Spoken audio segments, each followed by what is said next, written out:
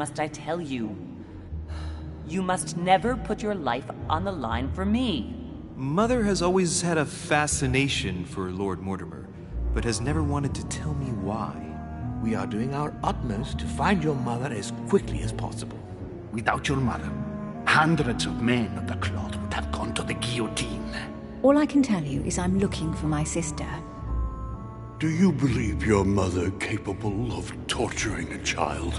An agreement for cannons. Lord Mortimer assured me that you are to take over the project on behalf of your mother. Johann Christoph von Wollner, Minister of Religious Affairs, and Jacques Peroux, French Revolutionary Tribunal Judge. You will find that Lord Mortimer is not what one would call conventional, Monsieur de Richet. Monsieur de Richet, I am arresting you for the murder of Elizabeth Adams.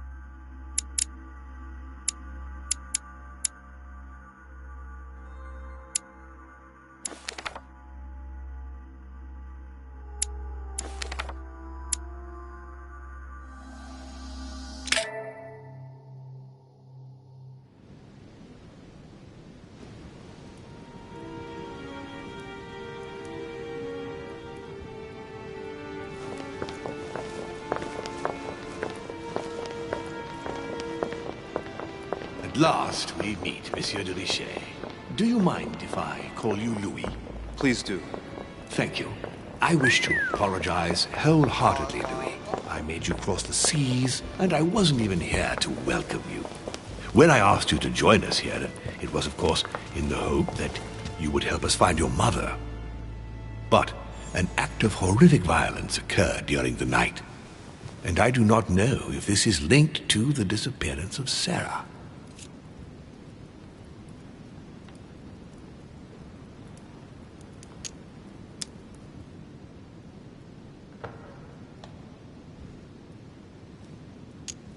What are you getting at? What act of violence?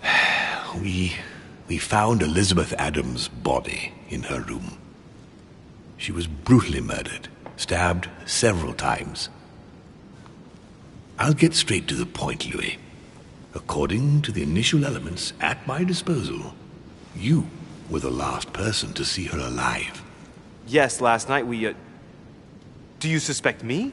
I want you to tell me everything that happened last night and leave nothing out.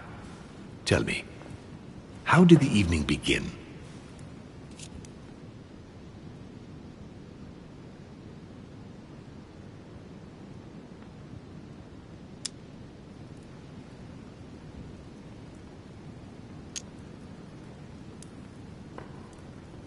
I was going up to my room when I saw Elizabeth waiting for me.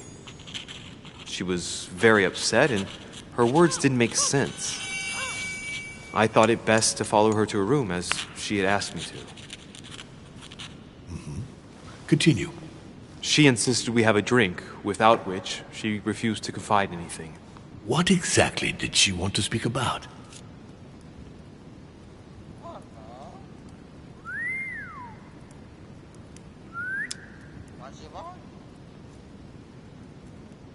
About my mother. She had just found out that I was Sarah de Richet's son. Elizabeth wanted to tell me about the horrors my mother apparently inflicted on her. Finding out that your own parents had always lied to you. Well, that must not have been an easy thing to hear. But do go on. I refused to go on drinking with her. She already seemed drunk and her conversation became confused. So, then she ordered me to get out. If only I'd stayed. Don't blame yourself, Louis. How could you have known? But thank you for this new information. Louis, I shan't hide the fact that this tragedy puts me in a very delicate situation. I cannot risk upsetting the smooth operation of our next conference. But the case cannot remain unaddressed. I must reassure my guests, and justice will be done. And for that to happen, I must ask for your help. Why is that? You met Elizabeth. You spoke together, I believe. She trusted you. Listen, Louis. Find out who could have committed this murder. I refuse to believe that one of my guests is the murderer. I want to know who is responsible for this. And I trust you. You have my backing. You must stop at nothing. Can I count on you? Of course. How would you like me to proceed? Maybe you could start by going to the scene of the crime. Elizabeth was attacked in her room.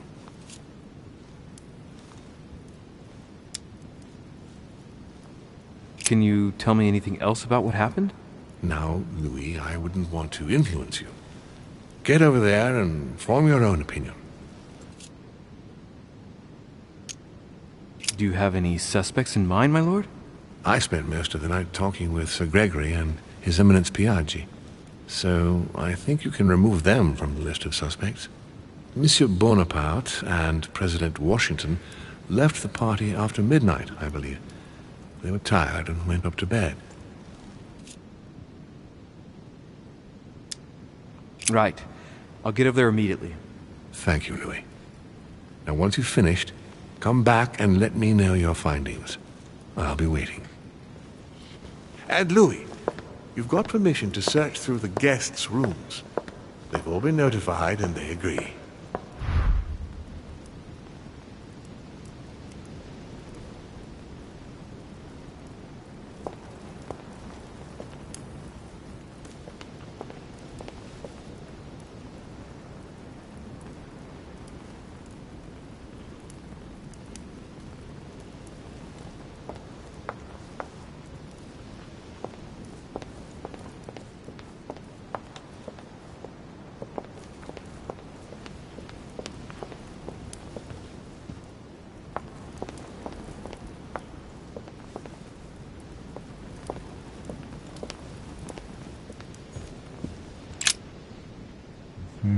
Which four-letter word could open this?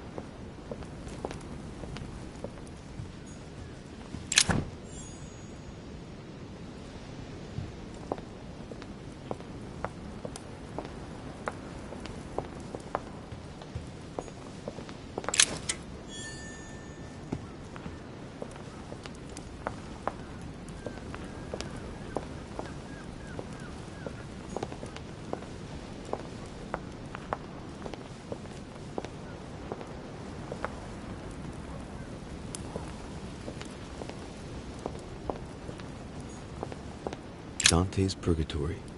Why does your mind presume to flight when you're still like the imperfect grub, the worm before it's attained its final form? Charming.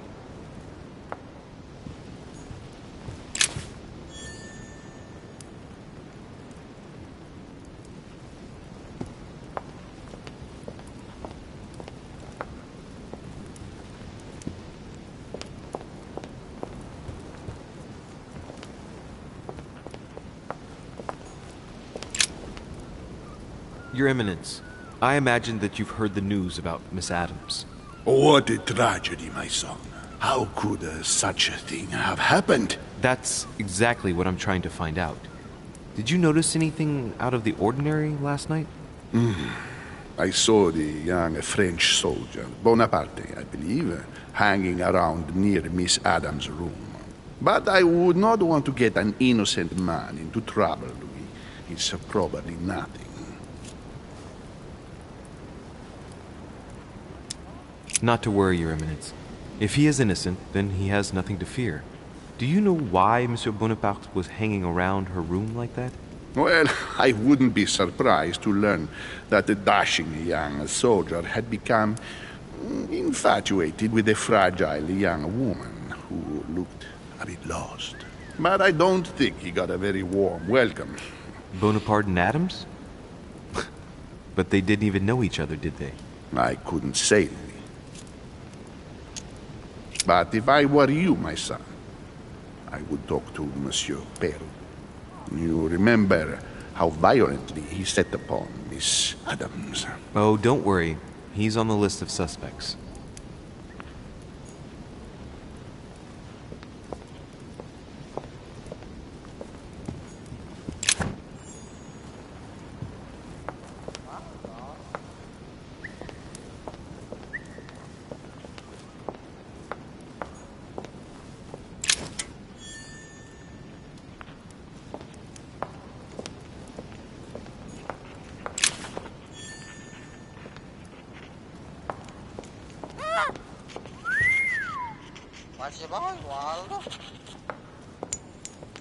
The nightmare painted by Fuseli in 1781.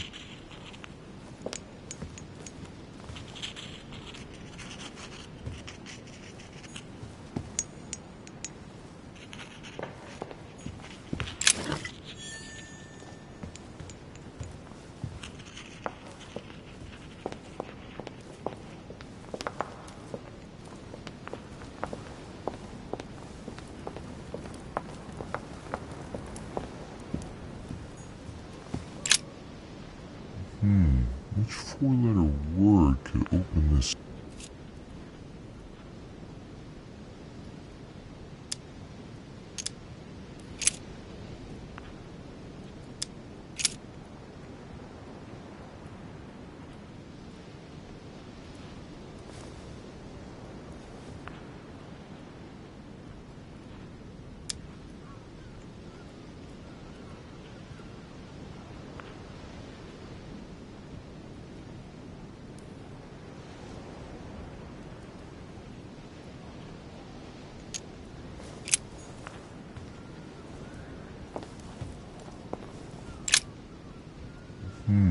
Which four-letter word could open this?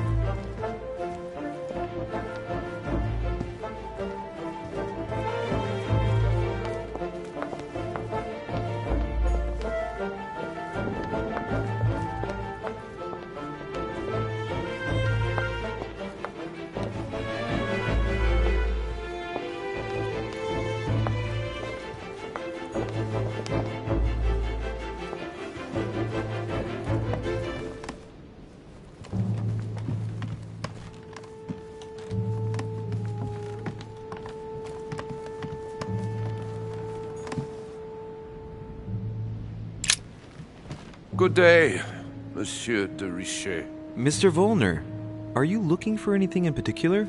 Next to Elizabeth's room? No, nothing special.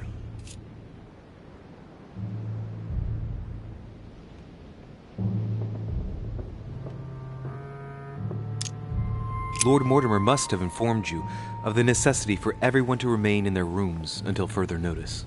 Certainly, but I'm a guest, not a prisoner. I was looking for a servant, since we don't all, unfortunately, have one at our disposal. Yeah, right. I shall leave you now, sir. I will return to my room.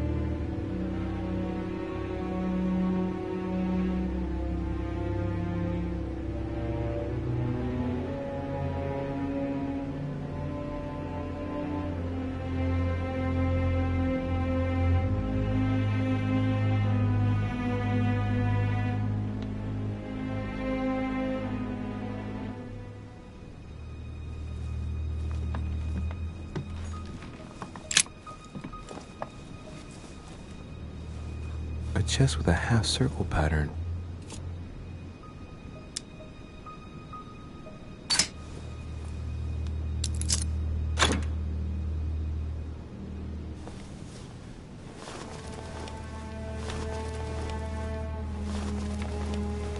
An untutored hand copied these notes. Looks like a healing method. Well, that's a pity. The writing is barely legible.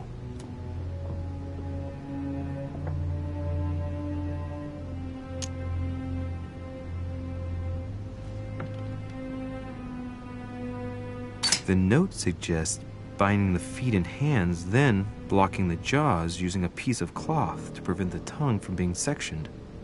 That looks like a method to control an epileptic fit. I wonder if Elizabeth is the one being treated for that illness.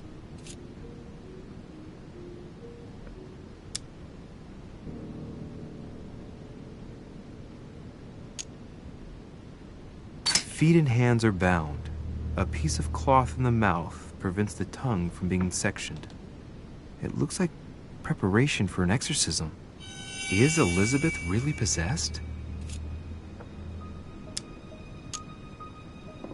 The note suggests binding the feet and hands, then blocking the jaws using a piece of cloth to prevent the tongue from being sectioned. That looks like a method to control an epileptic fit.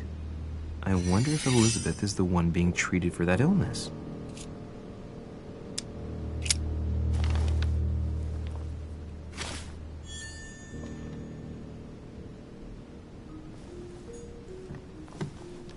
I have no space left.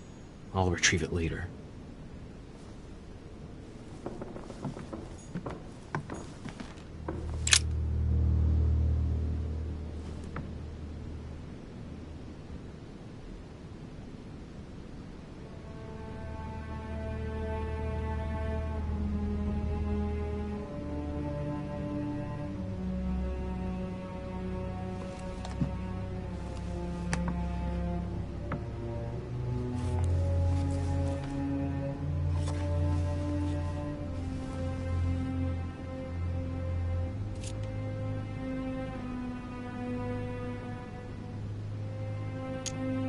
There are numerous marks on the body. She must have fought like a lion. It couldn't have happened without a lot of noise. There are also a number of old scars.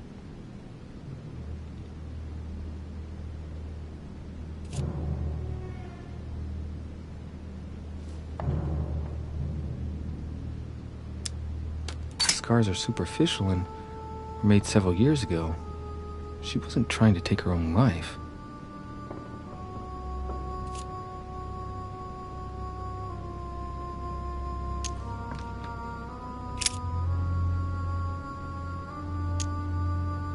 She had the Sigillum de Ameth tattooed on her. the symbol of the living God, written in the language of angels, according to believers. It is rare for someone to know about symbols like this at her age, unless her mother was a tutor.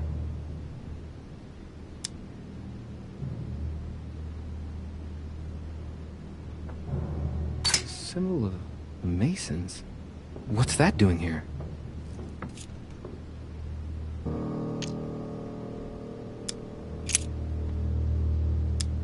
Scarring. Ugh. Scarring isn't very regular, but they're mostly from old cuts.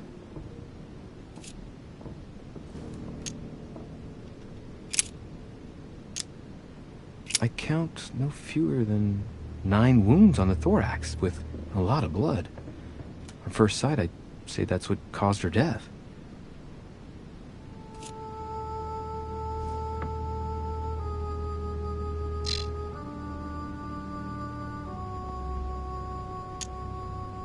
Some of these tattoos are veritable works of... What's that? The skin between her breasts is different. Bloody hell! This tattoo was drawn on a page of leather and stitched onto her skin. Probably during childhood. If the scars are anything to go by. It's the same kind of tattoo as on the rest of her body.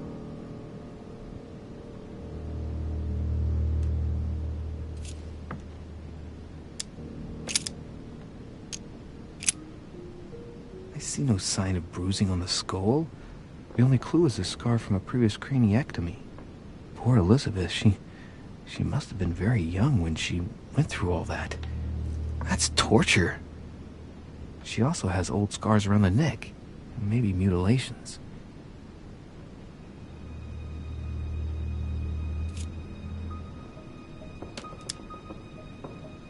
She bled from the nose.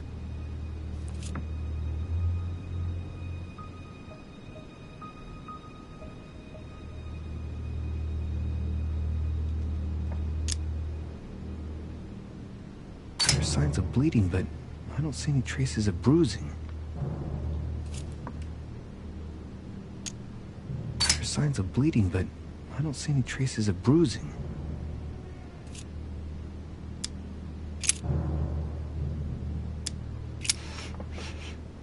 What a strange smell.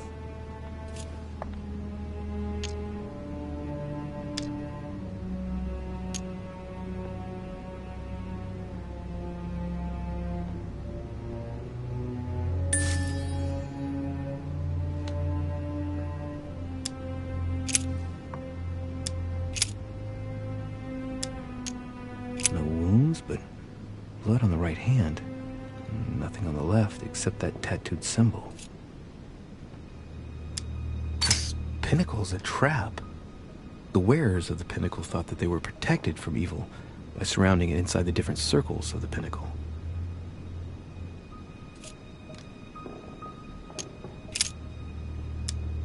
Blood, but no trace of blows on the legs.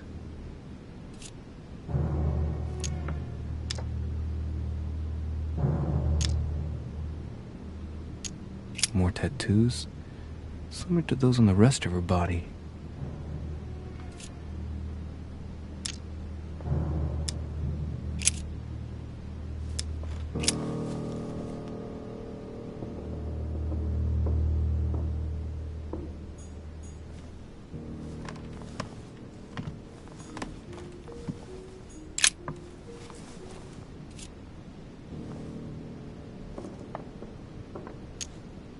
The blade is short and thin, well sharpened, apparently. It's covered in blood, still fresh. The lower part of the handle is unsullied by blood. The murderer gripped the weapon so tight that there's no blood where he held it. The handprint indicates a small and slender hand.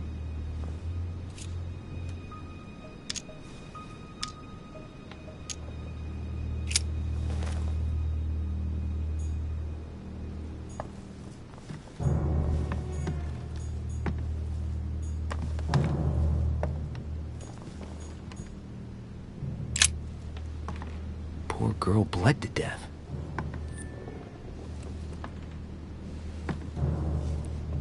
Whoever left that footprint has boats for feet That's at least a size 15. Where's a size like that here? Peru? Washington, maybe.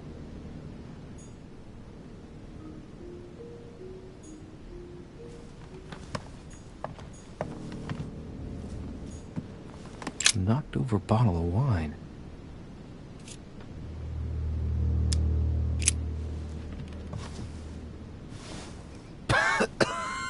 Same thing Elizabeth served me last night.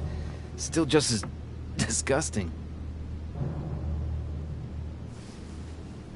I don't know what's happened to this wine, but it's undrinkable.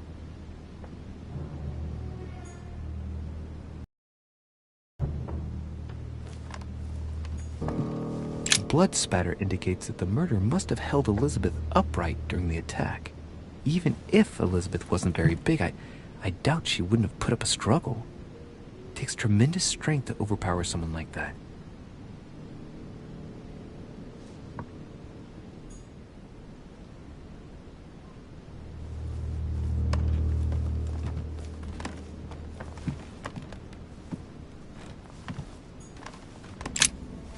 Vials of laudanum.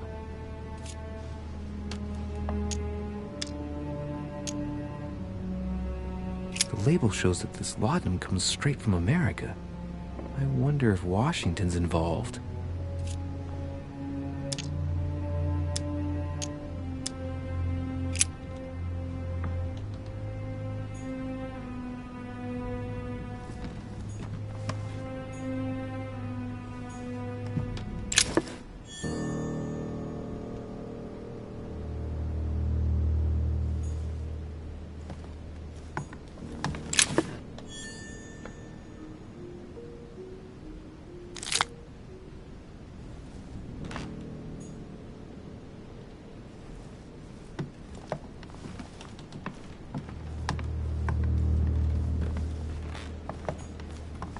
Pentagram. What the hell's been going on here?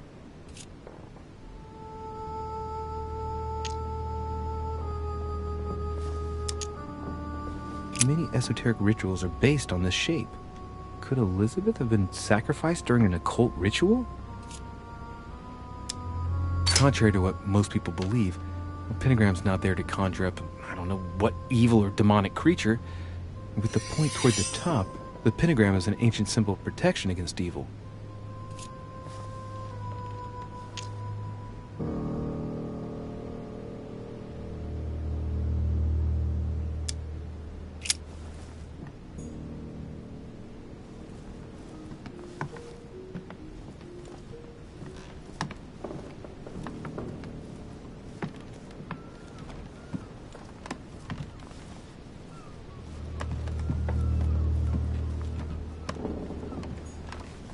Piece of fabric, high quality at that.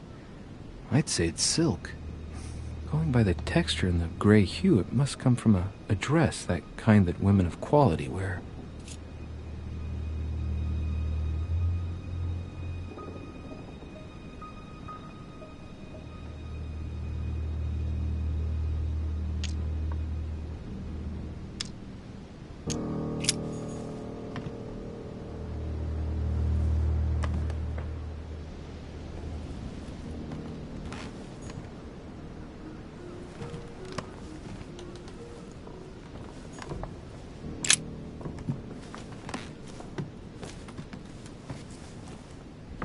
Pistol? Fairly new, I'd say, and judging by the weight of it, fairly light.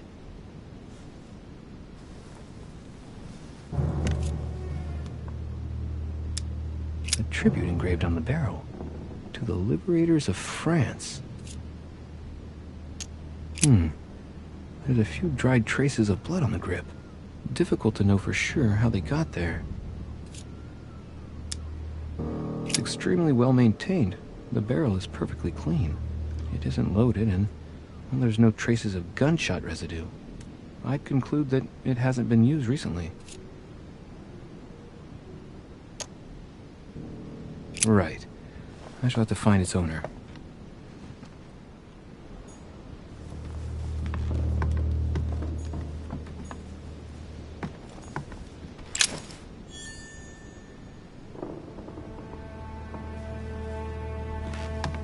30 November, 1791. My dear sister, the cancellation of our reunion hit me like a stab to the heart. Father told me it was for your well-being, but I can't help but blame him. He claims that your condition has worsened and that it could be dangerous for both of us if we met. If only I knew where you were, believe me, I'd be at your side. I haven't received any news from you in a long time. Please write. Your loving sister, Abigail. P.S. I hope you like the enclosed talisman.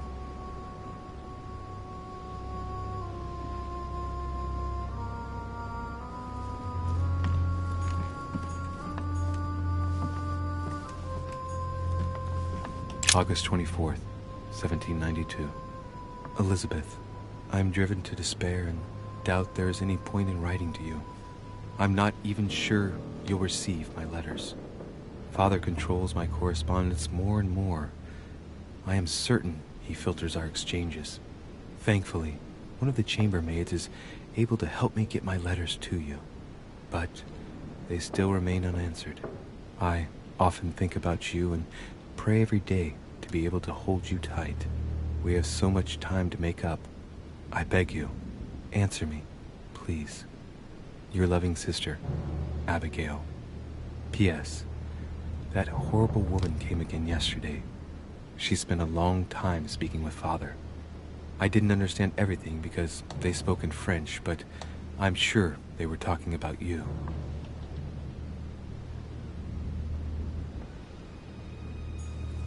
June 11th, 1791. My dear Elizabeth, your last letter gave me much cause for concern. Your words were so cold, as if emotions no longer matter to you. Father maintains that the secondary effects of your treatment still trouble you, but that they will soon subside. Should I believe him? I cling to the belief that we shall soon see each other again, at long last. Write soon. Your loving sister, Abigail. P.S. Don't forget to tell me what present you want. A novel of the initiation of a young woman into polite society.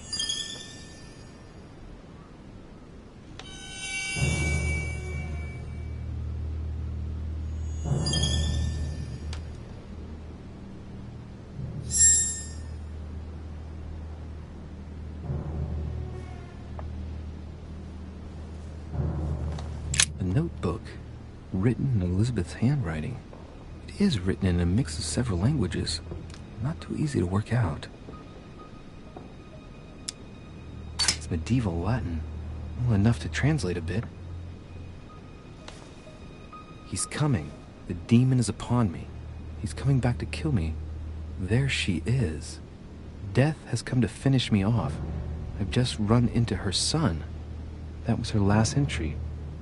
What tortured writing.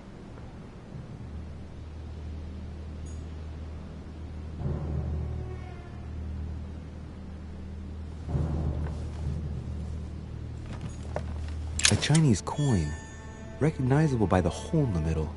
If I remember rightly, that's called a cash.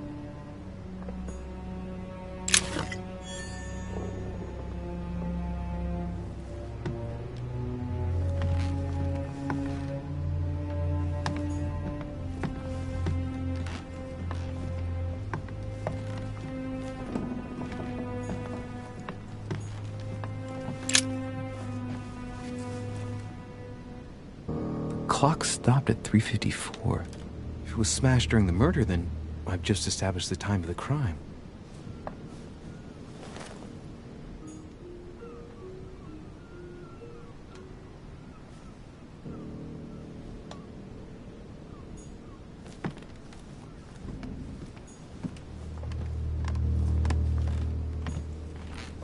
My dear Elizabeth, I'm writing to inform you of some unfortunate news.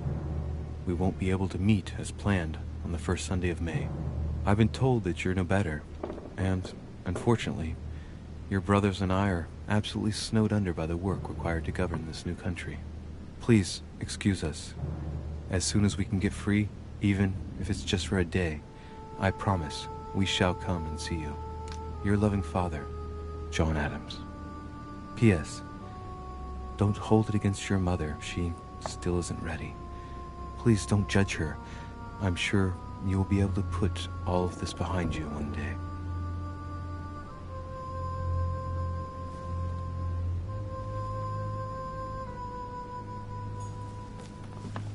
My dear Elizabeth, I'm writing to inform you of some unfortunate news. We won't be able to meet.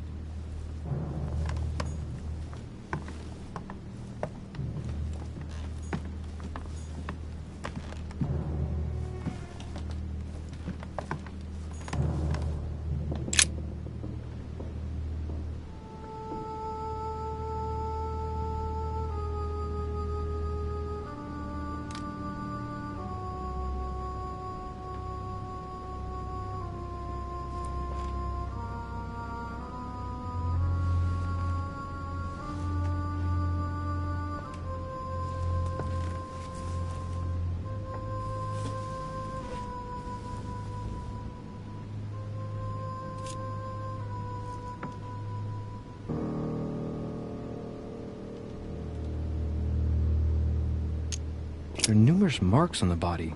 She must have fought like a lion. It couldn't have happened without a lot of noise. There are also a number of old scars.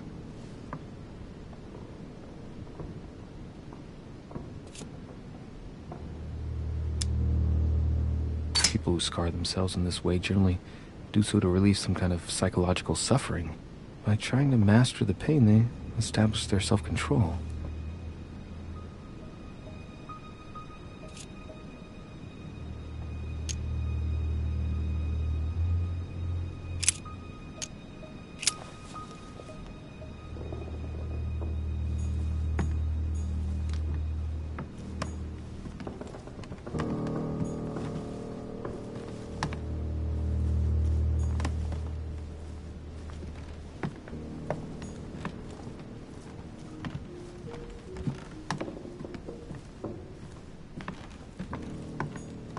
I have no space left. I'll retrieve it later. Has Sir finished with this room? I know enough now. Thank you. Very well, sir. Sir may return whenever need be. I shall guard the door.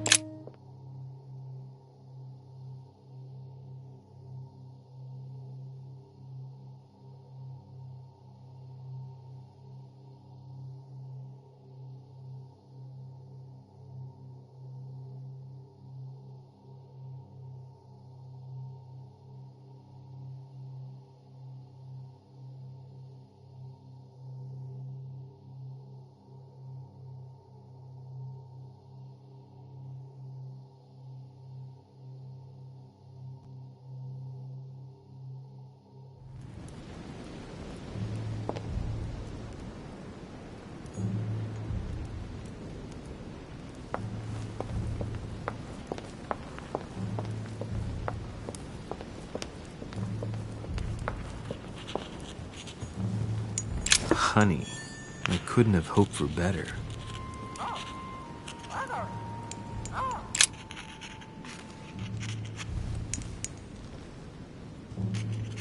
I've come to speak about the findings of the investigation, my lord.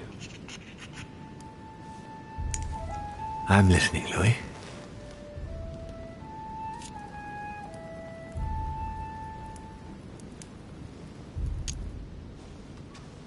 Will you remind me of the facts we already know about? Elizabeth Adams was killed last night. but Piaggi was with Holm and I until late at night. As for Bonaparte and Washington, they left us after midnight, both tired. I believe I've identified the murderer. Really, Louis? All right then. Please think carefully before you give me your answer. This is a very, very serious accusation.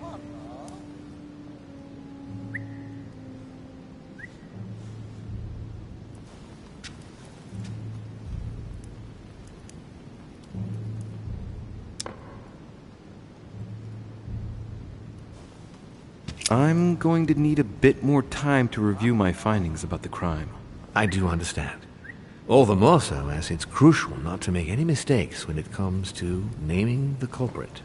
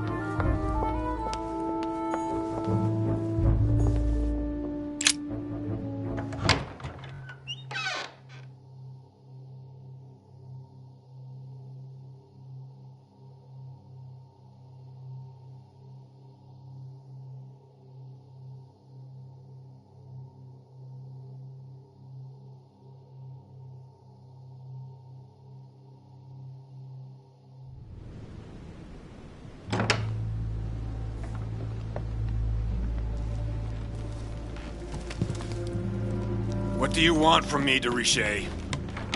Greetings. It's fallen to me Cut that... the crap! Get to the point. We both know why you're here. And have you got anything to tell me? What does it matter? It's too late anyway. Do what you have to do and get out.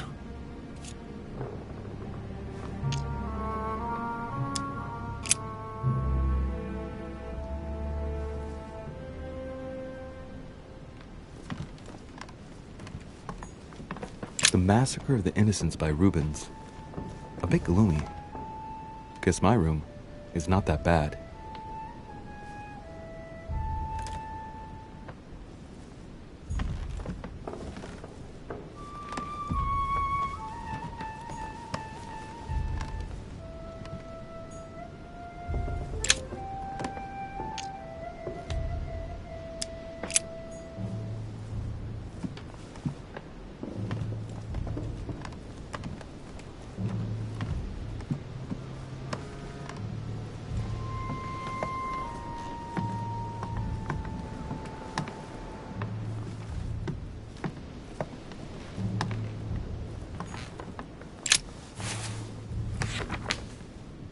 Records of the police. Notes intended for the police lieutenant of Paris. It's a list of people under surveillance in Paris. And there's some well-known names on it. This is valuable information. This shouldn't be lying around.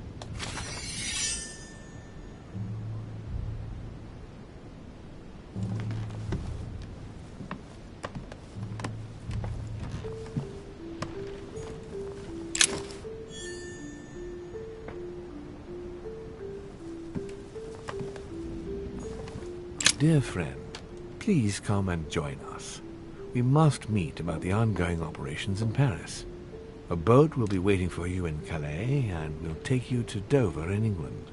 From there, a carriage will take you to the port of Tintagel, where a frigate will be waiting for you and other guests, so you can meet up with me on my island as quickly as possible. I await your arrival. Lord William Mortimer.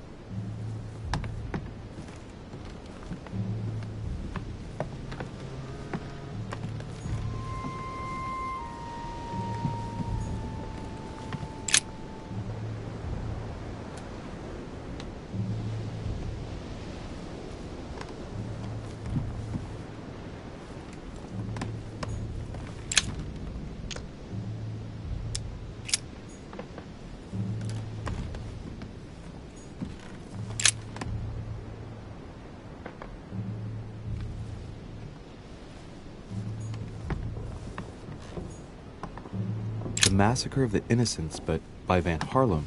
I think that Mortimer likes to play mind games with his guests.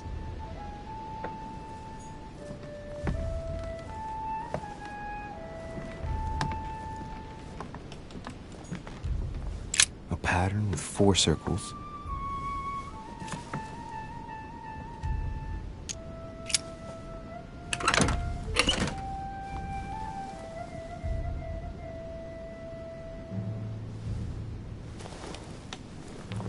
Dear Monsieur Peru, I'm writing to thank you for the funds you sent. These funds will be crucial for the renovation of the western wing of the orphanage. The children you sent are doing marvelously well, and little Pierre will soon be walking.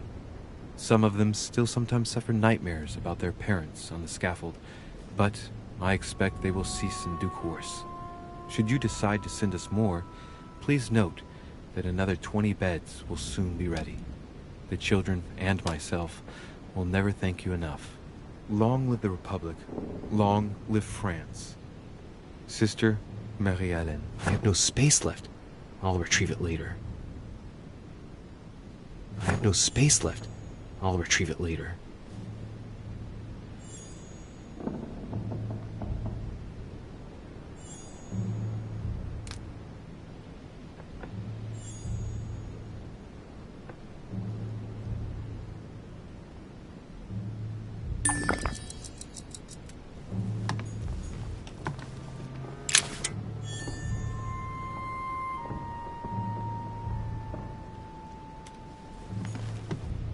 Nice decor for a revolutionary tribunal judge's room.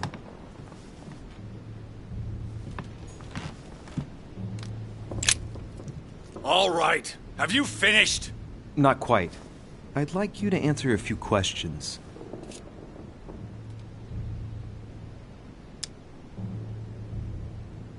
Two days ago, I surprised you having a go at Miss Adams. What happened? Did you want to give her another beating? She wouldn't let you push her around again, huh? Shut up, you little shit! You have no idea what happened, and here you are, carping away. You think you're Investigator of the Year. Have you taken a look at yourself, Deriche? Didn't you get enough beating her black and blue the last time? I did not!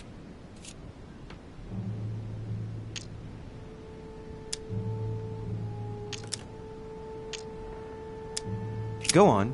Keep going. Finish what you came to do, then get out of my room.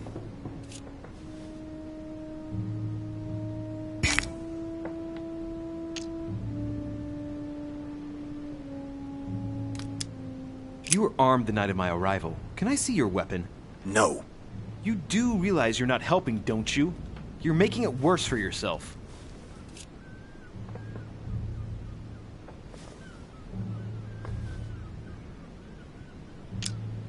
I know you were at the scene. We will save a lot of time if you just tell me what happened. You know nothing at all. Enlighten me then. For now, I have your footprint in a pool of blood. That's right. The only thing you can prove is one of my boots was at the scene. Congratulations, you've wrapped up the investigation.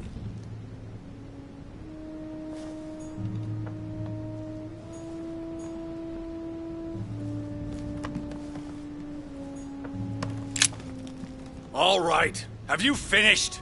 Not quite. I'd like you to answer a few questions.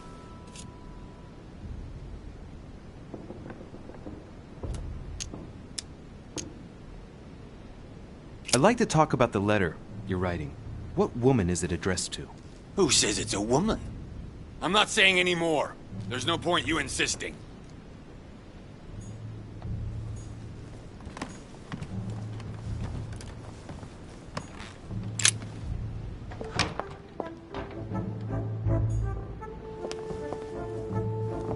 Monsieur Jacques Peru?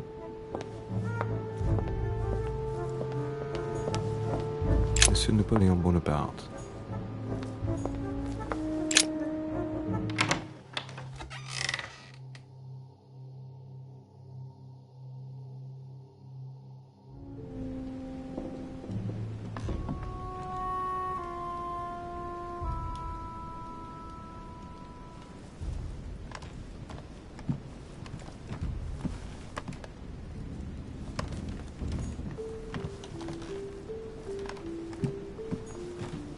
Hannibal crossing the Alps. Another military success. Why do I get nothing but visions of horror in my room, and he gets victory after victory? My dearest son, I'm writing to implore you to act quickly. The situation is rapidly worsening here. Paoli continues to steer our motherland, Corsica, toward open warfare between France and England. His men are everywhere. We are obliged to go into hiding and are unable to remain in the same place for more than 2 days. I wouldn't be surprised if they targeted us soon. Make haste, my son. You hold our destiny in your hands. Your loving mother, Maria Letizia Bonaparte. It's a beautiful weapon. Lovely damask blade. It's marked with the initials of the manufacturer in Versailles.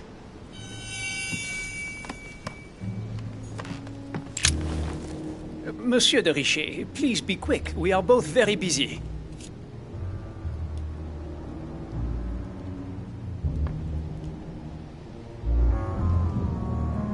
Did you hear about young Elizabeth?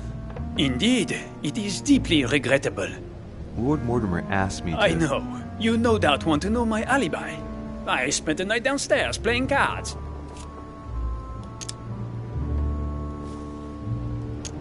Can you tell me who was present at the game, please? Well, there were Lord Mortimer, President Washington, and Sir Gregory. Thank you. Ah, and His Eminence Piaggi as well. Excuse me, I nearly forgot him. Poor soul.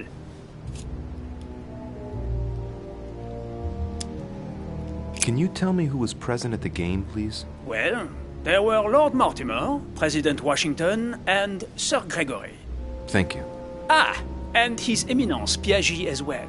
Excuse me, I nearly forgot him. Poor soul.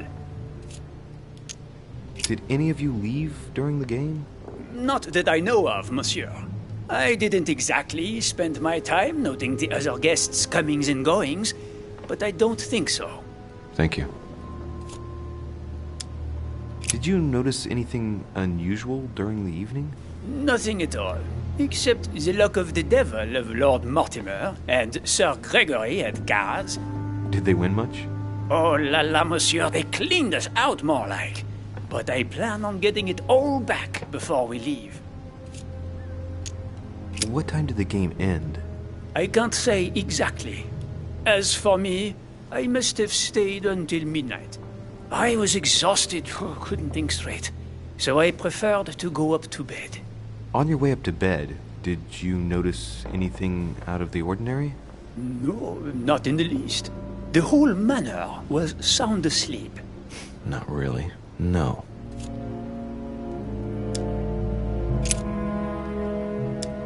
As any good soldier would, I imagine you own a firearm. May I see it?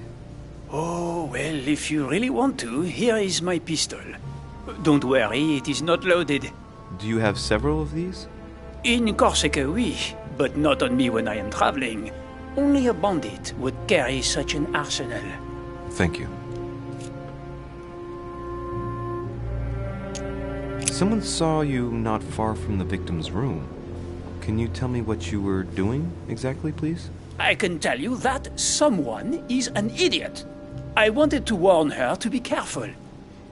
You see, on the night of my arrival, I saw someone leaving her room in haste, and I wanted to speak to her, to warn her.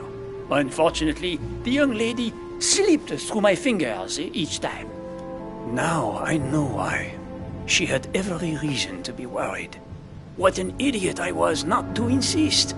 I could have helped her.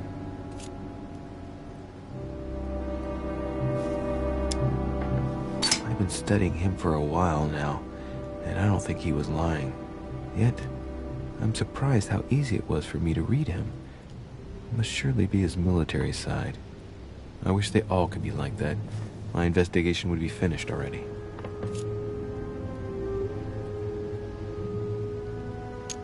Well, have we finished, monsieur? Exactly. Thanks again for all your answers. Good day.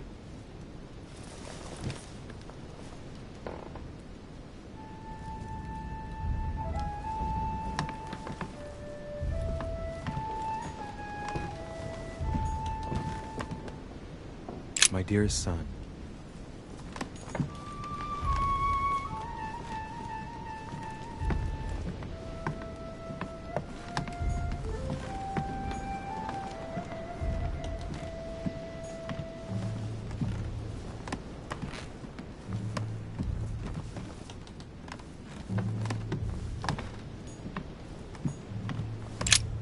just one holster in Bonaparte's gear, and the pistol is missing. On the other hand, his cleaning equipment is in mint condition. That's typical of the soldier in him.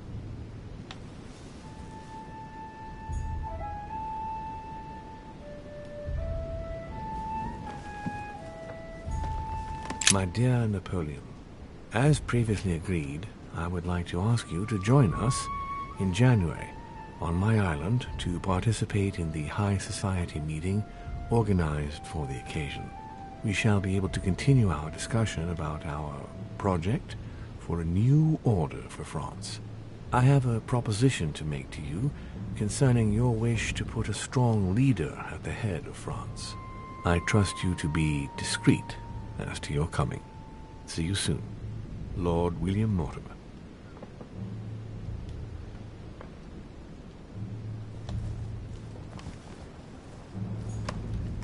Vercingetorix throws down his arms at the feet of Julius Caesar by Royer, two great army chiefs.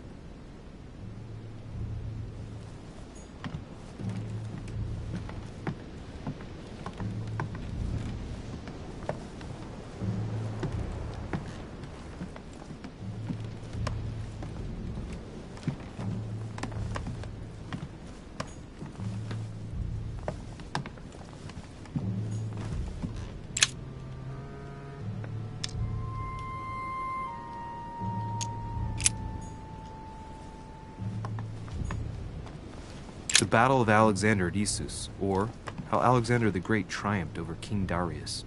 Yet another one with delusions of grandeur.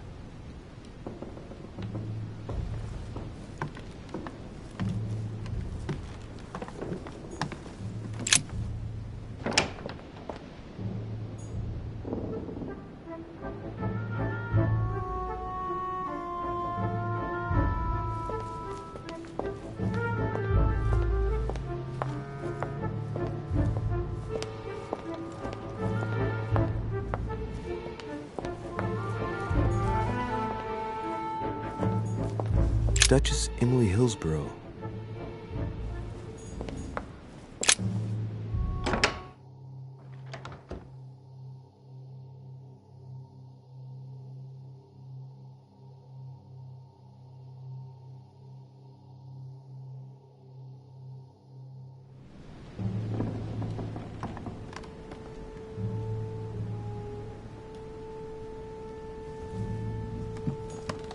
King George III in coronation robes.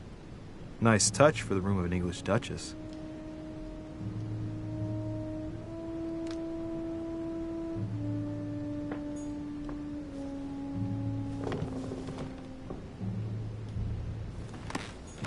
Tending children at the orphanage in Harlem. I find it a little hard to understand this painting choice.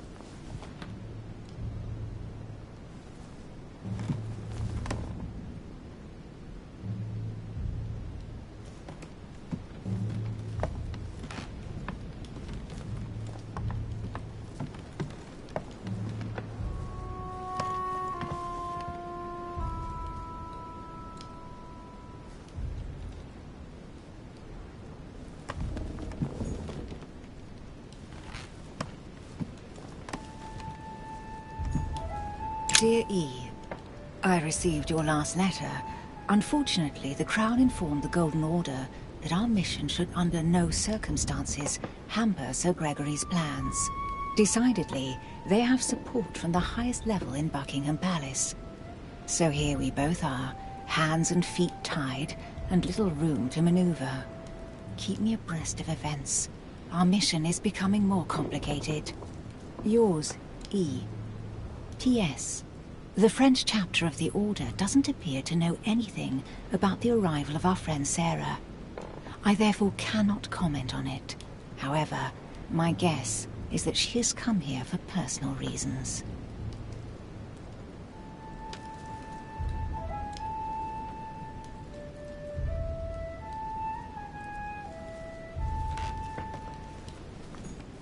The Lady's Waldegrave by Reynolds, painted upon the request of the Waldegrave family, in an effort to find them a husband.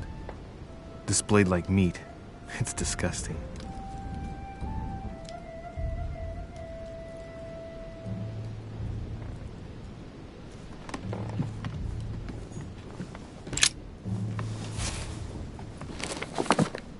grammar of Port-Royal. Ah, the artistry of the French language and all its splendor. Whoever masters French commands the world. At least, une partie of it.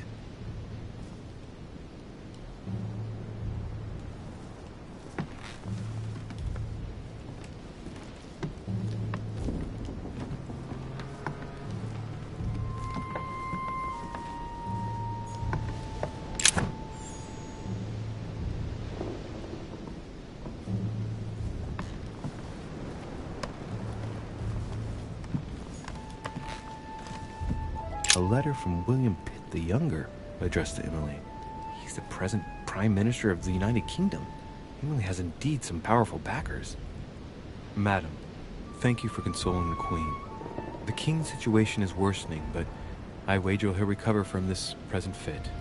Next time you speak with Her Majesty the Queen, would you please be so kind as to ask her to look into my petition to raise taxes with the King? I will personally see to it that our nation will recover from this impasse. But King George's mental situation is slowing down our decision-taking.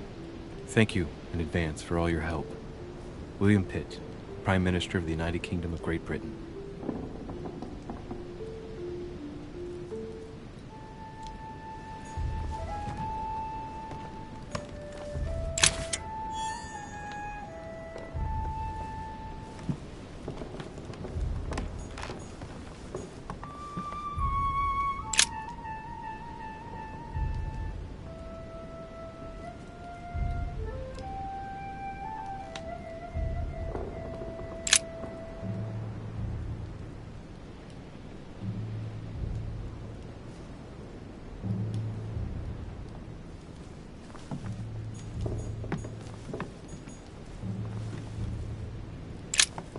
Two coils circle the lock.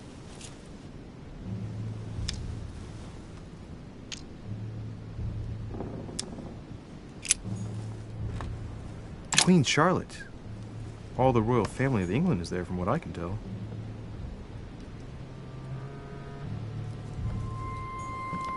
A letter from William Pitt the Elder, addressed to Emily. He was the English Prime Minister. This letter dates from 15 years ago now. Madam, I shall never thank you enough for all your care and attention. I shall be indebted to you until my last breath. If you have any request of me, you only need ask. With regards to my son William, I shall never thank you enough for looking after him. You know the latter's preferences, and you will understand he needs you desperately. For that, and as agreed with Queen Charlotte, our friend Duke Hillsborough will carry out his task and meet with you within 6 months. From then on, you'll be free from want. Yours sincerely, William Pitt, Count of Chatham.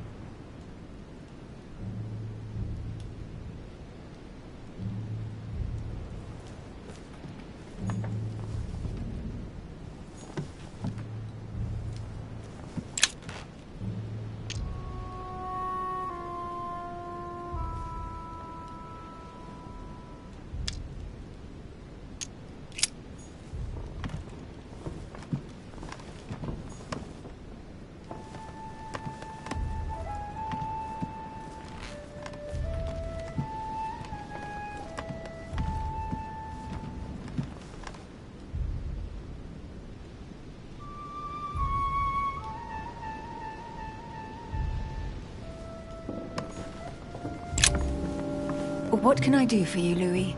I've come to see you about last night's tragedy. Did you hear anything about what happened to Elizabeth? Yes, we all did. Rumors spread quickly, you know. How awful. I didn't know her well, but I hope at least the poor thing didn't suffer too much.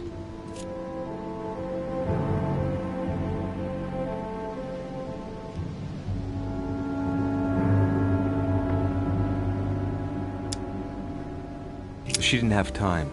I'm afraid Miss Adams was stabbed several times. Good God, what a tragedy. Do you know what happened exactly? In fact, Lord Mortimer has asked me to look into this case, Emily. Really? Are you Lord Mortimer's snoop now? I'm doing it for Elizabeth, not to please Mortimer. Good for you. Quite right, too. Have you found out anything?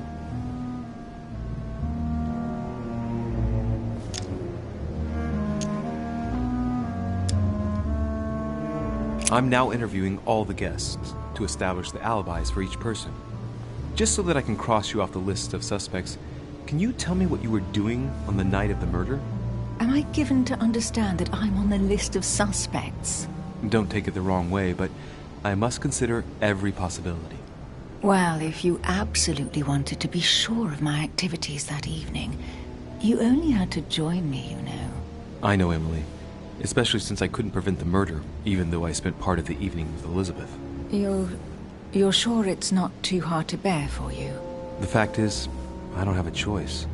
But I will find the murderer. I owe Elizabeth that, at least.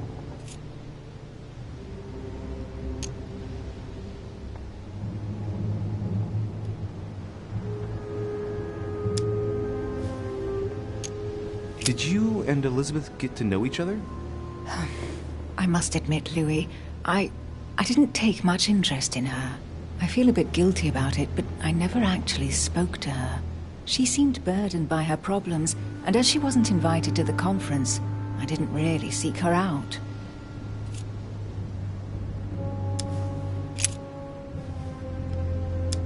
I hear you were in discussions with the Holy See. Oh, either His Eminence can't keep his tongue from wagging, or you've been poking your nose where you shouldn't, sir. Even so, Emily, you're raising a royalist army. That's no small matter. And you are straying from the subject. Is there anything else you wanted to ask me? We found the murder weapon. What is it? A dagger, quite slim. Have you found its owner? Not yet. Still searching as it happens. That said, since the blade penetrated the body several times, the murderer's hand will have been covered in blood. You think that's a clue? The handprint was a very slender hand, Emily. Probably that of a woman. Do you realize what that means? There are only 3 of us on the island. Bearing in mind that neither my sister nor myself had any reason to set upon the young lady, that means... I know, Emily. I know. Keep up your courage, Louis. I'm sure there's an explanation. You're bound to shed some light on it all. If what you say is true, Emily, I'm less and less enthusiastic about shedding any light on the subject.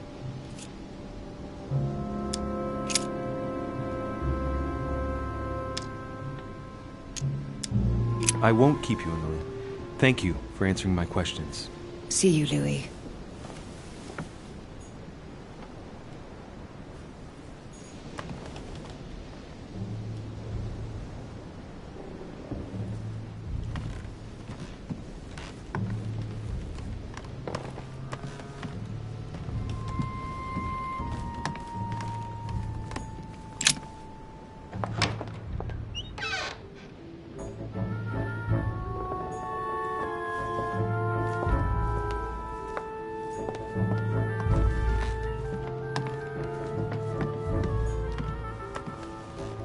Duke Manuel Godoy.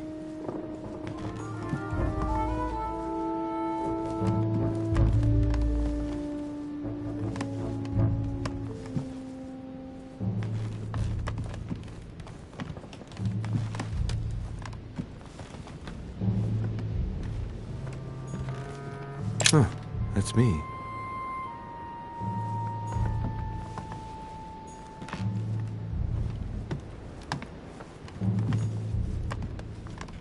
Monseigneur, His Eminence Cardinal Piaggi.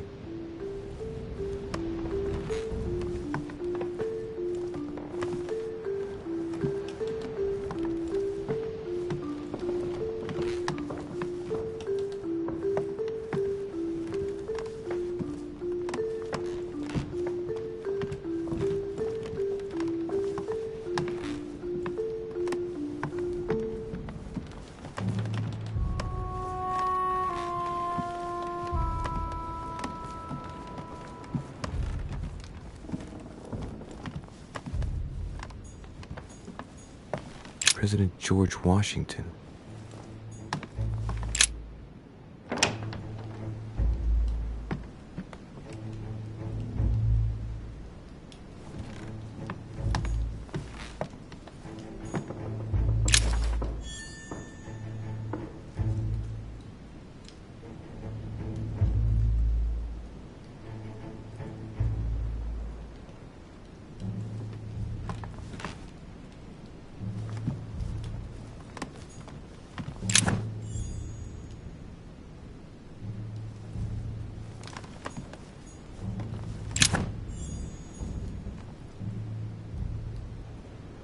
map of Vermont.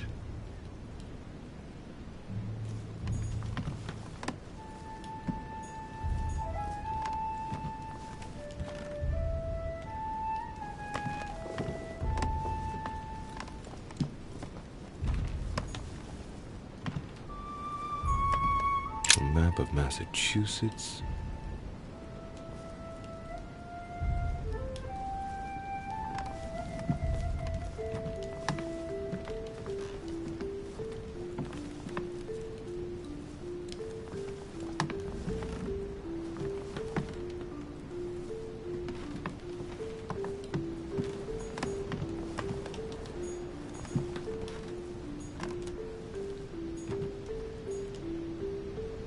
It looks like a note between Emily and Washington about trade deals.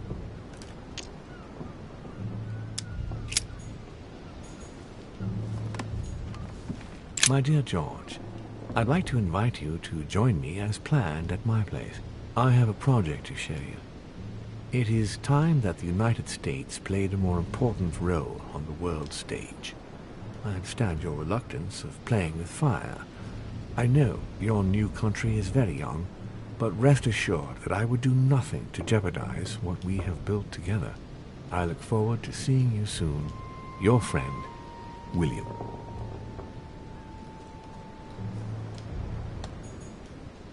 A map of Connecticut.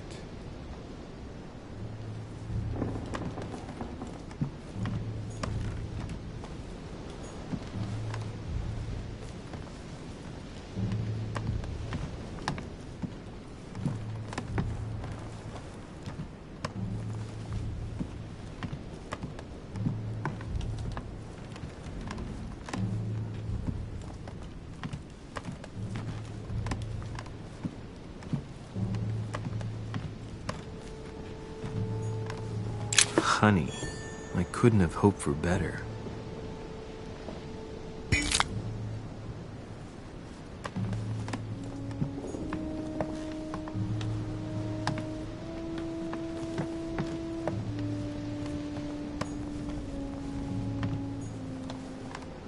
Portrait of George Washington.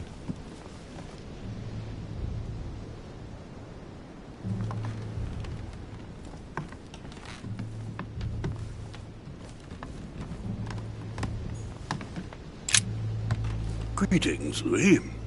Mr. President, you can guess why I'm here. Of course.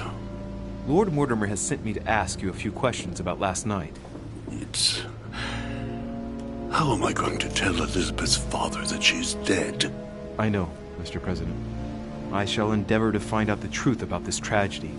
I must ask you to help me, though. Please. Find the degenerate pig who did this, Louis.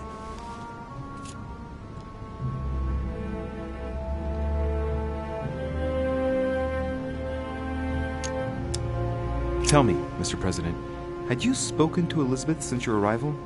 You know her father. You thought she was dead. No, I didn't. And I believe I'll be taking my remorse with me to my grave.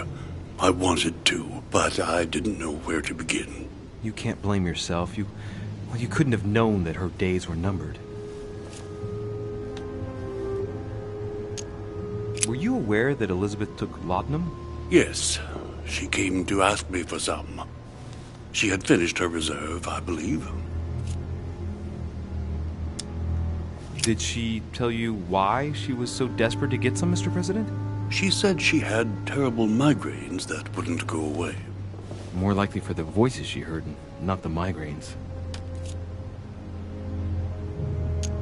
Were you aware that Elizabeth took laudanum? Yes, she came to ask me for some. She had finished her reserve, I believe. Do you take it regularly, Mr. President? Unfortunately, I do, Louis. I still suffer from a terrible toothache, and it's not likely to get any better. It's just for that, then? Old age, my young friend. I don't wish it upon you, but you'll soon see. At my age, it's rare to have no problems in that domain. And do you take a lot? A moderate amount, Louis. Only the dosage indicated on the prescription of my doctor.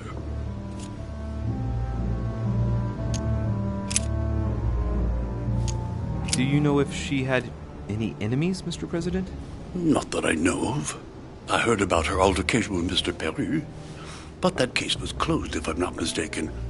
But if in doubt, I wouldn't leave any door unopened, and I'd go and question your fellow countrymen.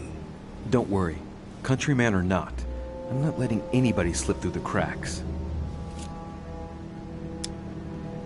Do you know why she came to the island? To get help, if I'm not mistaken. Isn't that right? Indeed. Sir Gregory suggested to her father that he introduce her to Lord Mortimer to see if he could help her.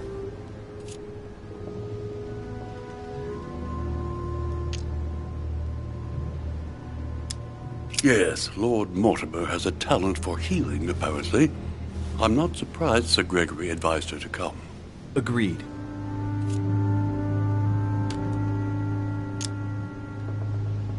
Do you know why she came to the island? To get help, if I'm not mistaken. Isn't that right? Indeed. Sir Gregory suggested to her father that he introduce her to Lord Mortimer to see if he could help her. Yes, Lord Mortimer has a talent for healing, apparently. I'm not surprised Sir Gregory advised her to come. Agreed. Mr. President, we found a footprint at the scene of the crime. Not a dress shoe, I hope. That's all I wear. No, rest assured. It looks like the print of a big ankle boot. A large size, I'd say. Perfect. That should help you, Louis. It's a clue.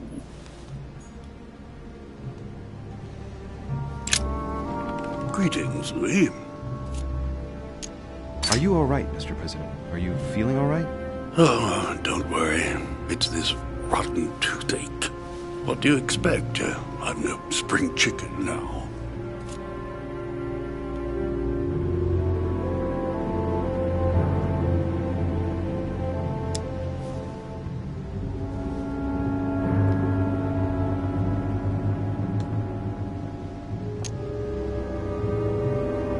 Were you aware that Elizabeth took laudanum? Yes, she came to ask me for some. She had finished her reserve, I believe. Do you take it regularly, Mr. President?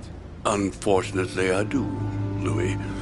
I still suffer from a terrible toothache, and it's not likely to get any better. It's just for that, then? Old age, my young friend. I don't wish it upon you, but you'll soon see. At my age, it's rare to have no problems in that domain. And do you take a lot? A moderate amount, Louis. Only the dosage indicated on the prescription of my doctor.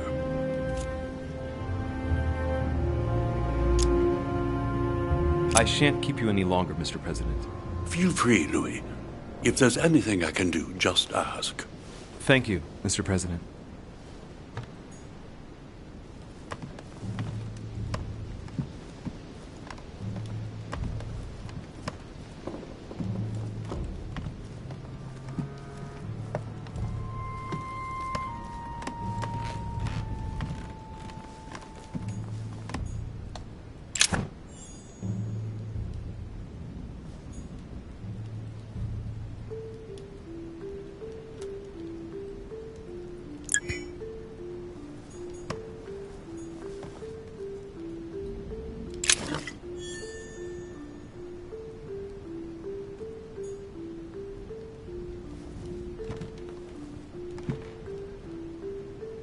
Map of Vermont.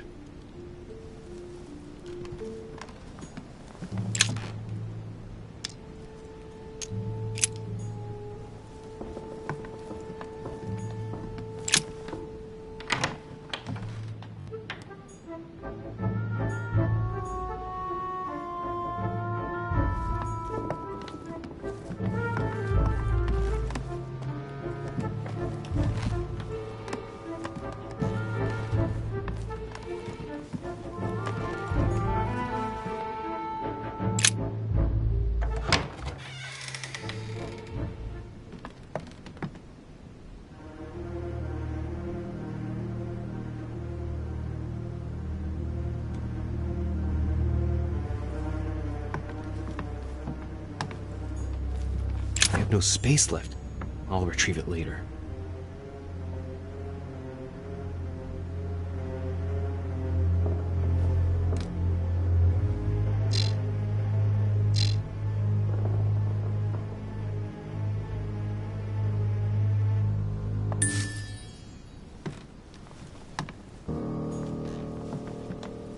Hugo's space lift.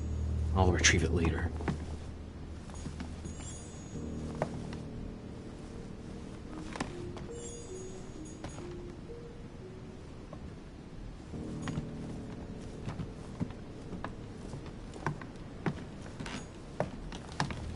A pentagram? What the hell's been going on here?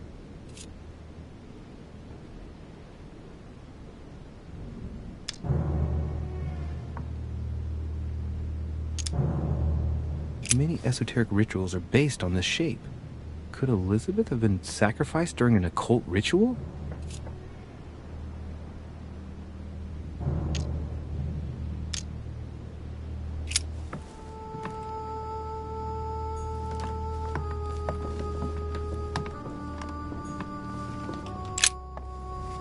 Vials of laudanum.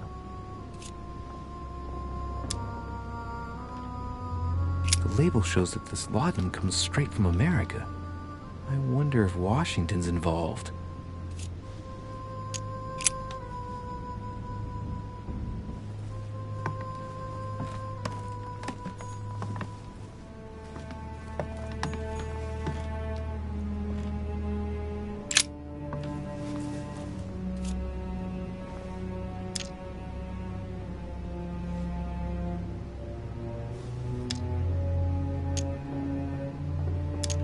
The blade is short and thin. Well sharpened, apparently. It's covered in blood. Still fresh.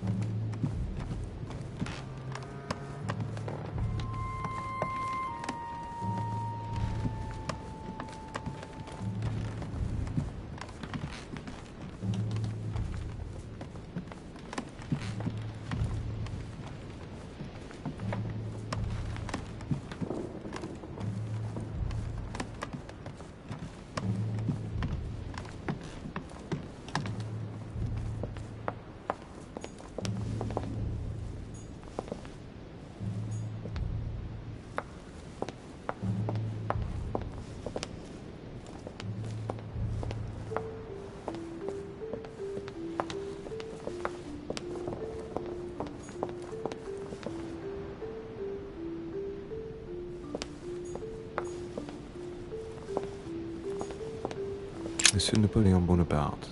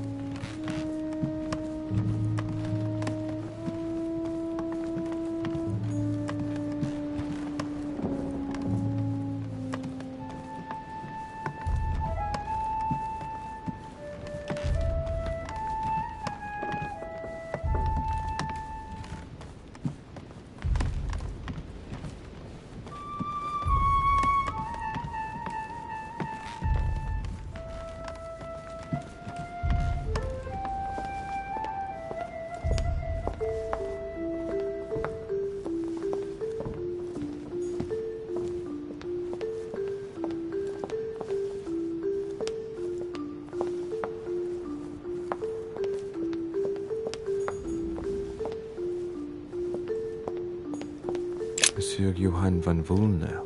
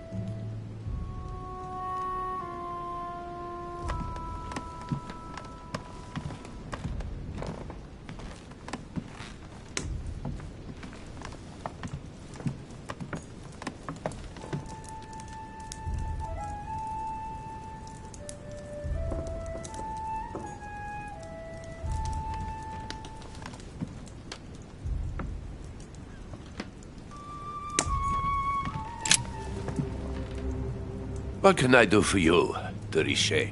Monsieur, Lord Mortimer has appointed me to investigate the tragedy that befell us last night. Oh, yes. It's horrible. Yes. How can I help, monsieur? Did you see how many tattoos Miss Adams had on her? Of course. Who wouldn't have noticed? Yes, but I'm sure that an expert like yourself must have an opinion on the subject. I do. She was seeking to imprison something inside her. Her own body had become a sort of prison. She wanted to protect herself. Is that what you're saying? Elizabeth was a flame. A candle in the night. And like all candles in the night, she was surrounded by darkness, by her demons. Call it what you will. One thing is for sure. She struggled against hell and high water not to let her flame go out.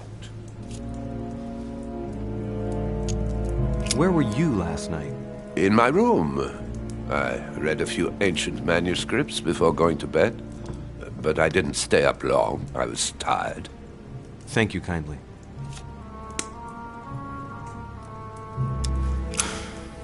We finished. I'll have a look around and then take my leave. Do whatever you have to do.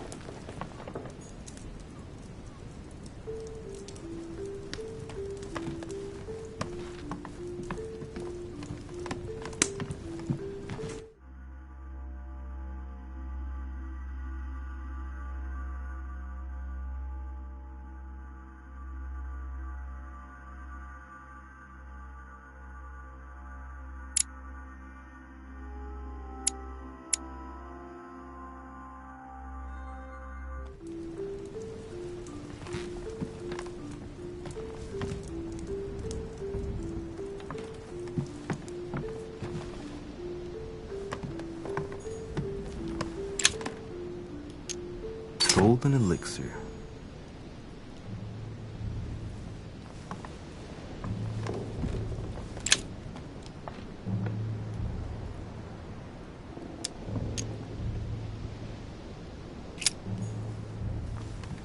A table of alchemical symbols. Someone circled the zinc symbol.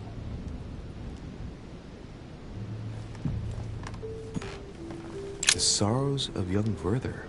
There's a handwritten text signed by von Werner on this first page. Dear Elizabeth, I know that this book is but a small token compared to the delightful moments you gave me, but I hope that this will nonetheless keep the memory alive. Your ever-obedient servant. So, Werner had a relationship with Elizabeth, but that's hardly surprising given his fondness for the occult. The Sorrows of Young Werther. There's a handwritten text signed by von Werner on this first page. Dear Elizabeth, I know that this book is but a small token compared to the delightful moments you gave me, but I hope that this will nonetheless keep the memory alive. Your ever-obedient servant. So, Werner had a relationship with Elizabeth, but that's hardly surprising given his fondness for the occult.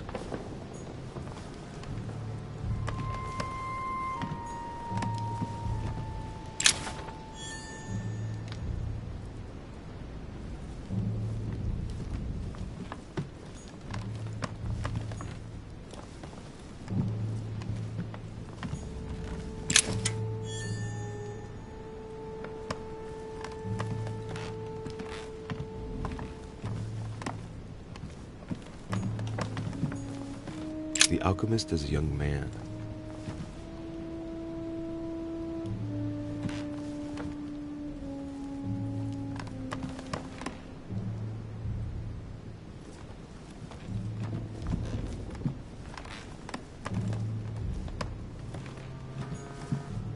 The signs of the zodiac.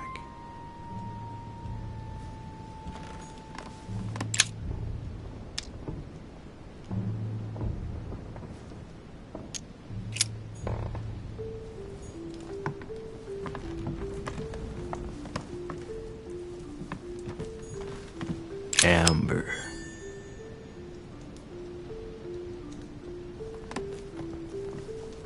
The alchemist is an old man.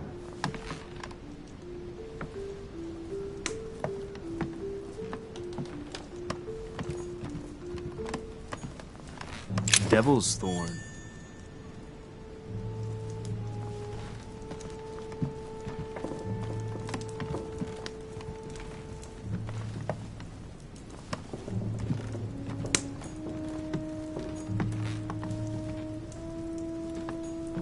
An old sesterce from Roman Gaul.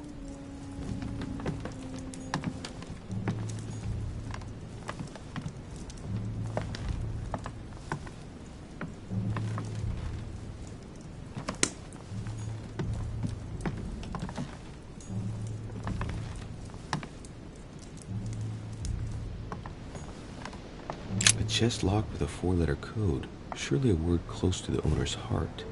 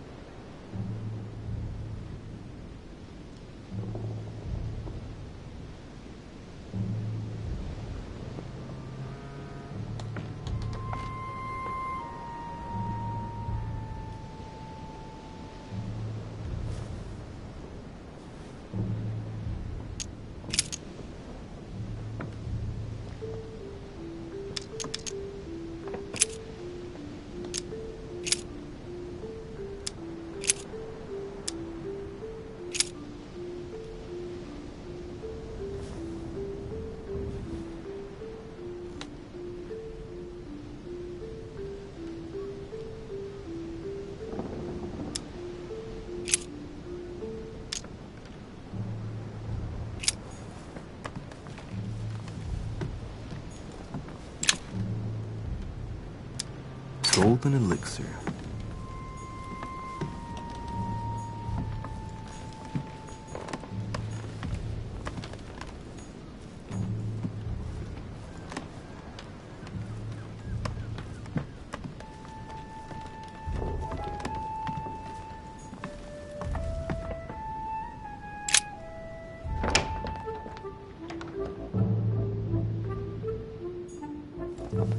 Monsieur Johann van Vulner.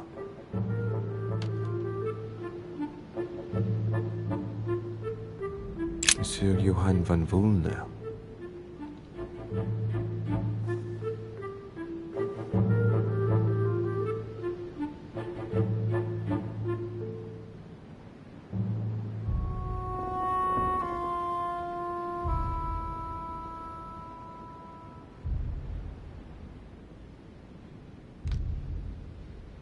Monsieur Johann van Vulner.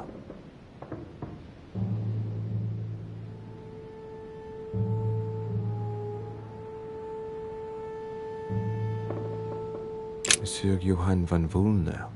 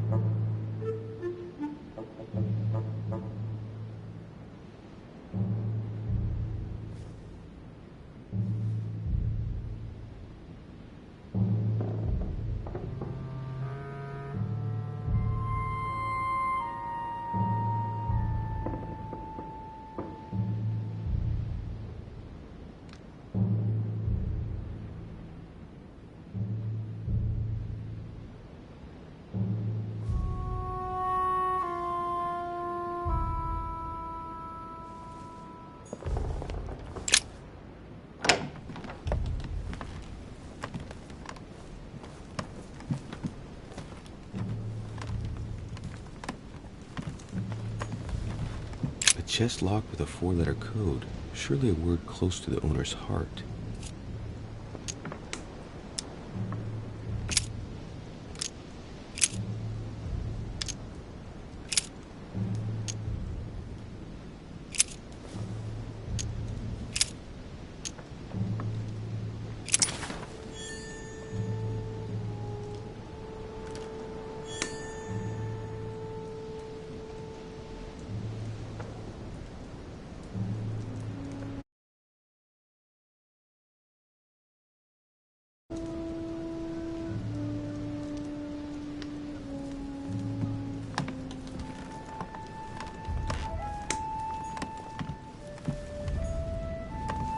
The alchemist as a young man.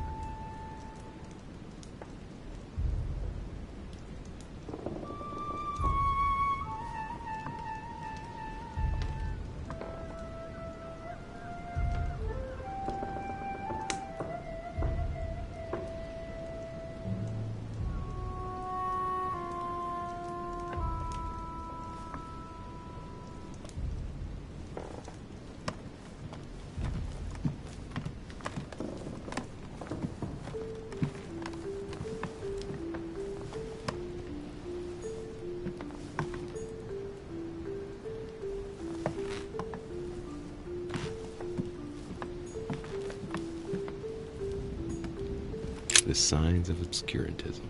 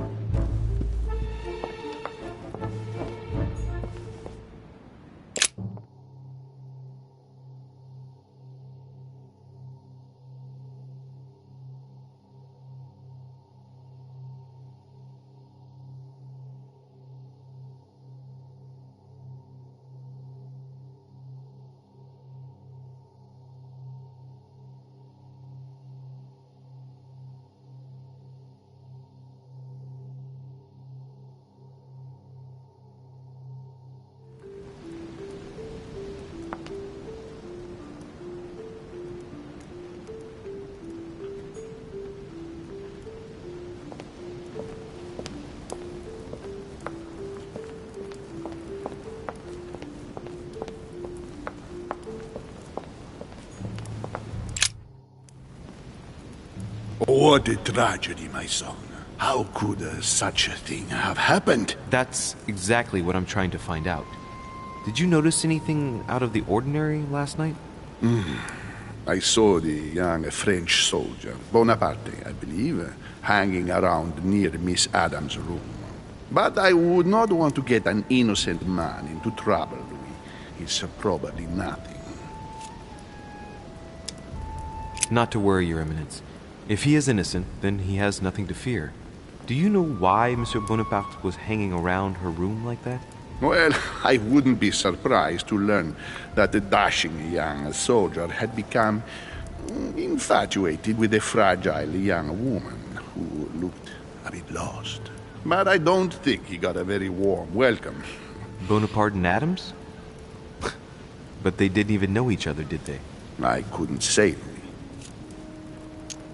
But if I were you, my son, I would talk to Monsieur Peru.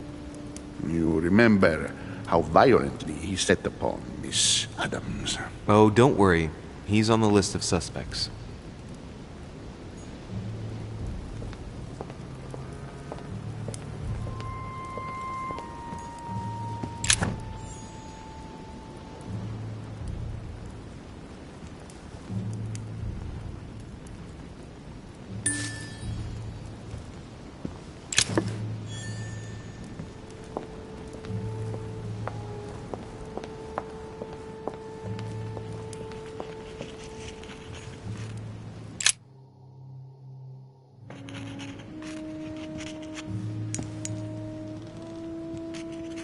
I've come to speak about the findings of the investigation, my lord.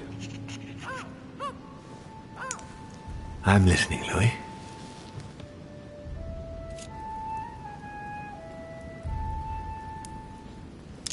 I believe I've identified the murderer. Really, Louis? All right then. Please think carefully before you give me your answer. This is a very, very serious accusation.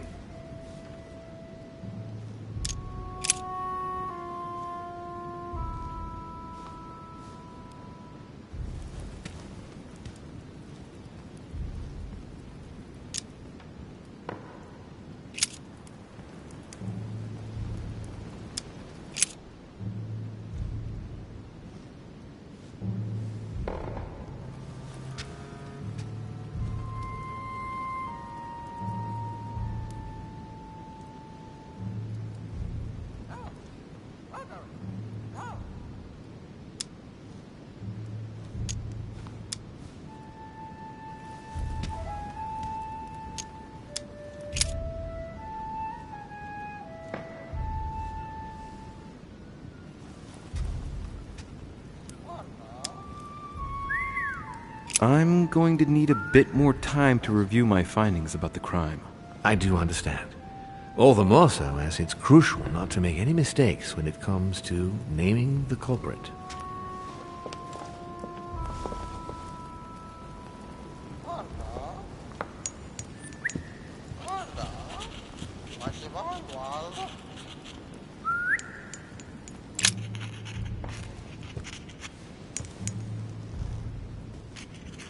I've come to speak about the findings of the investigation, my lord. I'm listening, Louis.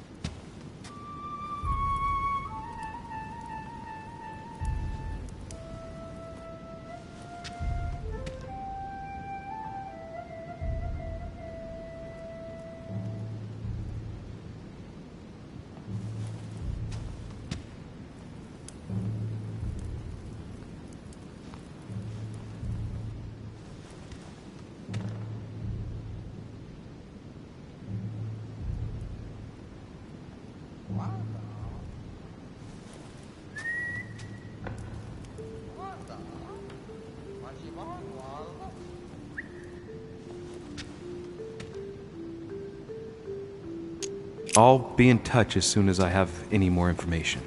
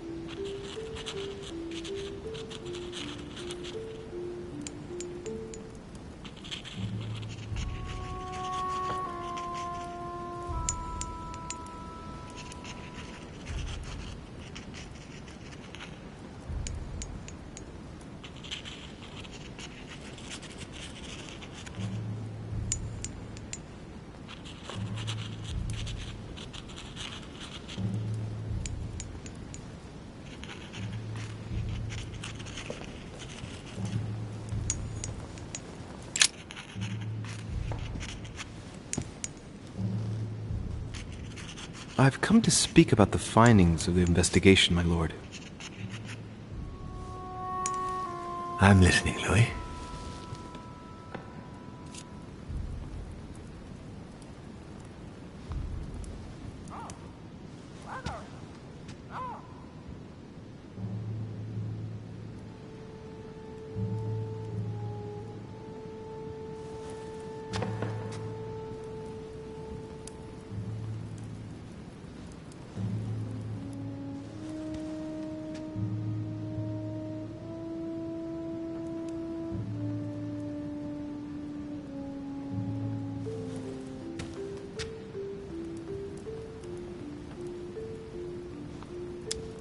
I believe I've identified the murderer.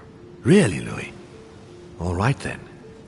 Please think carefully before you give me your answer. This is a very, very serious accusation.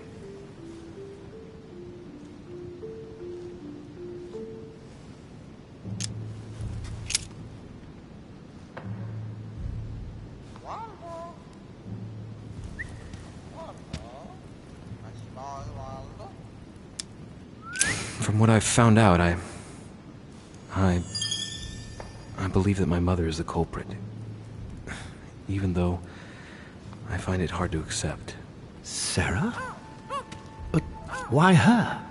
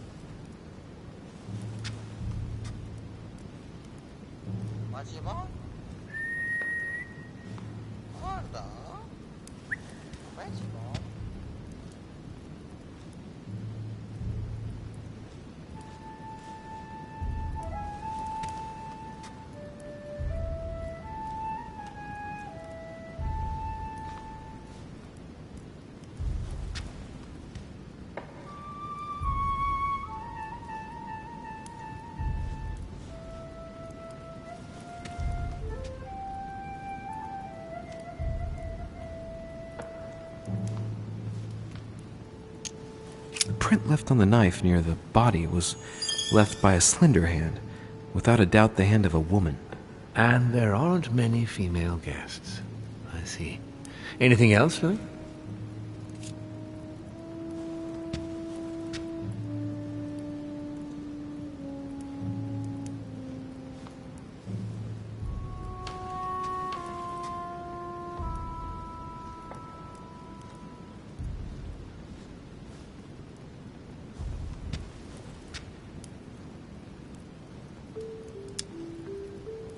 I think that there is more than enough evidence here. Indeed, it's very worrying. Everything seems to indicate that your mother is responsible for Elizabeth's murder. Given the distinguished guests and the political issues involved at the conference, I trust you'll leave me to conclude the case in my own way. Now that we've examined the question from all sides, maybe you could explain to me why you asked me here, my lord. Right. It's time we spoke about your mother, Louis.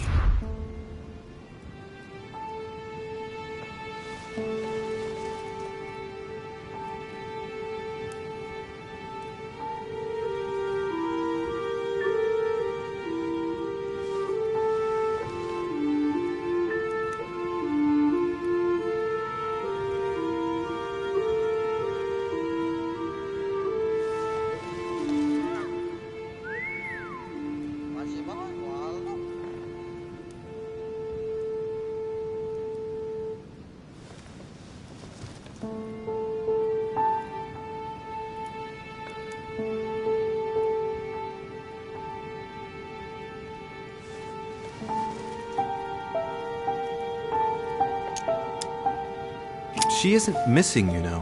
What? What do you mean? My mother has left traces in every nook and cranny of your island, my lord. She's definitely here. Now, what worries me most is why she doesn't show herself. That doesn't make me feel any better, Louis. What was the official reason why my mother came to your island? I knew about your mother's activities, and yours, in the Golden Order. I thought we had everything to gain by working together. You mean the cannon deal with Monsieur Bonaparte? Among others, yes. How did you hear about that? Monsieur Bonaparte came to speak to me about it yesterday, during lunch. I see. So impetuous. He was supposed to let me speak to you about it first. Our friend Napoleon desperately needed financial backing to properly equip his army. I took it upon myself to back him because I have a firm conviction that he can go far. We shall see. However, there's one thing that surprises me.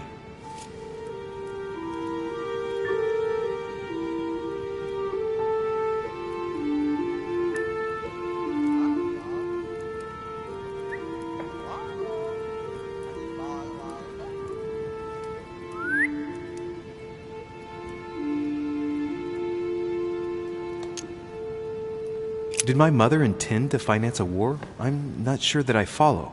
No, your mother's aim was not so much to partake in a war, but rather to make Monsieur Bonaparte accountable. France is in turmoil, and having the support of a military man can often come in handy, Louis. You'll see. Once this deal was closed, I had big plans for Sarah. Such as what? You see, I've invited several influential figures on my island to present them with a project at the conference. It will be presented later today. I thought that the Golden Order had a role to play. And I still think so. I was hoping Sarah would be able to join us. I see. Indeed, if by chance your mother decided not to return to us before the conference, would you do me the great honor of attending? if only to follow the deliberations while waiting for her to duly take her seat. Why not? We shall see. Ah, thank you so much. In this way, you'll be able to keep your mother informed of what is said. There's something else I'd like to briefly go over. Earlier, you asked me the official reason for your mother's presence here. Is there an off-the-record reason why your mother came here?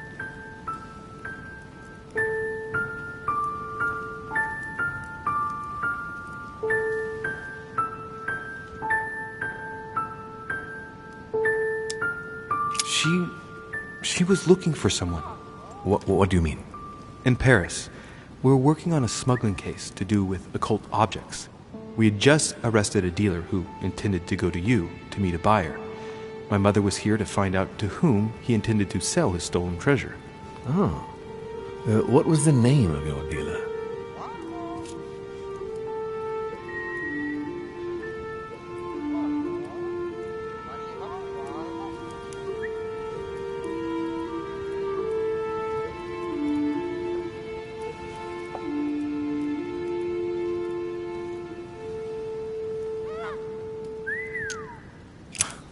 I can't remember exactly. Von something or other. Von Wollner?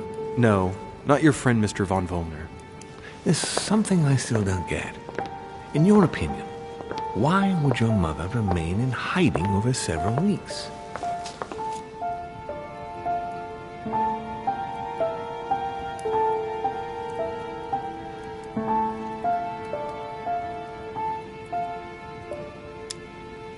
I'd like to find a logical answer, but I just can't see anything. Apart from the fact that she might have lost her mind. Since I came here, I've ceased to understand her. That, plus what I've found out about her past, and I'm left with the bitter feeling that I never really knew her. I can understand you beginning to feel that way after these past 2 days, but I'm sure all will become clear once your mother reappears. The only thing I can tell you is that Sarah had indeed changed. At the beginning of her stay here, we enjoyed spending time together, solving the world's problems.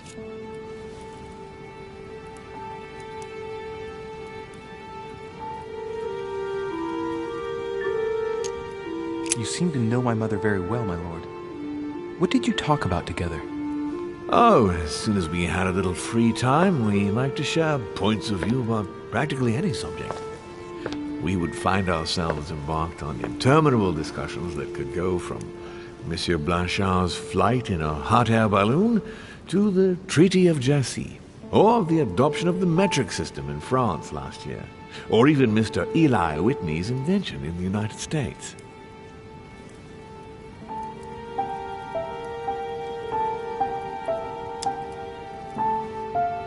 My mother must have undoubtedly taken great pleasure in these exchanges. She always was one to appreciate broadening her knowledge. I'm surprised she didn't get you started on the Crusades. It was her favorite subject. Are you joking? Sarah and I spent entire days together reliving them. It so happens that the Crusades are also my subject of predilection, especially the third. My ancestor distinguished himself brilliantly during the siege of Saint-Jean d'Acre.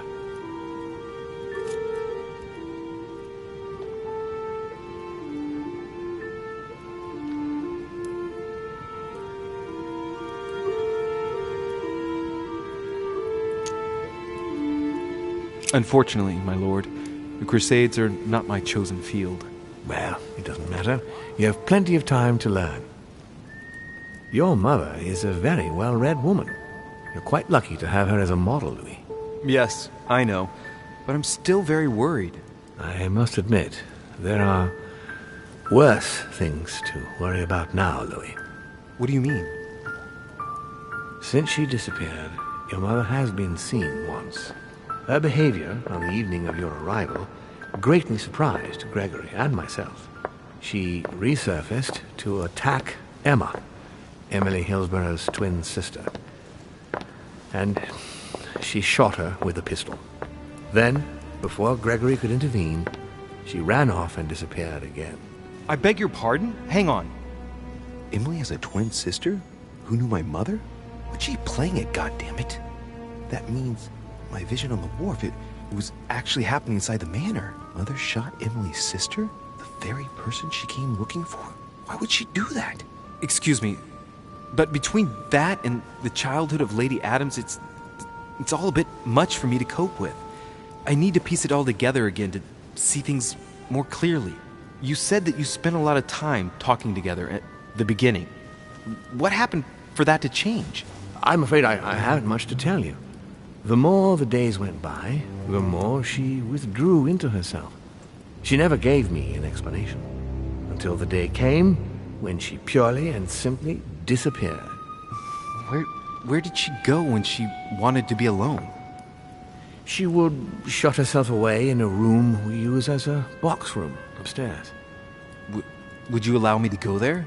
Naturally, Louis, of course. I'll send you a servant to open it. Thank you. That's all I can tell you about the disappearance of your mother, Louis. I would like to have been more helpful. I shall stay on her trail and follow up any leads. Thank you. We will meet later on to welcome our last guest. In the meantime, I shall get someone to open the box room upstairs for you. Thank you.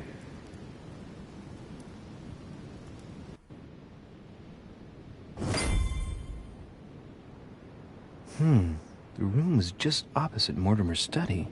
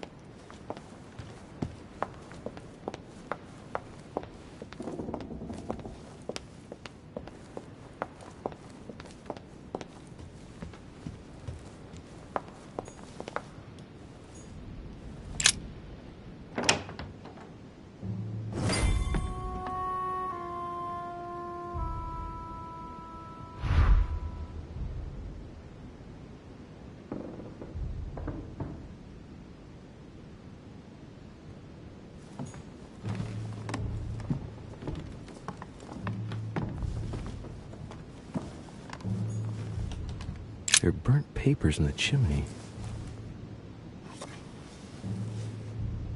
There's a legible fragment left. Hey, I recognize my mother's handwriting. She says, we must find a safer way to communicate. Someone is onto us. Trust in my faith in the man with the sword. So Mother had an accomplice here. Who could it be? Who could she be suspicious of? I must find the next part.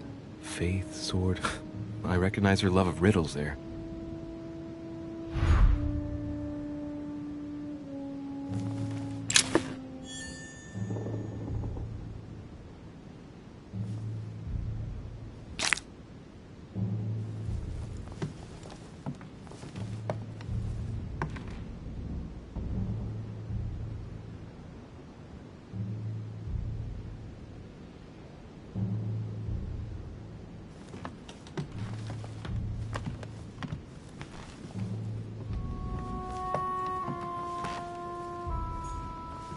Dante's Paradise. Raise your head and be reassured, for what comes up here from the mortar world must ripen in our rays.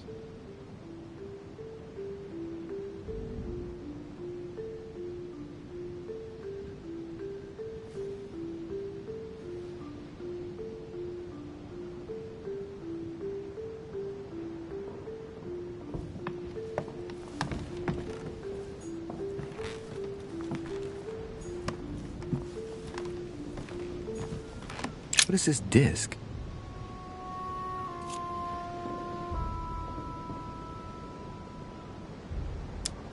Oh, that reminds me of the ones my mother collects.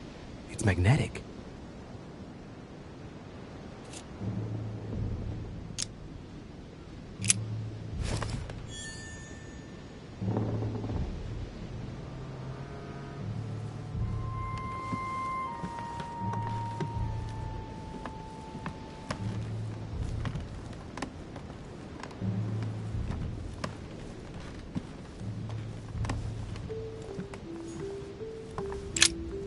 St. Paul on the road to Damascus by Caravaggio.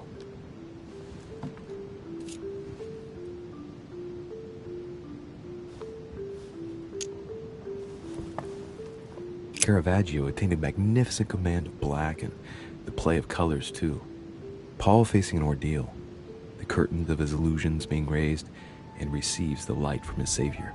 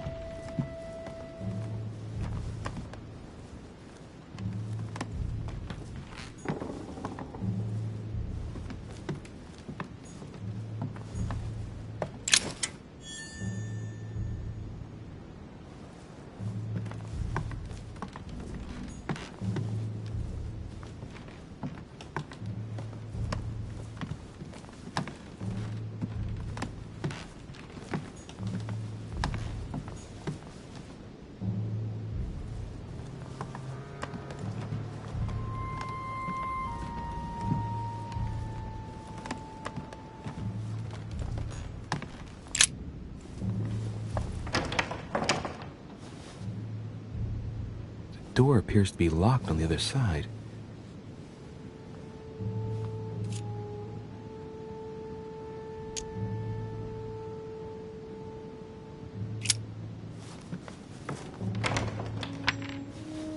I think I heard something fall to the ground. A metallic sound, like a key falling to the floor. We'll see if it works.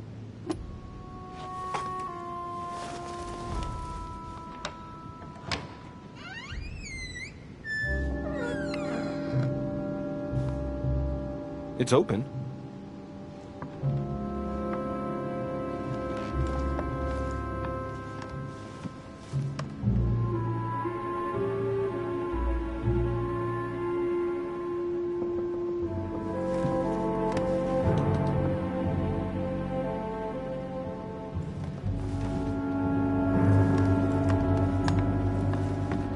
chest with the occult symbol representing air.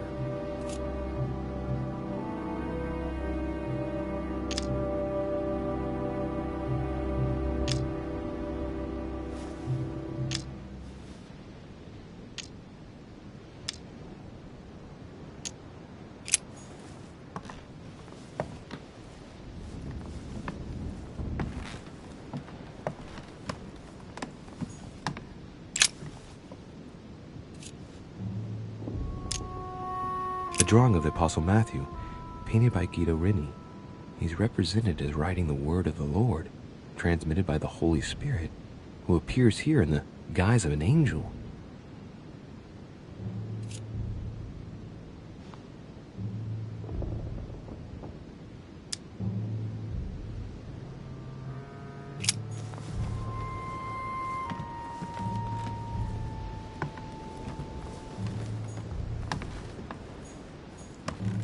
The New Testament.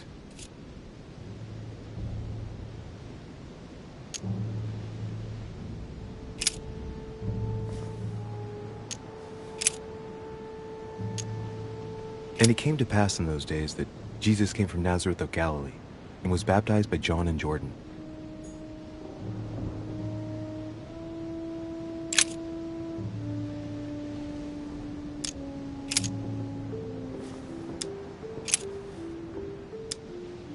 There is none that understandeth, there is none that seeketh after God.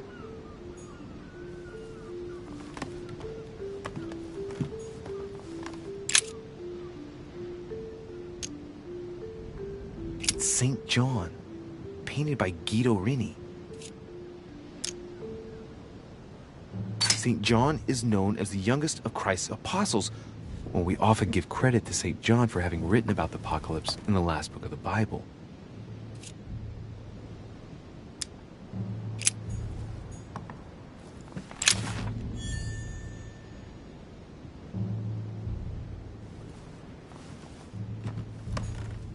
Several portraits of apostles, all signed by Guido Reni.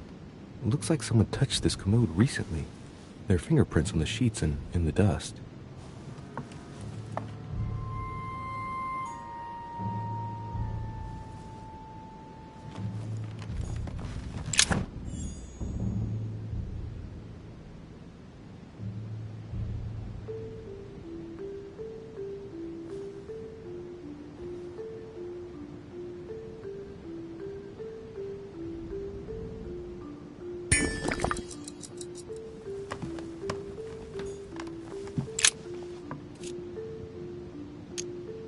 Painting of St. Mark from the collection of the Apostles by Guido Reni.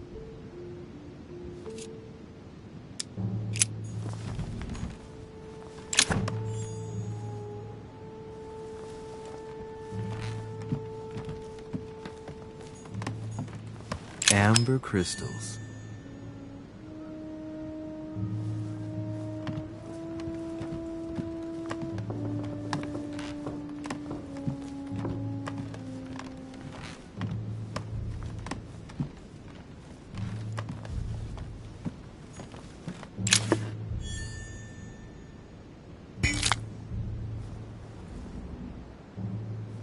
St. Paul, painted by Guido Reni.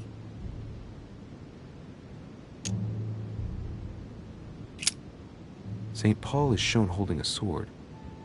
Strange. There's hardly any dust, as if the painting's been cleaned recently. There's a small inscription engraved on the frame. Let's take a closer look.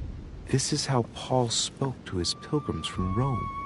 Just above that, someone's written down the figure 11 on the painting and underlined it twice.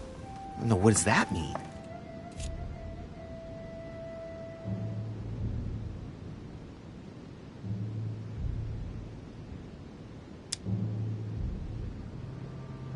So we have the figure 11 twice underlined, and a story of a group of pilgrims who it looks like Paul is speaking to. Maybe it's a code. There must be a connection. A text on Paul must be somewhere, and it must be associated with the figure 11. But what's the story with these pilgrims? I mean, a connection with the figure, maybe?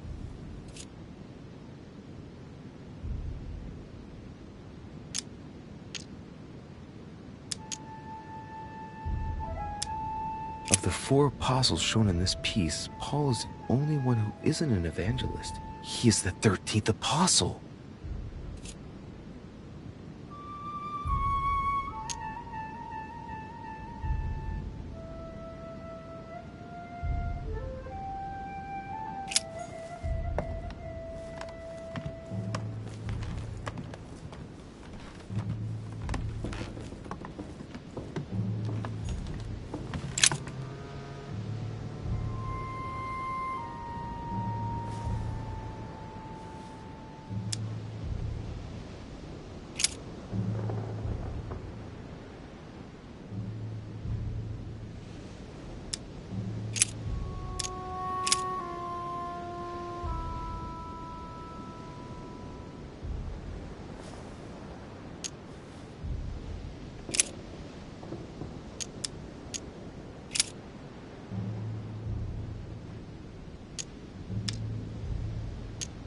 A volume of the Gutenberg Bible.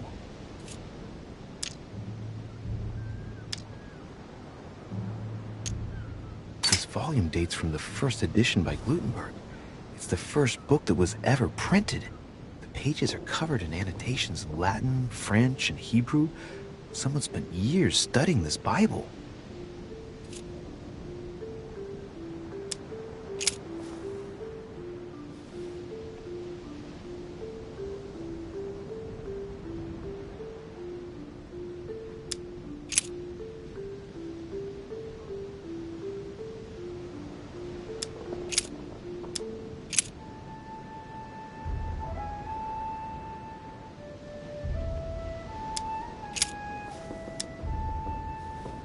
I guess I'll just come back later.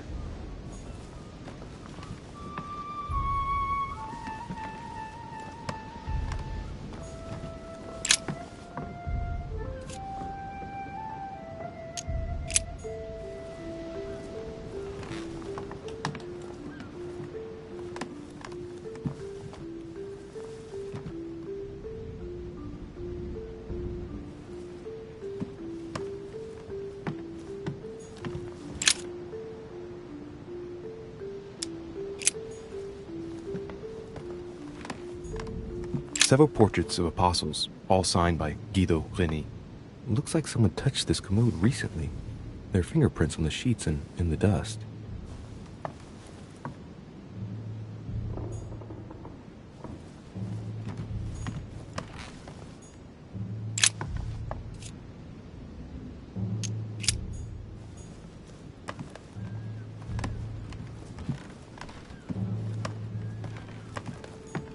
St. Paul painted by Guido Reni.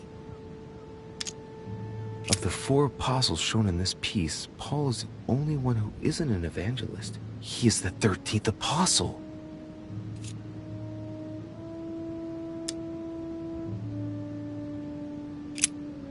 St. Paul is shown holding a sword.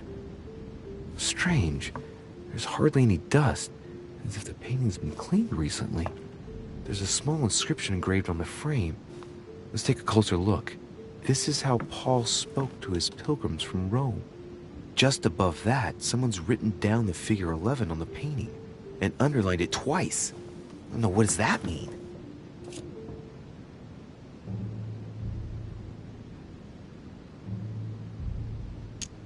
Of the 4 apostles shown in this piece, Paul is the only one who isn't an evangelist. He is the 13th apostle.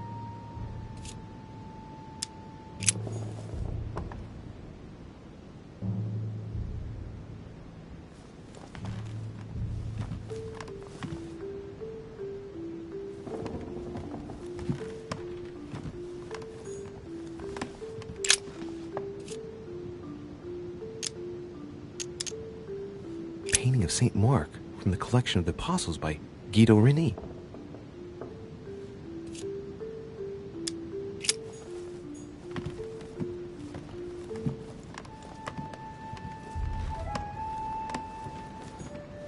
A chest with the occult symbol representing air.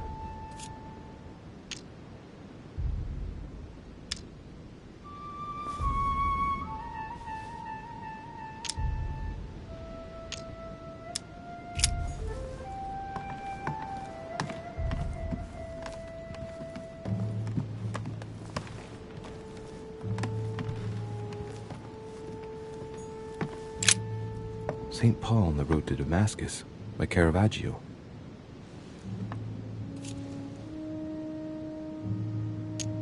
St. Paul is the only saint to be presented twice in these paintings, contrary to the other apostles. How come? Caravaggio attained a magnificent command of black and the play of colors too. Paul facing an ordeal, the curtains of his illusions being raised, and receives the light from his Savior.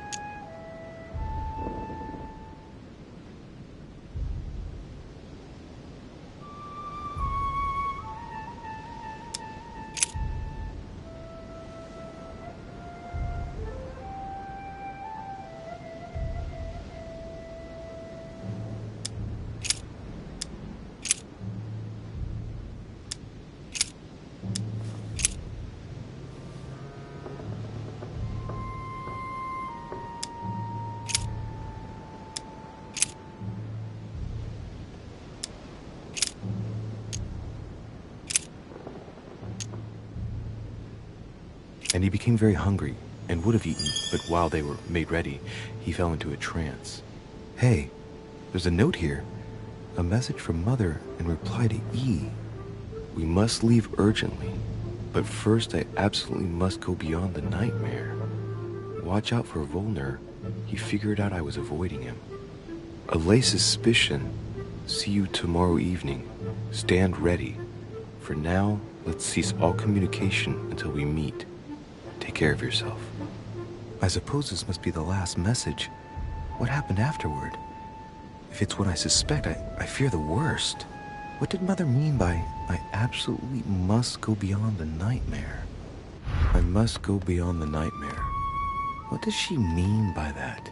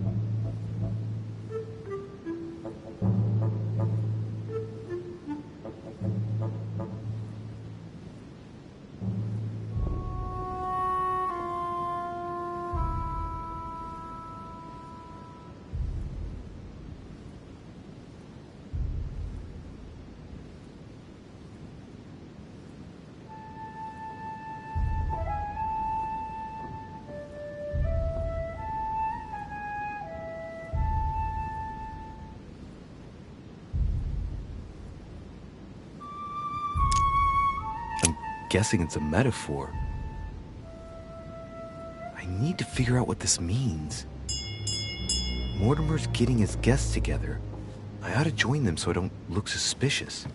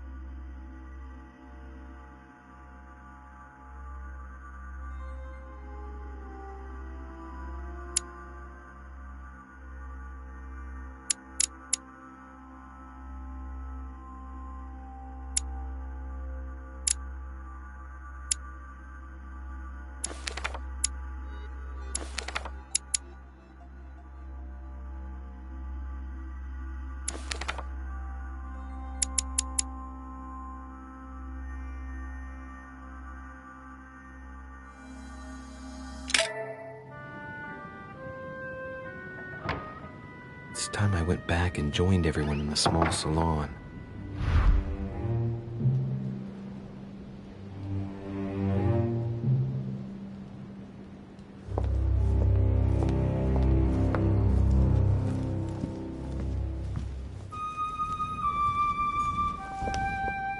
You are expected in the small salon, sir.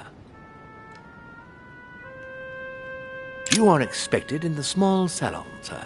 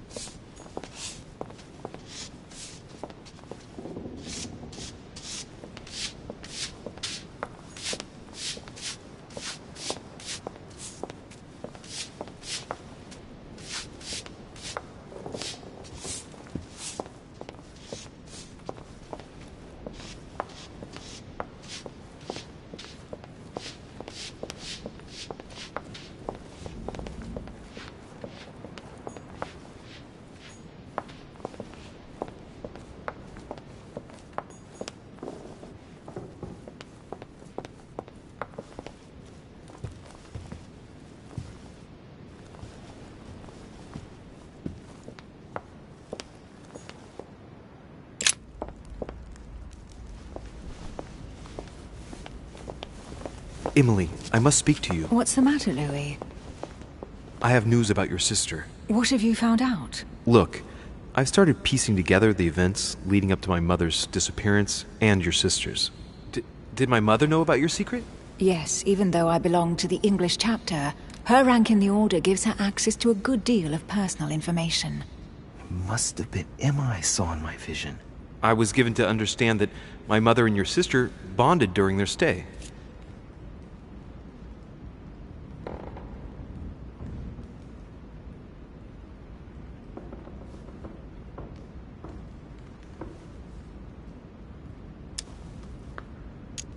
I've got a question that might seem a little bit strange. I'm listening. If I said go beyond the nightmare, would that ring any bells? No, means nothing to me. Do you mean literally or figuratively speaking?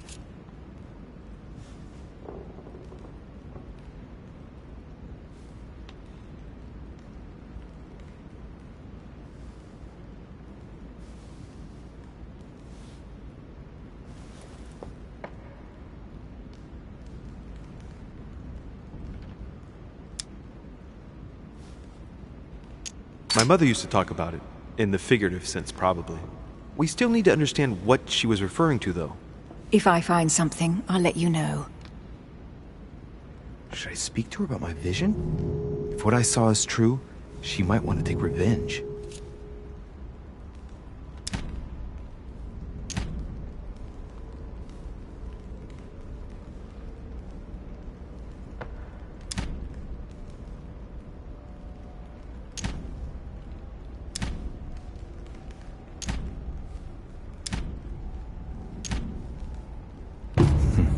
Better keep that to myself for the time being.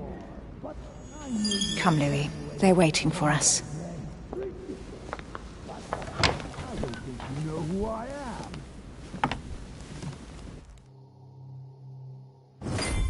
You will pay dearly, Peru. I'm sure you were involved somewhere along the line. That's right. Pretend you don't know. One piece of advice. Don't travel through France on your way back, or it'll cost you dearly.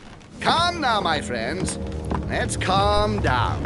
Everyone seems to be a little unnecessarily heated. Don't forget where you are, please. What's going on here exactly? Sir Gregory called us together to introduce the last guest. But hardly had we arrived when he set upon Monsieur Peru. And what has Monsieur Peru done to once again provoke someone's anger? We don't really know just yet. I get the feeling it won't be long before it gets out. How could you dare do such a thing? Dios mío, you are all out of your minds! Really, Duke Manuel?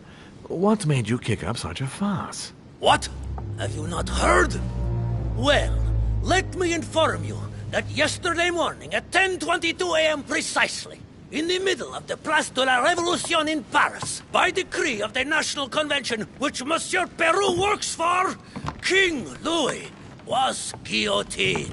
What? Oh, no. The King of France is dead, gentlemen. Our monarchies are in danger. I have said it before. How dare they? Oh, dear. Oh, as if... Gracious. Friends, let us calm down. Don't pretend to be surprised. He got a fair trial. Ridiculous! Bastard! He was sentenced to death by 361 votes to 360. You beheaded a king for one vote! Is that your democracy? What an obnoxious act. Until this, anything was possible. This political coup will have grave consequences. France is lost. Gentlemen, please. Let us take a step back a moment. In the name of holiness. He was the highest representative of God in France, Emily.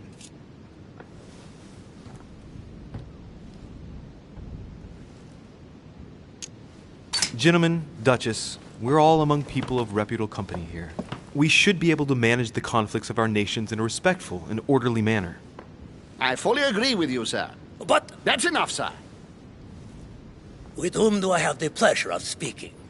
Louis Maras de Richet. Are you related to Sarah de Richet? Sarah is his mother, Duke. Gentlemen, this news affects us all, but I must ask you to remain calm It's not the first time history has taken us by surprise. Let's ensure that our respective countries are allowed to respond appropriately to this news. Oh, rest assured. The response will not fall short, my friend. Good for you. Well, Your Grace, here I was preparing to introduce you, as is proper, and you've beaten me to it. I'm delighted that we are all together at last. Our meeting will therefore be able to kick off shortly.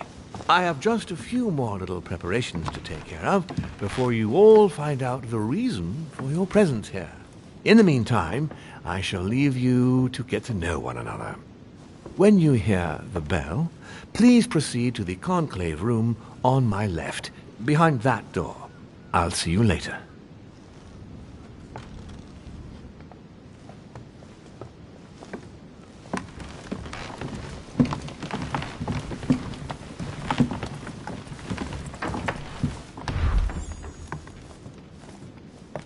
Could you spare a moment, please, sir? I'm glad you asked.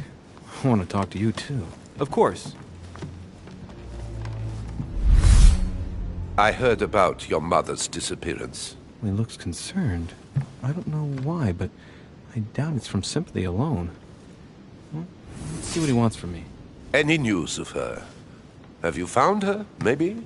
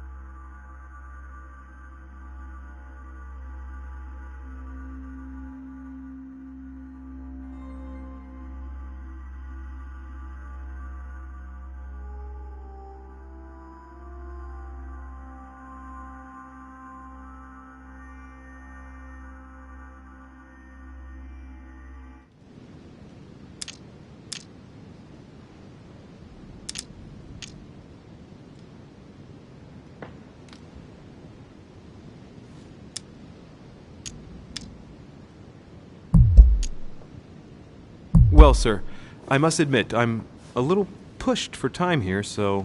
Very well. I shan't keep you, Monsieur de Richet. All right, then. Thank you. I hope that your search will prove successful and bring Sarah back to us soon. I must go now. I'll see you later.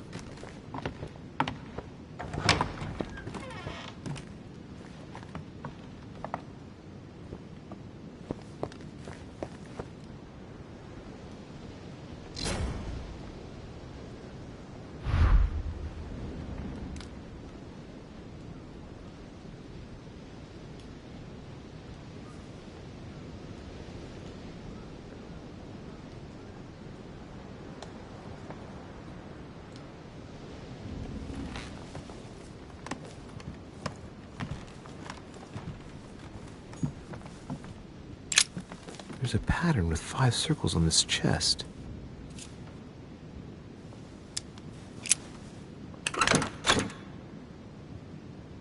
I have no space left. I'll retrieve it later.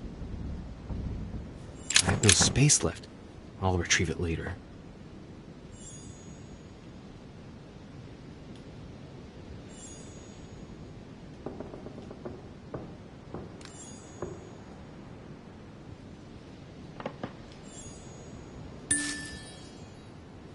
I have no space left. I'll retrieve it later.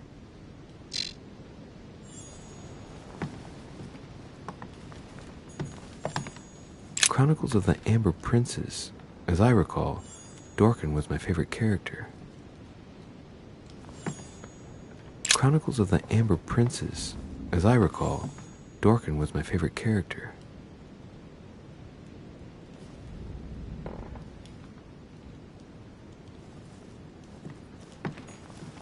Hey, these look like pages taken from an ancient encyclopedia.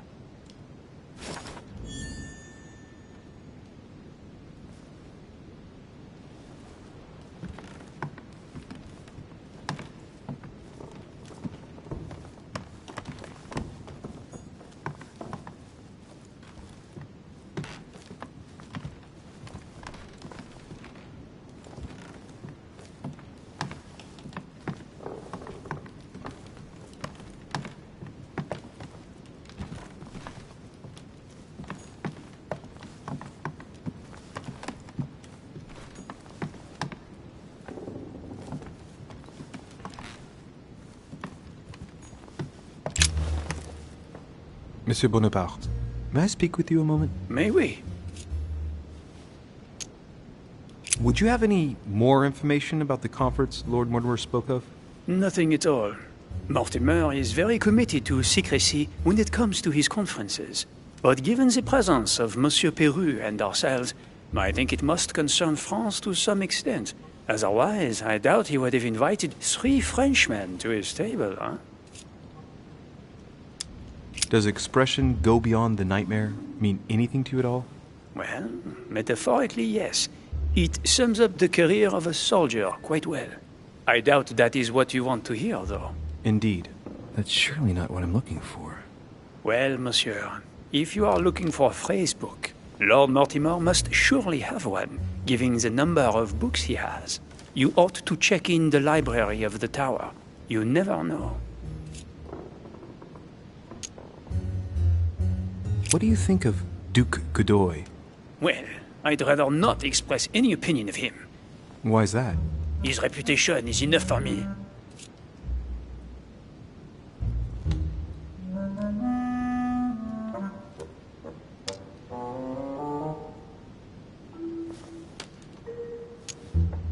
I'm sure that a soldier such as yourself is not interested in vulgar rumors. Quite right. If only this cursed gossip didn't come to stain the uniform he has the audacity to wear. Don't you find him worthy? But how could he be, monsieur? He never sets foot on the battlefield, too occupied with charming the queen. Have you any idea of the number of titles that coward has won in just a few years? No, not really. 10! And that Don Juan spends the best part of his time under the queen's skirts.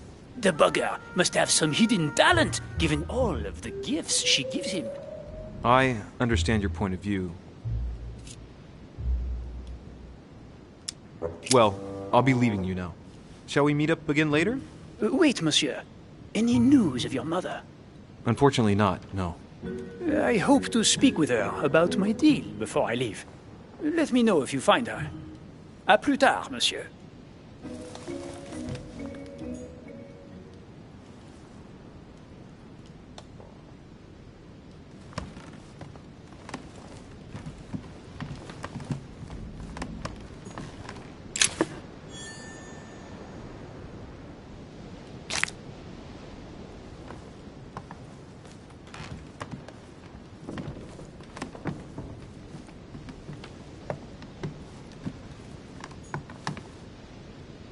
I have no space left.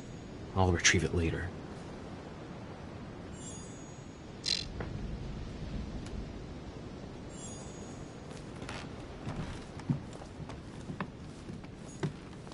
Chronicles of the Amber Princes. As I recall, Dorkin was my favorite character.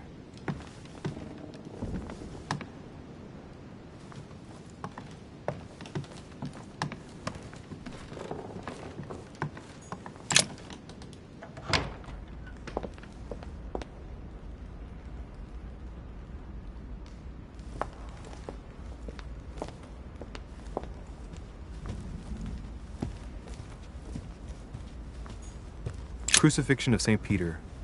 He was crucified upside down, out of humility. Surprising for an entrance hall.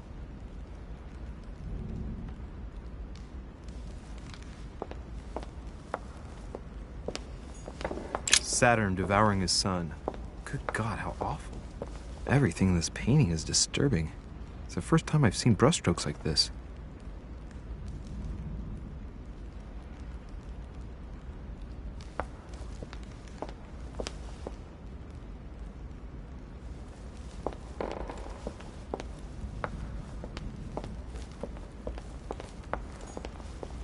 Lord Mortimer certainly has a taste for staging rooms.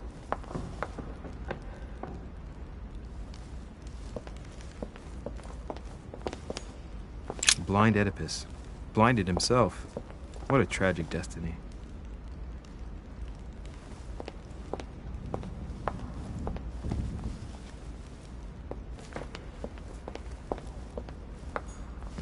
Fall of the Damned by Rubens. The man who cannot achieve the salvation of God the Father is offered to fall into the depths of the abyss.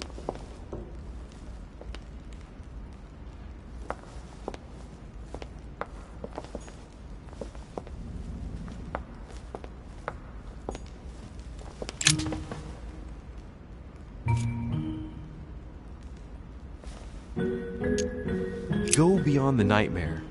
Does this line remind you of anything in particular? You've caught me unaware here, Louis. Let me think about it a second. No, nothing comes to mind. Sorry, Louis, but I am unable to help you. Mr. President, what do you think about your counterpart, Duke Manuel? I'm very surprised he was able to accept Lord Mortimer's invitation, given the political situation in Spain. I wonder what promise Lord Mortimer could have made to make him agree to come here, given the circumstances. Who knows?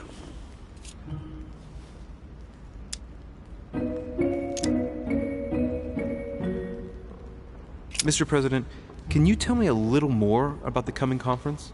Of course, Louis. That's why we're here. Lord Mortimer or Sir Gregory regularly organize meetings like this to put forward major projects. What do you mean by major projects? I'd prefer to let Lord Mortimer explain that to you, Louis. Let's say he brings together influential people in order to consider possible actions to undertake to guarantee the future of nations. Do you know the theme of the conference? Not in the slightest. None of the guests know the theme before arriving.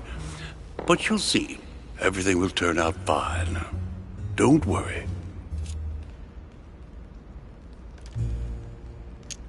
Well, thank you for your time. Don't mention it, my young friend. Regarding your question on the nightmare, don't hesitate to question the others about it. Maybe one of them knows more than I do. That's a good idea. Thank you once again. I'll see you in a little bit.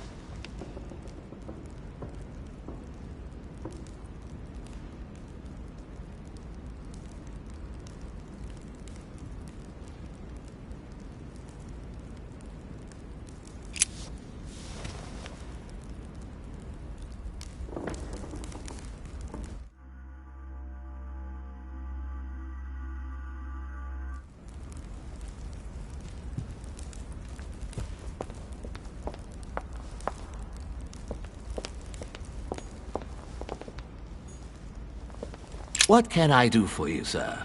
I am at your service day and night, sir. I would like to speak about your master, Lord Mortimer.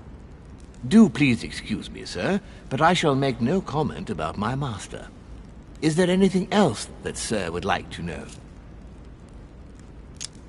What can you tell me about the guests? Do excuse me, sir, but I am bound by discretion to say nothing about Lord Mortimer's guests, sir. Perhaps sir would like to know something else?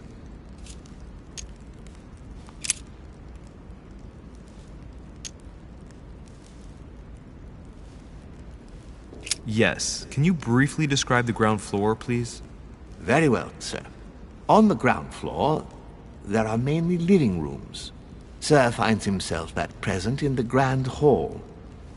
From the Grand Hall, sir can access, on one side, the small salon where the guests like to relax with a good book. From there, sir can access the conference room, which is closed at present for preparations.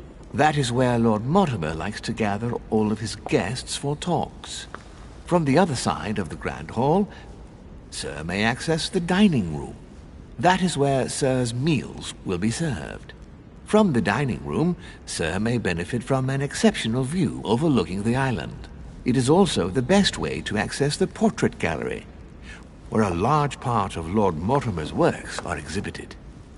And in the gallery, sir will also find access to the garden. But sir may be reassured the building is accessible on both sides, so that it surrounds the garden in question. So, sir should not find cause to worry. No one has ever gotten lost. Except for my mother. Has sir another question? What's on the first floor? The first floor is reserved for guests, sir. That is where sir will find his private rooms. The main corridor leads around the building. 3 stairways will enable sir to return to the ground floor. It is also from there that sir will be able to reach the second floor. Thank you very much. Anything else, sir? Yes. What can I find on the second floor? That floor is strictly reserved for Lord Mortimer, sir. In the west wing on the second floor are his private chambers. In the east wing are the rooms reserved for Lord Mortimer's personal guests. At the moment, these rooms are reserved for Sir Holmes, sir. But only authorized guests may access that area. Does sir have any more questions? What is outside on the island exactly? Lord Mortimer has made a point of keeping the main part of the island in its natural state, sir. For security reasons, only the wharves and the gardens are accessible to guests. If sir would like to walk along the wharves, he has only to follow the pathway used upon his arrival. If he would like to walk in the interior gardens of the manor, I would advise sir to pass through the portrait gallery. May I help sir in any other way?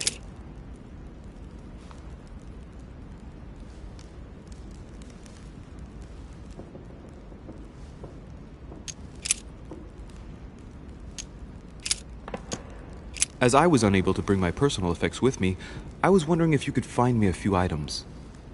Of course, sir. What would you require?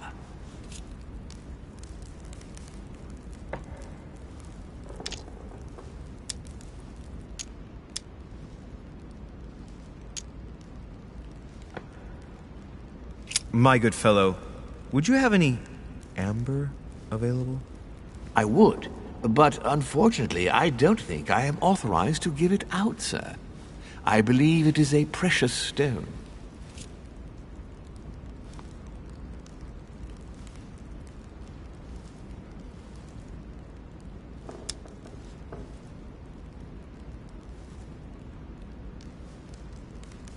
Look, you aren't going to kick up a fuss about a vulgar piece of resin, are you? Don't believe what they say about amber. It does nothing to warm up infants' bodies, let alone prevent toothache. And neither does this fossil oleoresin stimulate fertility. You can believe me. Thank you for educating me. I didn't know. Here you are, sir. Does sir desire anything else?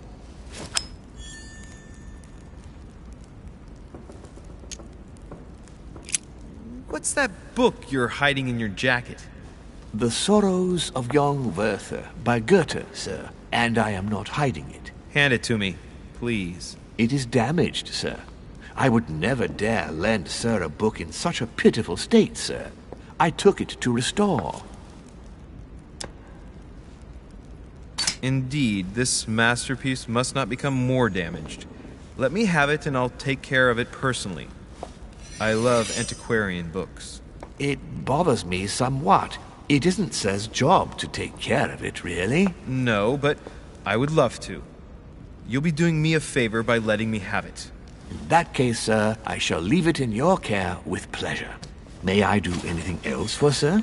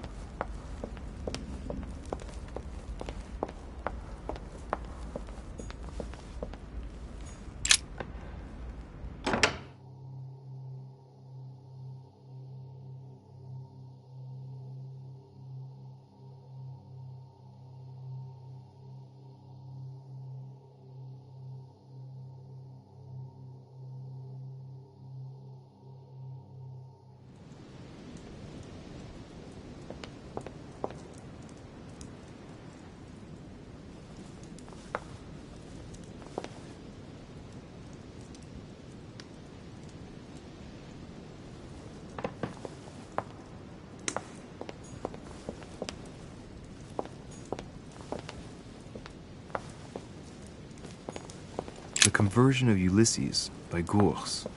Circe changing Ulysses' companions into swines.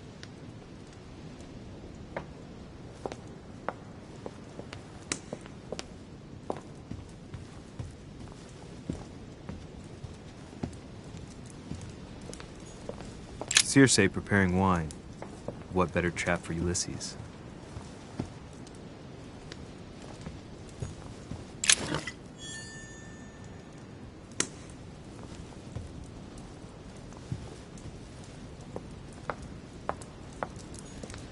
Romney painted Lady Hamilton as Circe.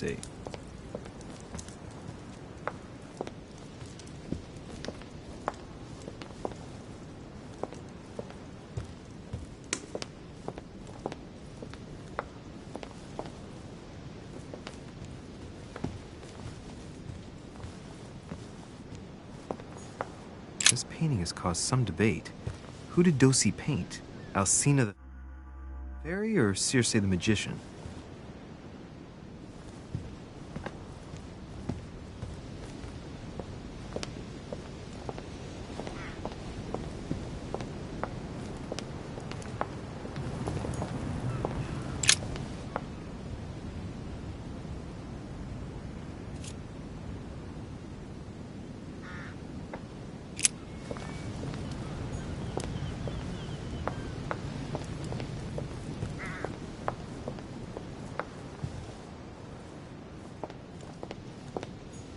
Circe.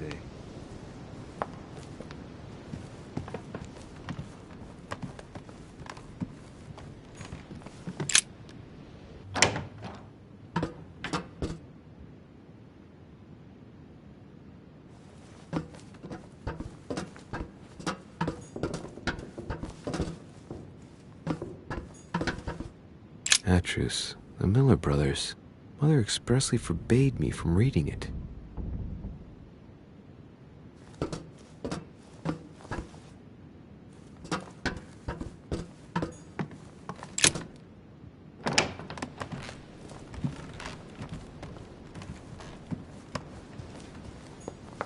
Dining on ham. Well, that's very appetizing.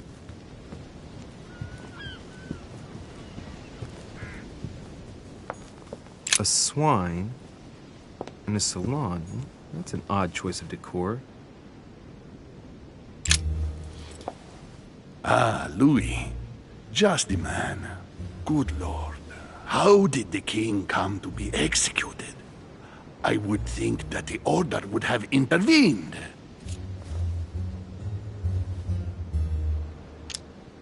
Your Eminence, I'm sorry for King Louis, but he did everything to put himself there.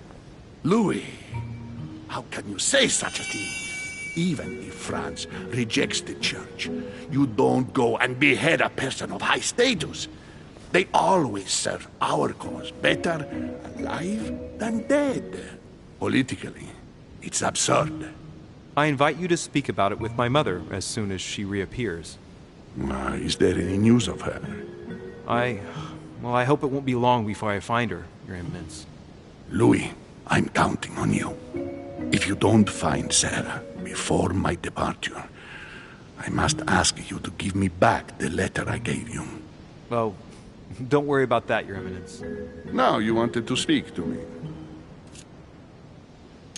I'm sure a man like you is in the circle of trust. Would you know what the conference that Lord Mortimer mentioned is going to be about? Not really, my son. Well, be it Lord Mortimer or Sir Gregory, we are never informed about the theme of the conference before it begins. If I say the nightmare to you, does it make you think of anything? Your question is strange, my son. Difficult to say. Could you at least tell me a little more about the context? Think of a place and tell me the first thing that comes into your mind when I say the nightmare. Let me think. I'd say Lord Mortimer's favorite painting on the wall behind his desk. You know, that painting caused quite a stir when it was exhibited. It is titled The Nightmare, and it shows a woman lying down with a creature sitting on her. And in the background, a horse. I don't know if it will be of any help, but I can't think of anything else. You never know. Thank you for that, though, Your Eminence. I gotta go and see it just in case, though.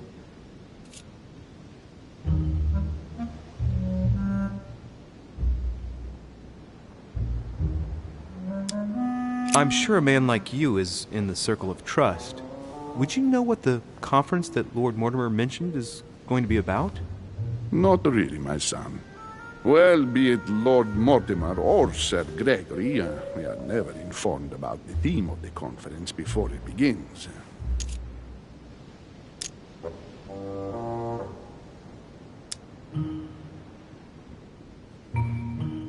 I was wondering what to think of that Manuel Godoy. He is reputed to be a very ambitious character, at every level. But his faith is unwavering. He is a staunch defender of the church. You can believe me.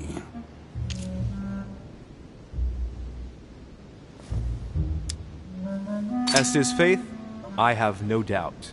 However, his ambition seems to surpass his morality, and I hope that it will not sully the crown. You can say that again. The blue eyes of the latest Infanta, Maria Isabel, have left everyone wondering. Rumors always accompany men of power, Your Eminence. Naturally. But the number of awards and titles granted by the Queen during these past 4 years leaves little doubt. So, Godoy really is this out-and-out rascal who uses his charm on the Queen. I'm sure a man like you is in the circle of trust. Would you know what the conference that Lord Mortimer mentioned is going to be about? Not really, my son. Well, be it Lord Mortimer or Sir Gregory, we are never informed about the theme of the conference before it begins. Thank you for everything, Your Eminence.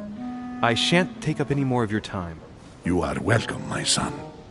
I will be seeing you, Louis.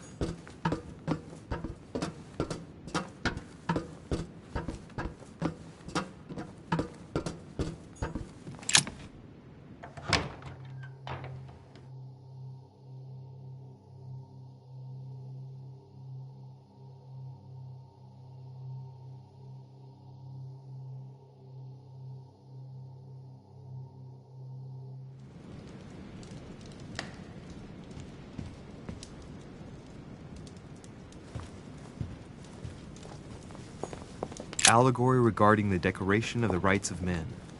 That's the least you could say.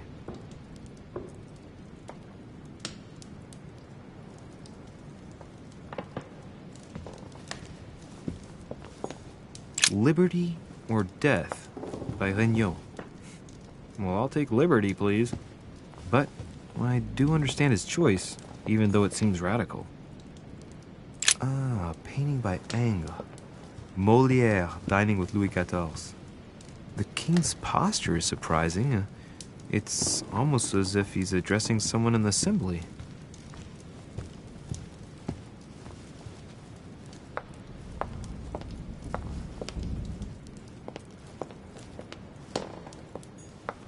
Celia. That name means nothing to me.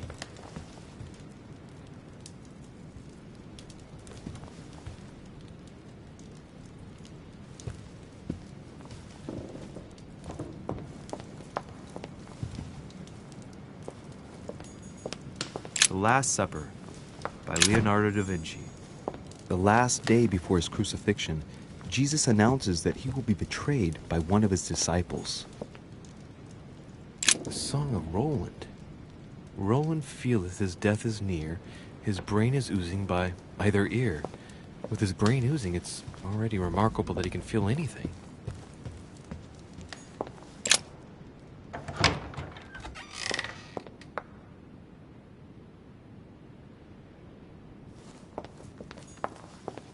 There's the alchemical symbol of the earth on the lid.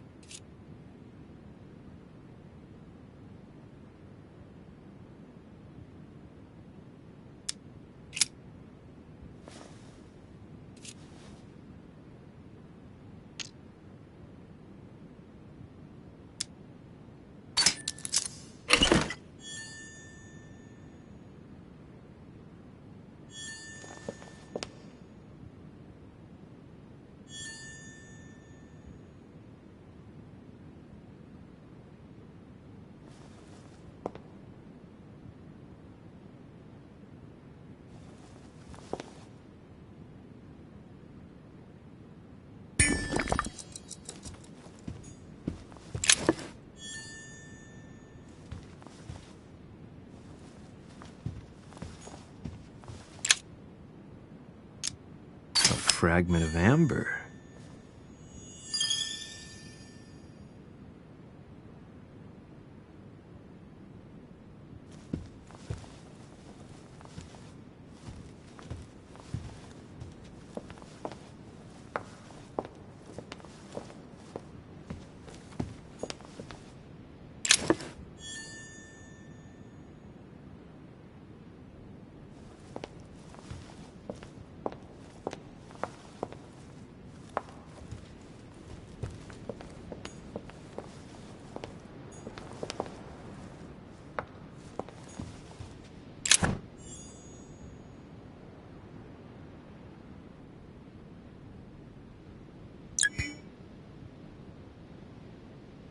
Golden elixir. I'll keep it for later.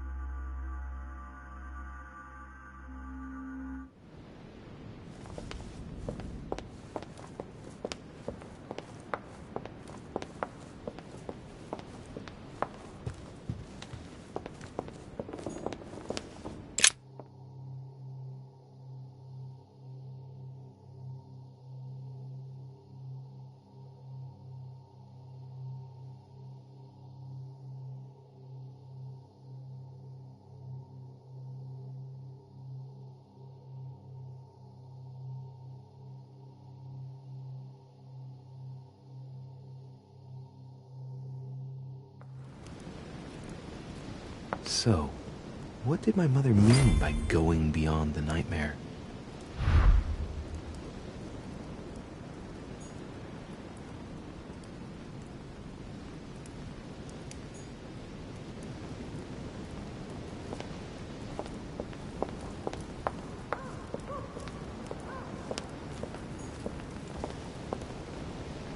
The Book of the Mortimer Family.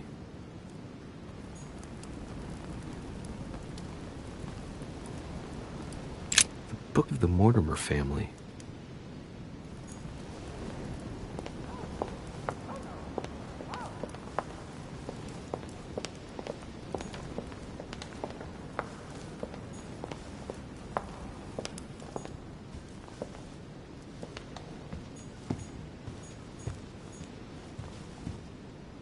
No, what have we got here? Oh, it looks like a model of a lock.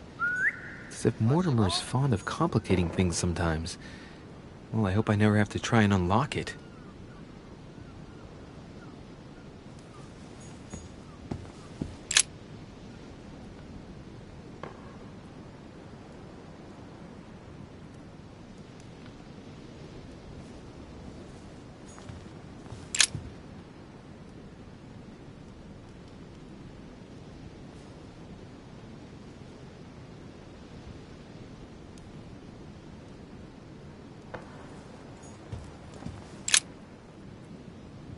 Let's take a closer look.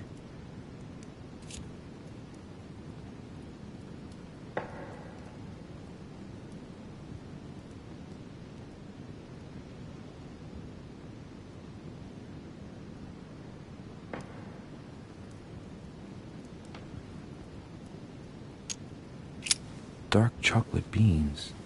Very bitter. They're greatly prized in high society.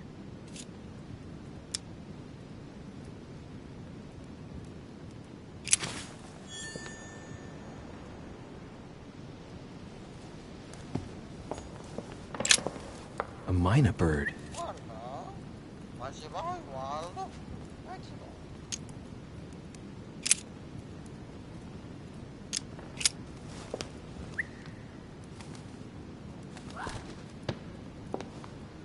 what have I done? It looks like I've killed him.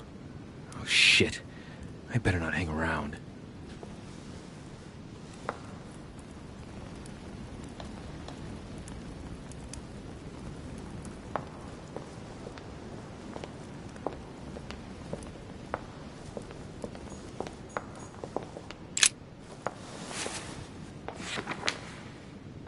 It's a book on the history of the Crusades. I don't think it has any connection with my research.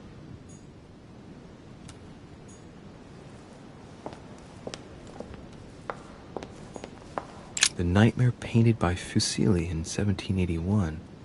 Ah, this must be what my mother was talking about. Now just need to find out what she meant by go beyond. Hey, looks like it's mounted on rails on each side. It should lift up, I think. There must be a mechanism somewhere.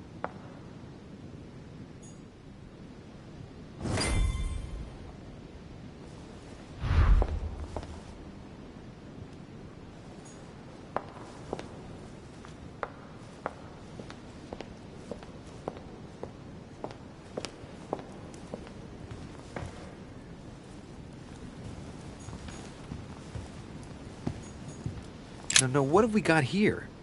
Well, it looks like a model of a lock. As if Mortimer is fond of complicating things sometimes.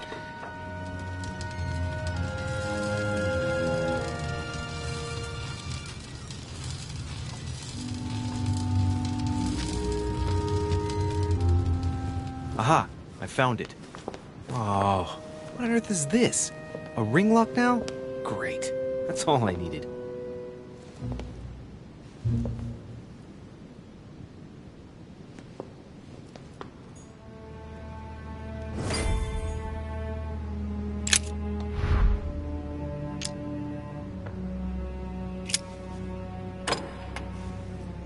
Well, I got it wrong.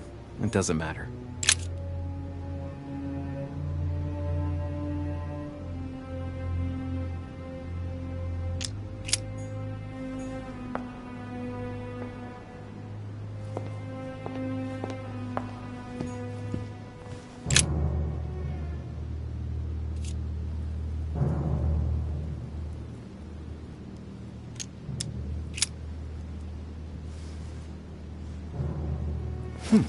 Might come in handy.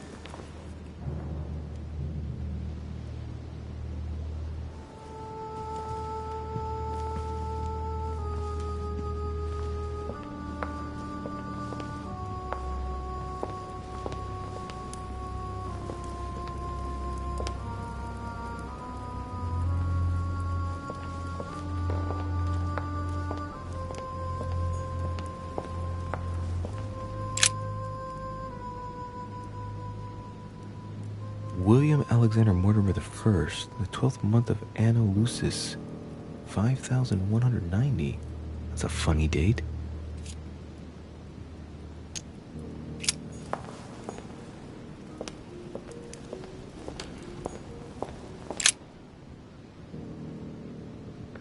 A painting depicting the Third Crusade. It's titled Winter Before the Fall of Saint-Jean d'Acre.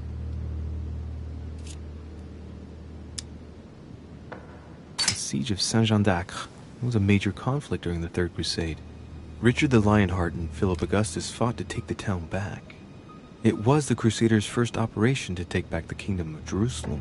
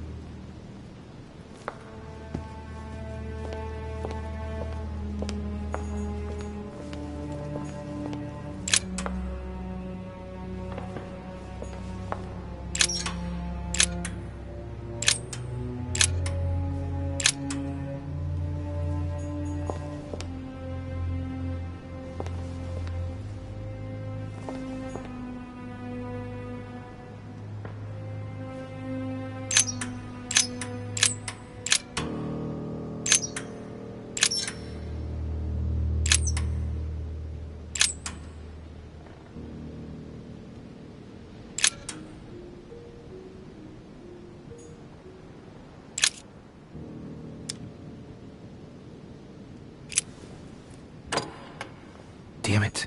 Doesn't work. 5190. I was pretty sure it was right. Maybe I didn't use the right dating system.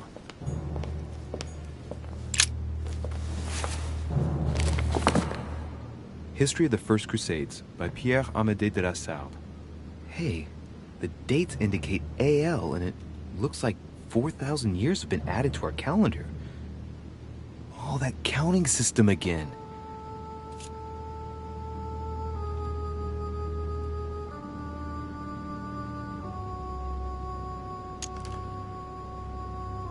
The author is Pierre Amédée de la Sarre, none other than the Grand Master of the Masonic Lodge of Paris. Now I understand why the dates are offset. He's using dates based on the Anno Lucis, year 0 of the Masonic calendar, by adding 4,000 years to the Gregorian calendar. But I thought that calendar starts in March.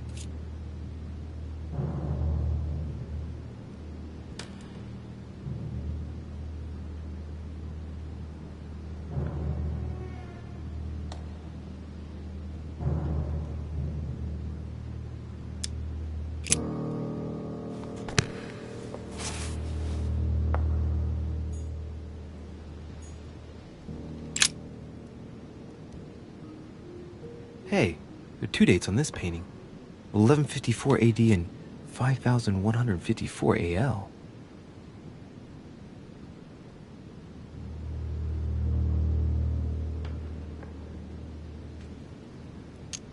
The two dates most likely relate to two calendars, the Gregorian calendar and the Freemason calendar.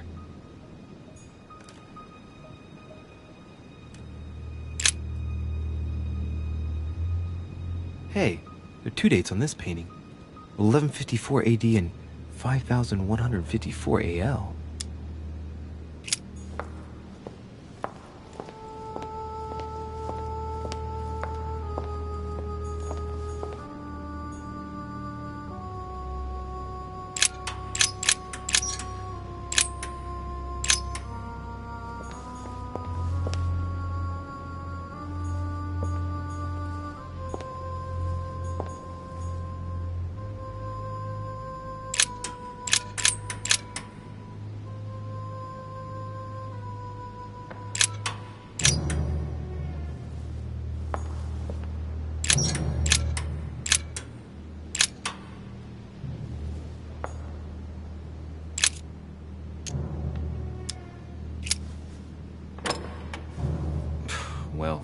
I got it wrong. It doesn't matter.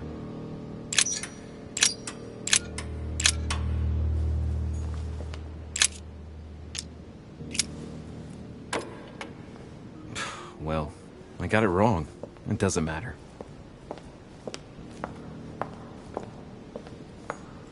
This painting isn't finished, and it looks like Mortimer probably did it. Not bad, but you can't exactly say it's been done in the style of the period.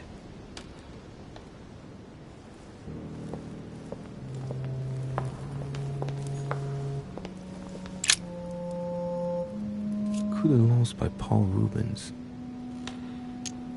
It's Christ on the cross as Longinus pierces his side with his spear. Rubens, he was a great painter.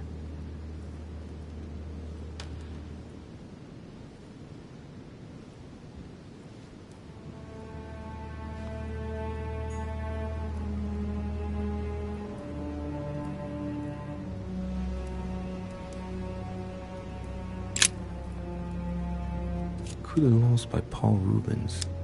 It's Christ on the cross as Longinus pierces his side with his spear. Rubens, he was a great painter.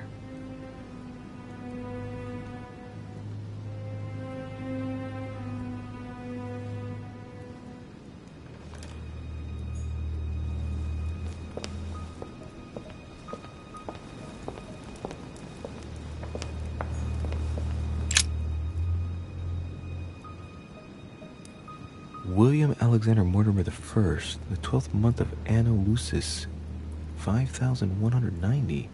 That's a funny date. That date in 5000 is something again. I wonder what in the world it means.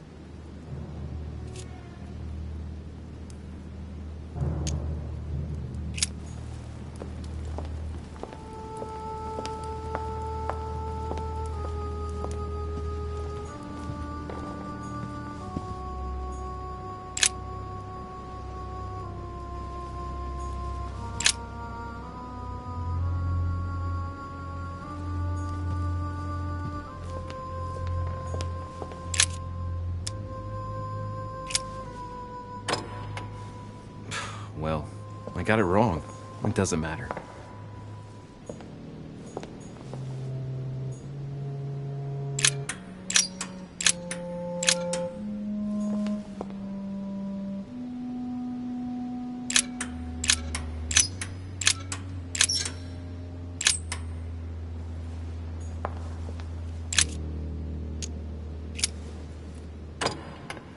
Damn it. It doesn't work. 5190. I was pretty sure it was right. Maybe I didn't use the right dating system.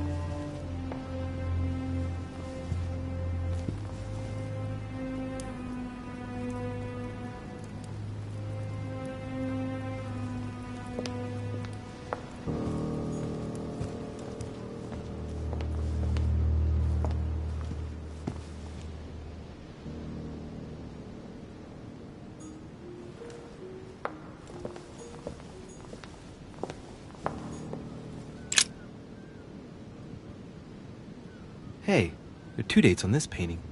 1154 AD and 5154 AL.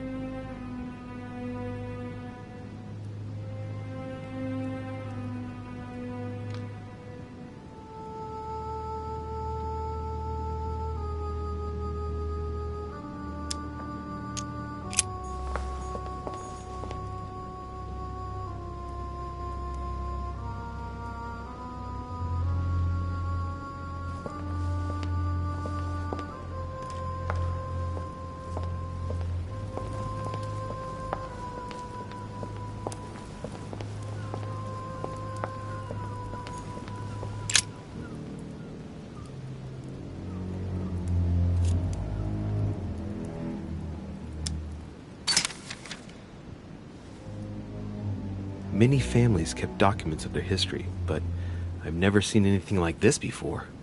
Such regularity in writing them up through the generations for such a long time. First time I've ever seen that. Mortimer gives considerable importance to his origins. That's undeniable.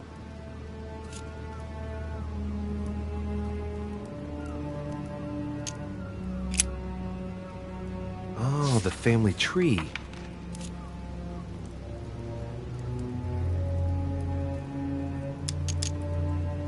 First William Alexander Mortimer.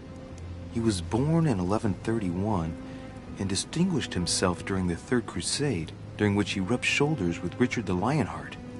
He showed outstanding bravery during the siege of Saint-Jean d'Acre.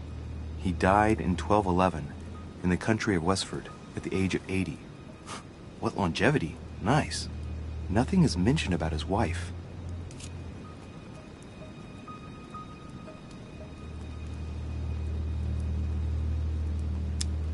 Lord William Alexander Mortimer, lover of the arts and the sciences, he took up politics at an early age. After rapidly becoming influential, he decides to retire from public life in order to organize conferences reserved for the elite with the aim of finding answers to world problems. Blah, blah, blah, blah. He's also an only son, and the book doesn't mention any known descendant. Alright. For one, the women of the lineage are not mentioned at all. What a cavalier attitude. Right. Let's see. Who else is there? Another at random. William Mortimer again. Only son, him too.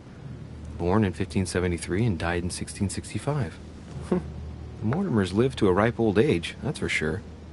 Discreet again. The summary states that he was an excellent merchant, and that towards the end of his life, he entered politics?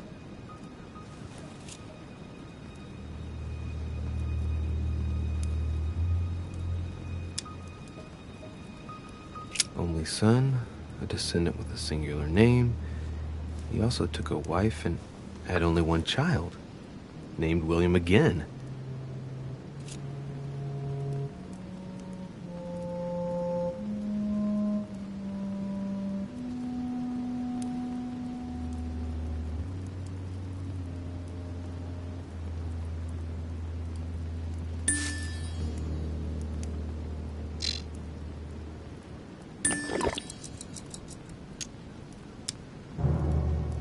All the descendants are called William Mortimer.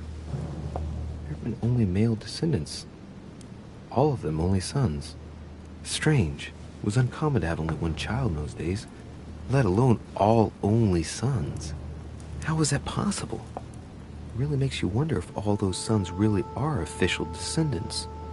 I'm smelling something shady here.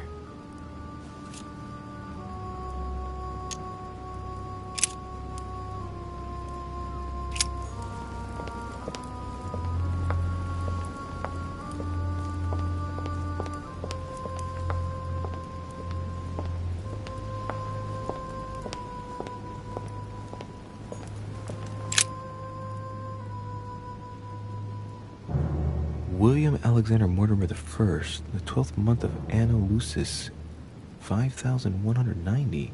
That's a funny date. The date's calculated in Anno Lucis. The 12th month is February? So that makes it February 1191.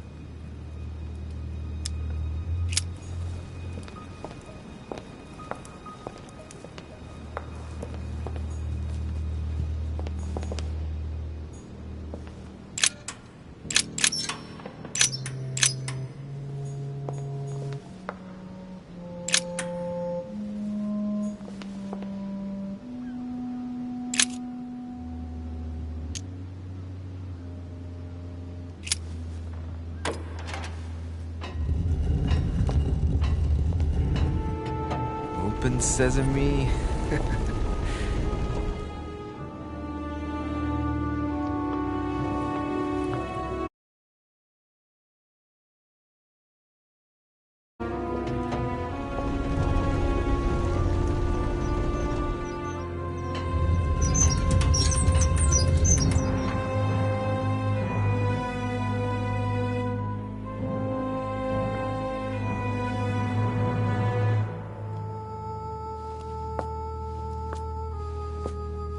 Let's see what you've been hiding, Lord Mortimer.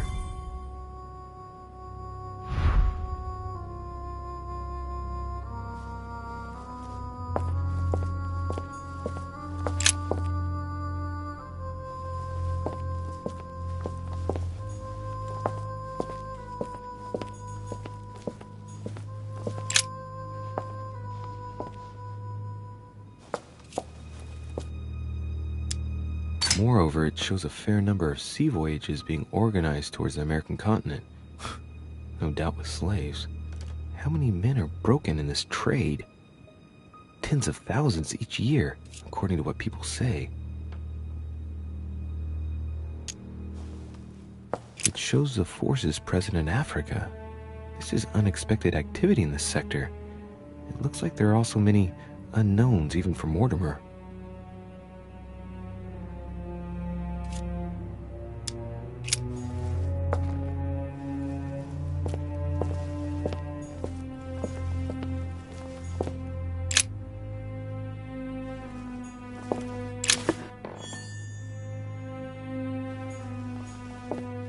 Weakness of the Human Psyche by Guillaume Trimore. He says, it is possible to drill an idea into someone by constant daily repetition until the mind gives in. And goes on, there are hundreds of good ways to live life, but you only need one to convince the masses that it's the only one possible. The author isn't letting any ethical principles get in his way, is he?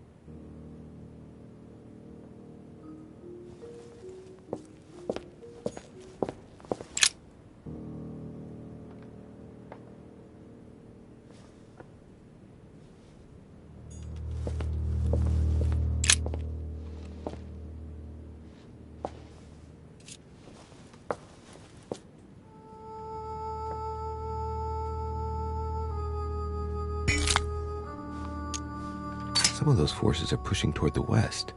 On it, Mortimer's placed little feather symbols at different points, toward which the Spanish are headed.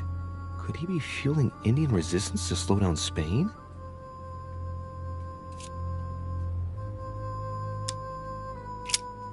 This shows the forces present in America.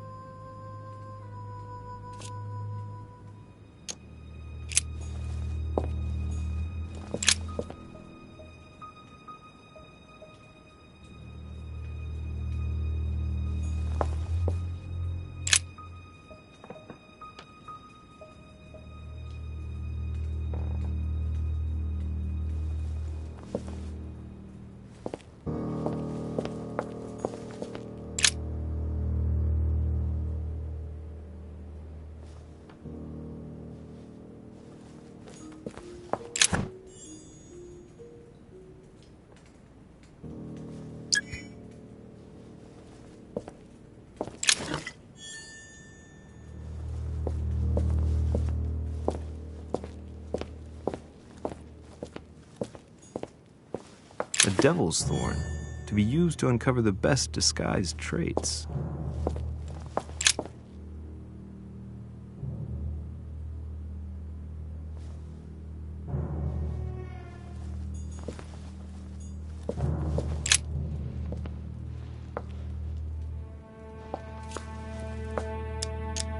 A fine-looking map of the Orient, indeed.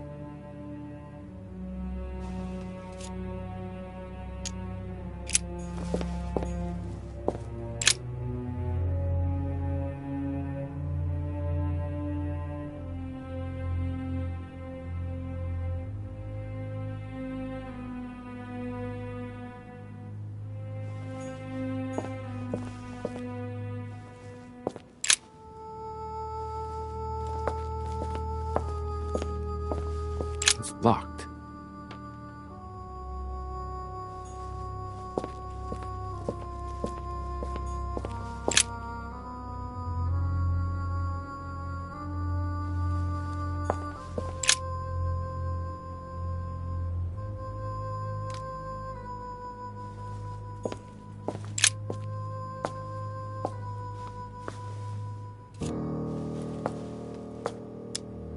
Looks like a campaign is being prepared in France in favor of Italy. Could Mortimer have decided to finance a war? It shows the forces present in Europe. It's clear that France is surrounded by her enemies. However, a large number has been underlined in bold. 26 million. I know what it is. It's an estimation of my country's population. All our neighbors have far fewer inhabitants.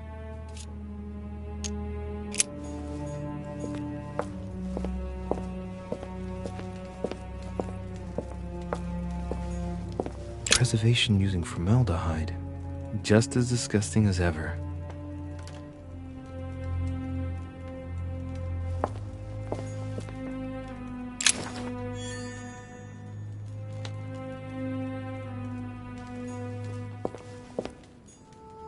Something strange about this table.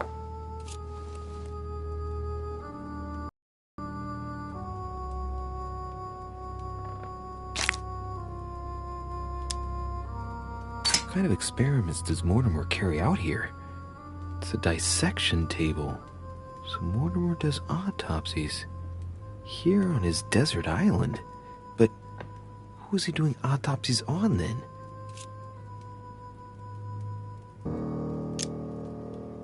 The little surgeon's perfect collection.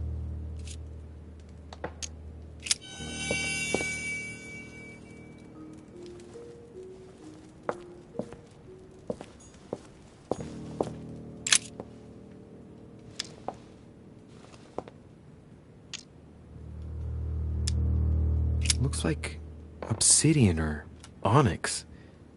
It must weigh a ton.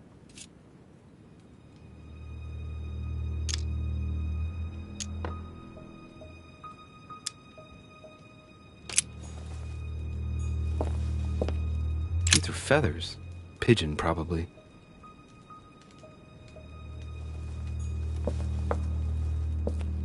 A skeleton by the name of Gustav, if the plaque on the plinth is anything to go by.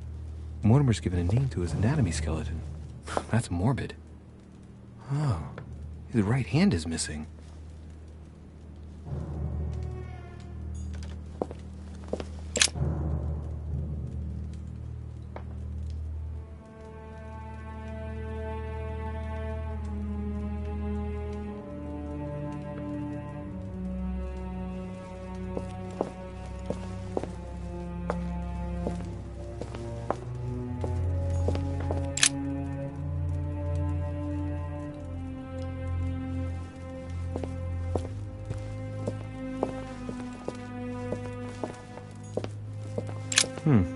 That must be for writing the homing pigeon messages.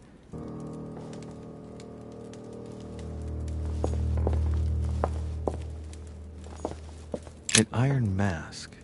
I wonder who it's for.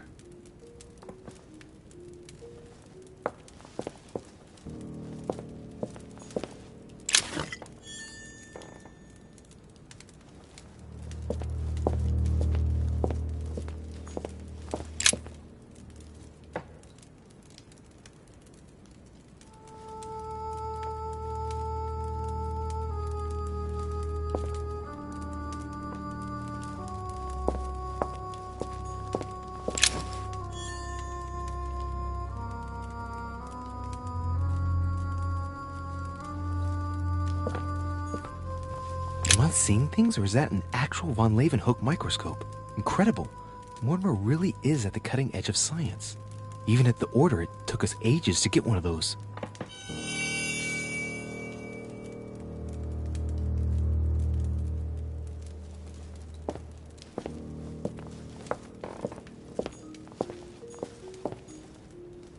A chest with a motif representing the alchemical symbol of fire.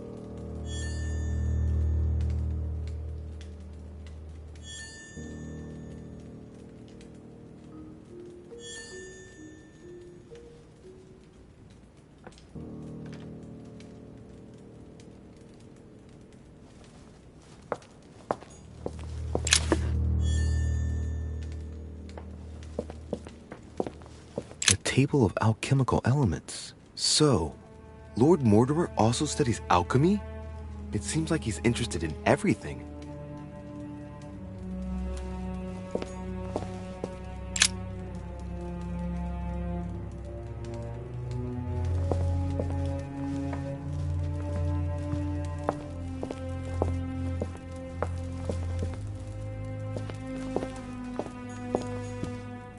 Three rusty old nails.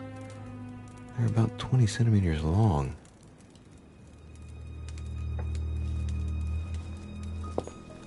Some goat skulls, chicken legs. Now we all know what that's for. I'm a little surprised at Mortimer. I didn't seem as the type to be organizing little pagan parties, invoking occult powers, and dancing naked under the full moon. I'm more used to seeing cheap charms like this sold by charlatans in Pré Saint-Gervais. Look, a pack of tarot cards. Has he been reading the cards? Mortimer? That would surprise me.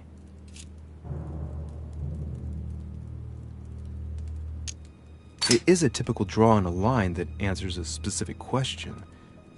To the left, Temperance, that announces a reward for one who patiently waits before taking any action. And in the middle, the Chariot, which symbolizes triumph and business success.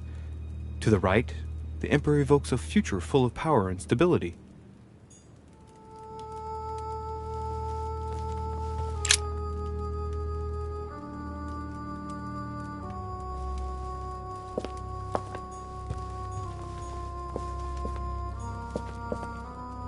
Preservation using formaldehyde. Just as disgusting as ever.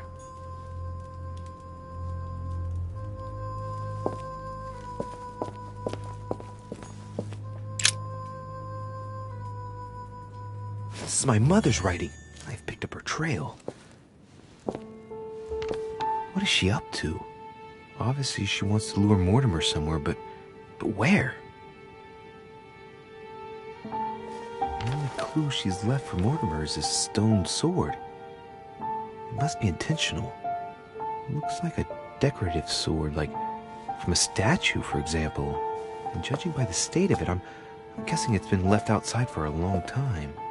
I have absolutely got to find out where it came from.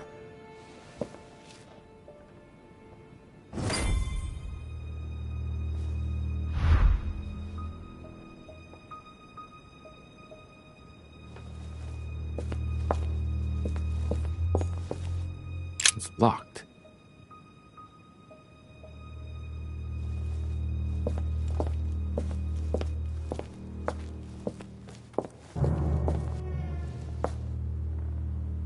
Oh, shit. How am I gonna get out of here now?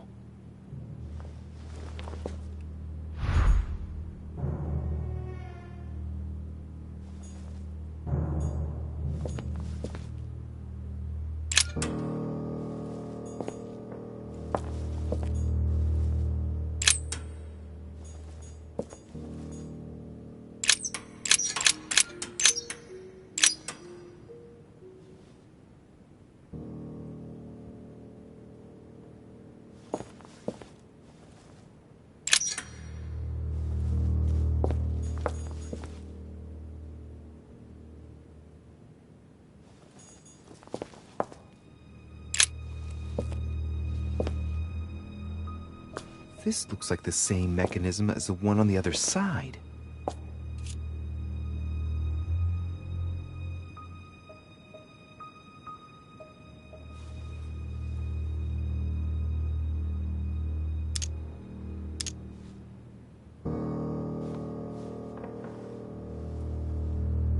It looks too easy. It could be a trap.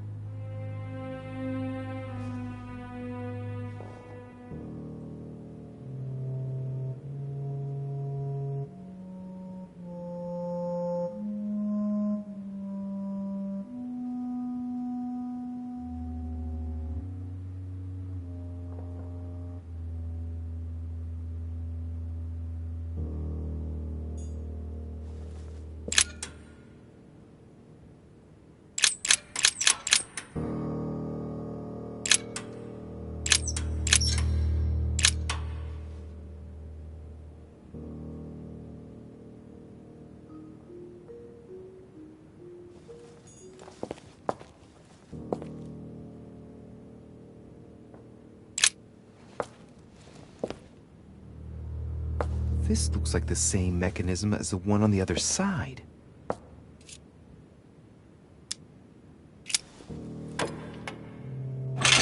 Whoa. If the grid closes a bit more every time I enter a wrong date, I'd better not mess up again. It doesn't seem to be working.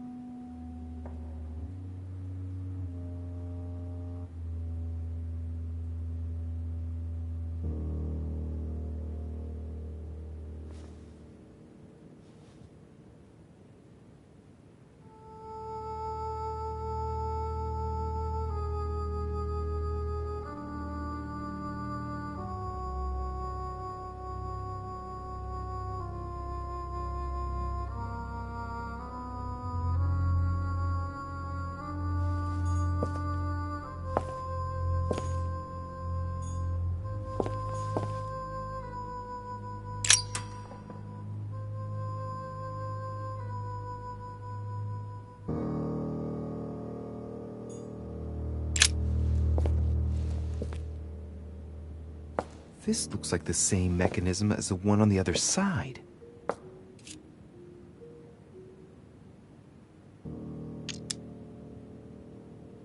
It looks too easy.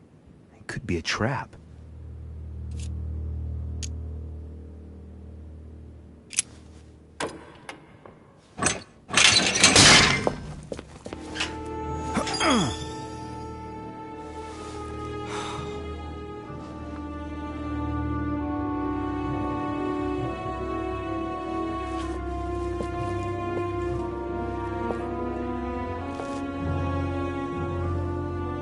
Are stuck. Shit! I'm cornered like a rat.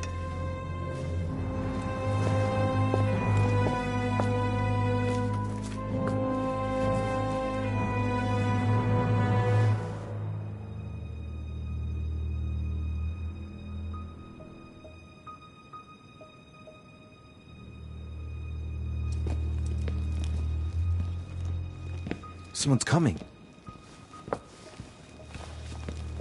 Please don't let it be Mortimer. Who is it? Deliberately avoiding me.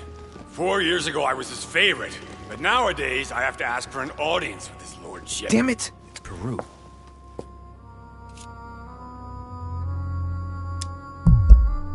I don't know if I should, but Well, that's it. I've had enough of being humiliated. I'm wasting my time here. After everything I've done on his behalf, he dares treat me like a lackey? Sir Peru! It's Monsieur de Riche! I've locked myself in behind the painting! Help me get out, please! What are you playing at, goddammit? There's a pedal under Lord Mortimer's desk. Can you see it? There's no... Hang on. Yes. Good. Now press it. Yeah. Done. You should see something resembling a frame with numbers. Yes? You have to turn them to set the combination.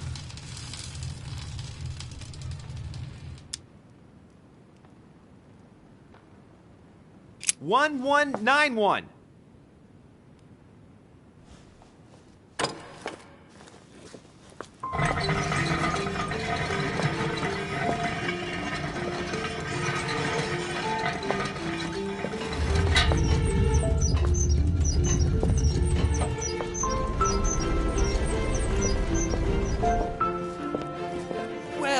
Well. Poking our nose into Mortimer's little secrets, are we? You do surprise me. It's not what you're thinking. I'll explain everything. No, you will not, sir. It has nothing to do with me, and by the way, I never even saw you. So, I'll be on my way now. Thanks again. You had me trapped.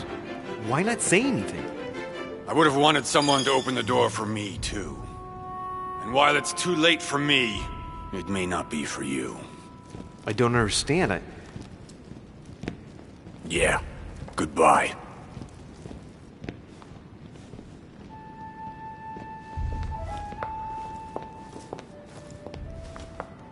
I've wasted enough time. I better get moving if I want to find my mother.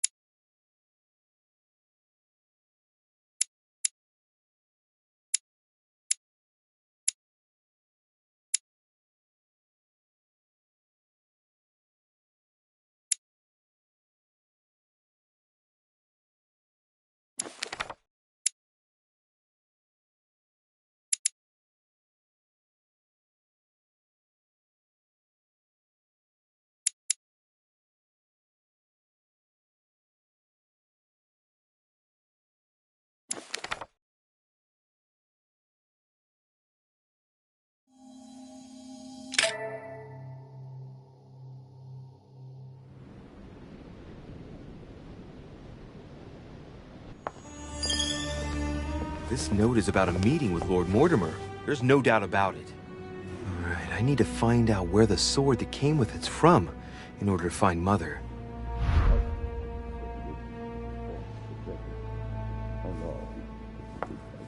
You're joking, I hope. Don't tell me you've done that. Really? How do you expect me to guess? Oh, for God's sake, just ask them.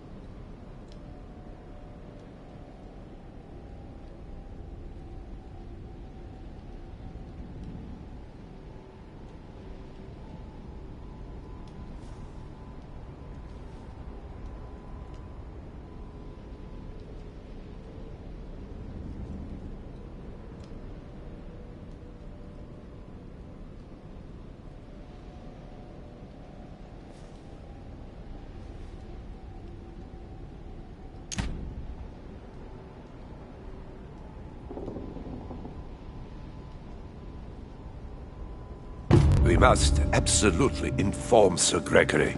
How long has he been trying to collect all the spears?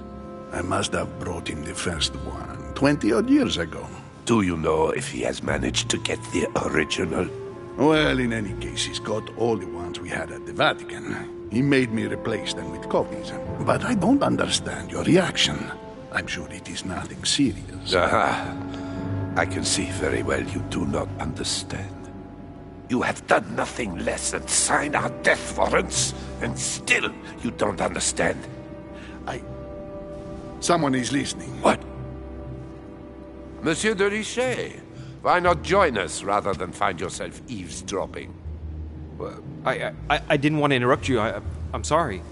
Of course you didn't. So, my son, what can we do for you? I didn't mean to spy on you, but you caught my attention.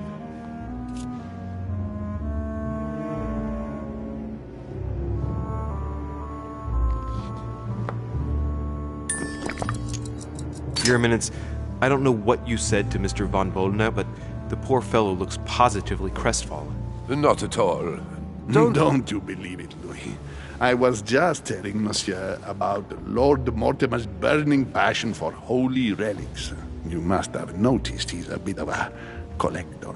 Well, for years he has been searching high and low to bring all the copies of the Holy Spear together. As I was coming here, I thought I'd bring him a few of them. That's all. Be quiet, for God's sake. Please leave us, monsieur. His Eminence and I wish to finish our discussion alone.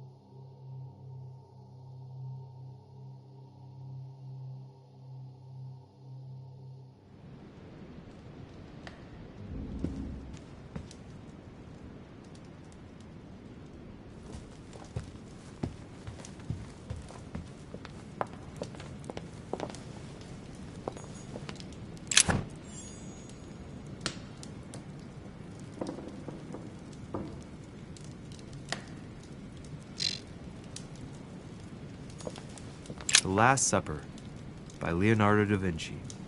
The last day before his crucifixion, Jesus announces that he will be betrayed by one of his disciples.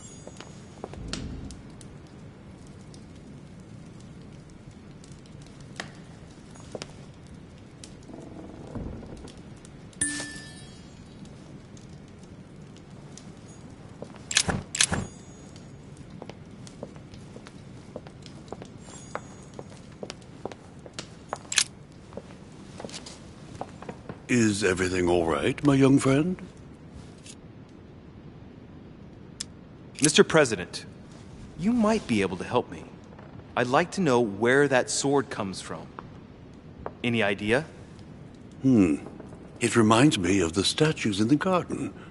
I can't guarantee it, but you ought to go and see. You never know, do you? Thank you, Mr. President. You're quite welcome. See you soon.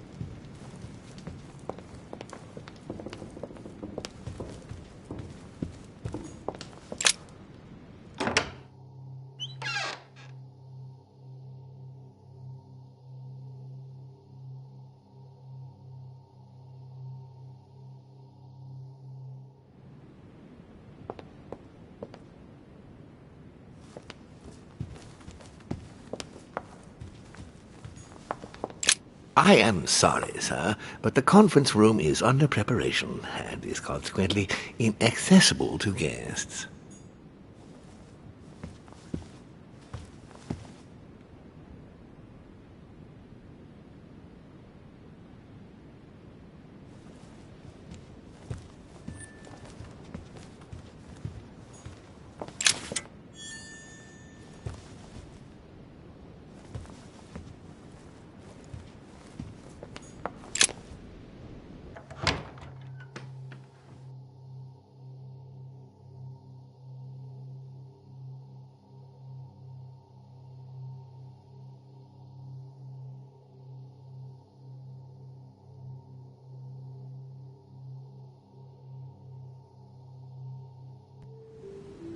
The sword probably came from this garden, but what could it have been used for?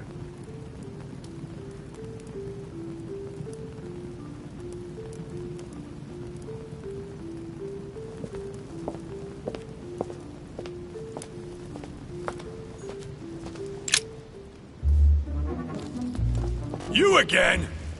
God damn it, are you following me? Wouldn't dream of it, sir.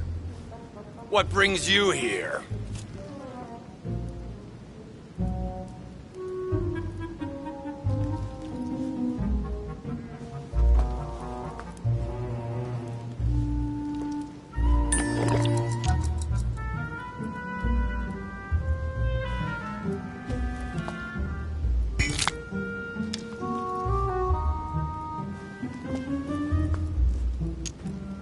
Not giving up. You see, I sense there's something hidden in this garden, and I intend to find out what it is. You've got some balls, I'll give you that. Watch your back, though. There are no secrets here. If Lord Mortimer finds out you've been searching his island, he'll make you pay dearly. Thanks for the advice. Are you gonna denounce me then? What's the point in answering? You wouldn't believe me anyway. I'll be leaving now because whatever it is you're up to, I do not want to know. Be seeing you.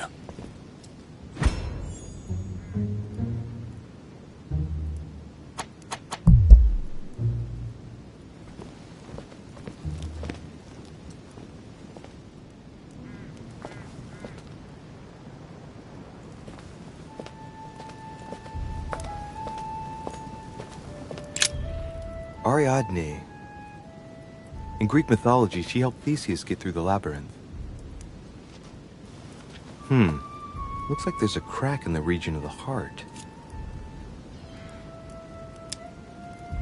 If I recall the Iliad, Ariadne is none other than the daughter of Minos and Pasiphae.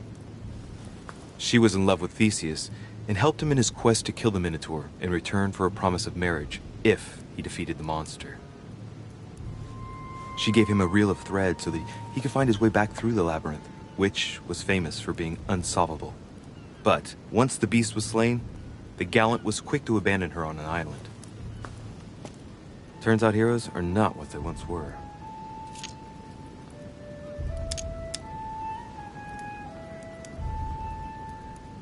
Let's see.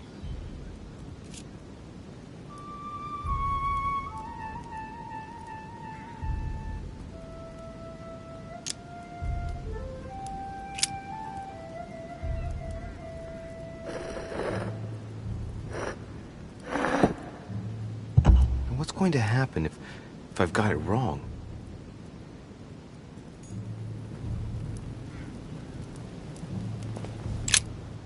Ariadne.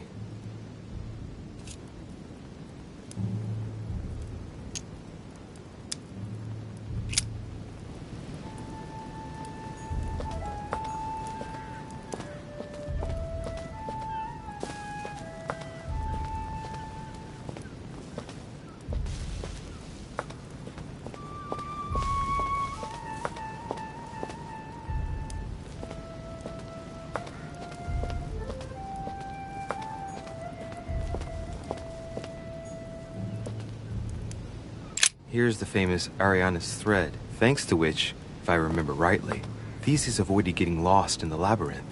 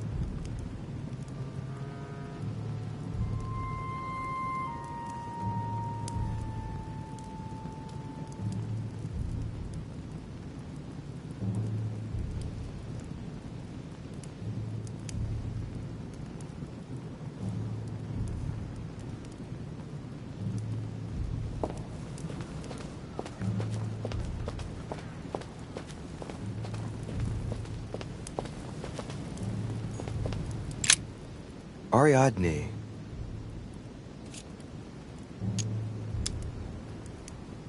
Try something else.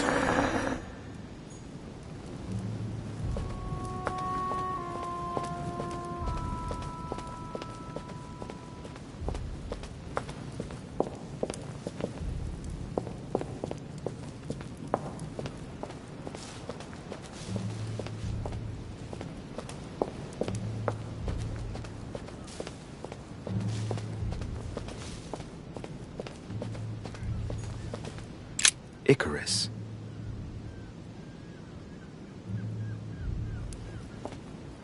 The son of Daedalus and Nocrate.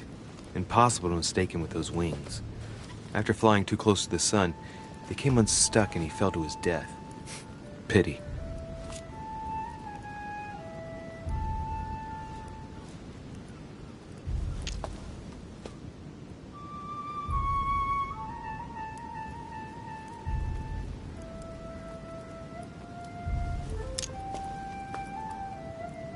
Well, let's keep going.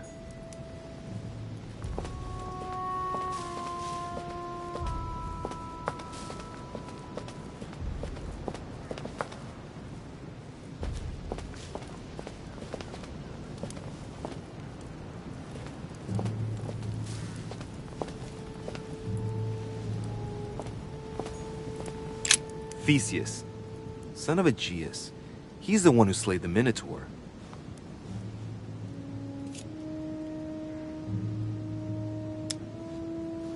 Looks like a crack has been made on his torso.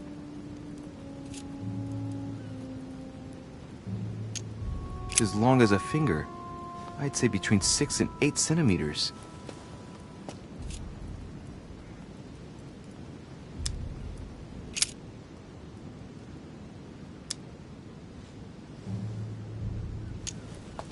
I seem to recall he took the decision to confront the Minotaur. He killed the beast, but if it weren't for Ariadne's help, he would have been trapped in that labyrinth forever. In short, yet another hero who wasn't the sharpest knife in the drawer. Okay, I'm probably being a bit harsh. I mean, we do owe him the foundations of Athens.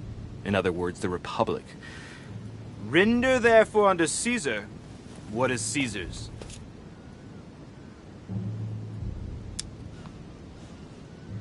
I wonder if Mother managed to solve this enigma.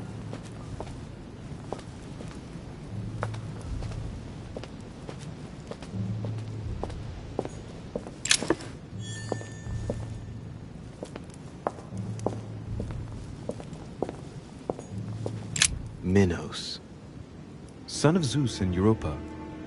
If I remember correctly, he was the king of Crete. Married to Pasiphae, he had many children, including the famous Ariadne, whom history remembers for her thread. Hey, there's a crack in that statue.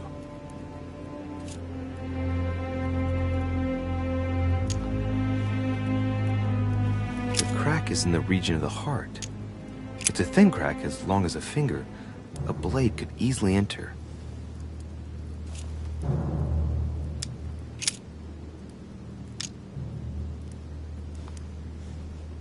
In mythology, King Minos was known as a wise and just king, despite the fact that he deceived Poseidon.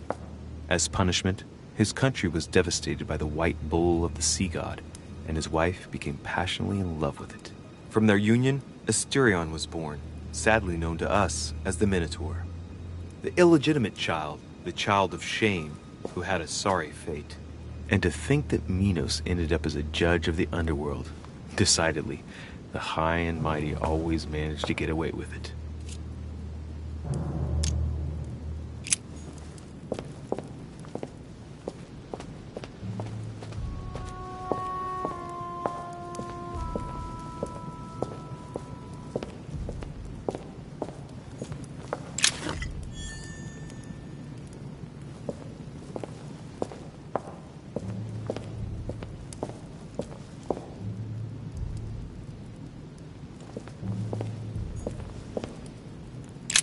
Asterion.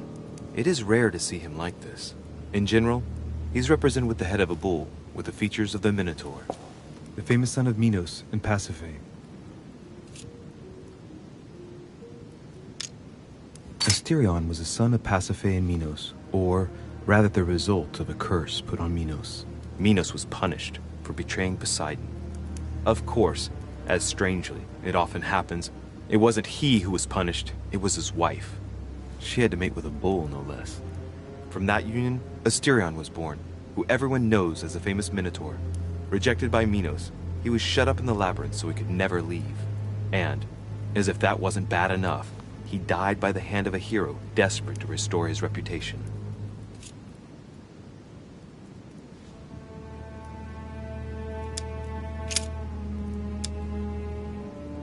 statue has a crack in it.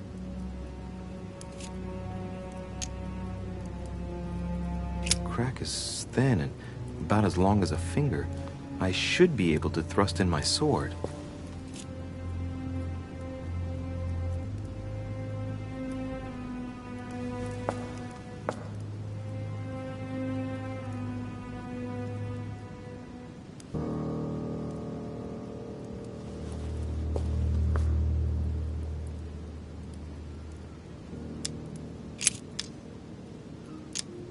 Let's go.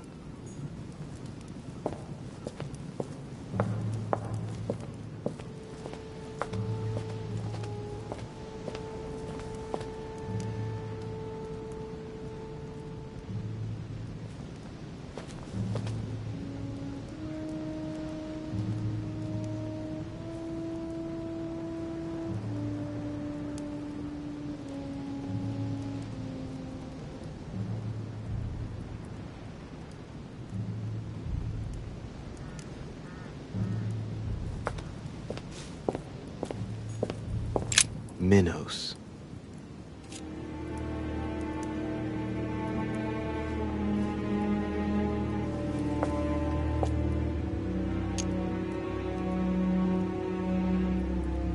He and his queen, Pasiphae, were the monarchs of Crete.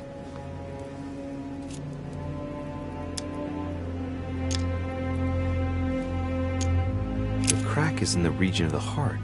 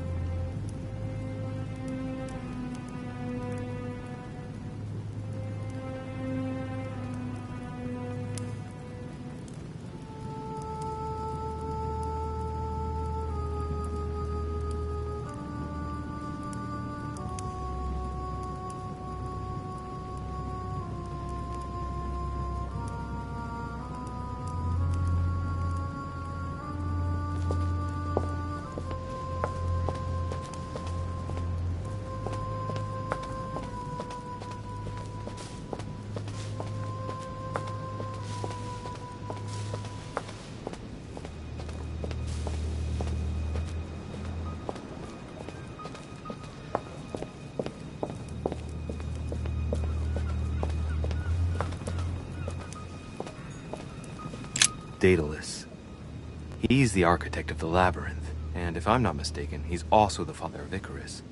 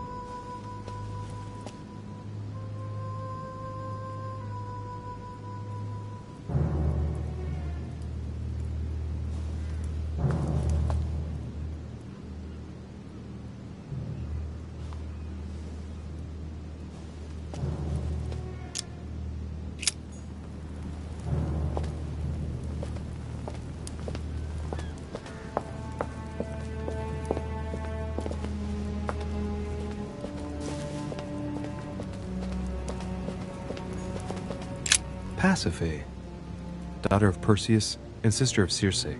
She married Minos and became the queen of Crete.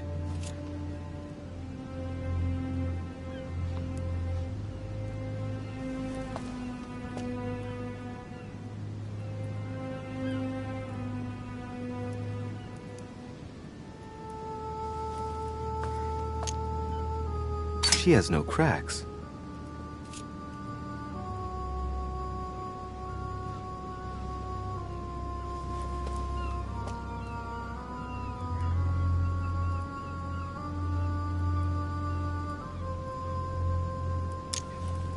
Alright, let's continue anyways.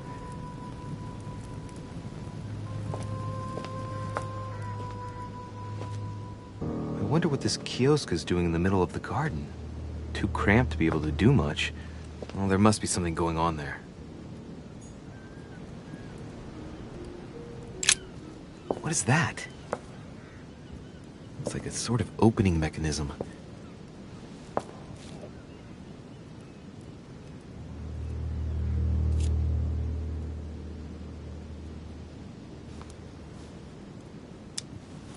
Knowing Mortimer, I bet it's booby-trapped. There's a little hole at the fingers. I'm pretty sure if I get it wrong, I'll get pricked. Damn you, Mortimer. Reminds me of traps I studied in Egyptian tombs.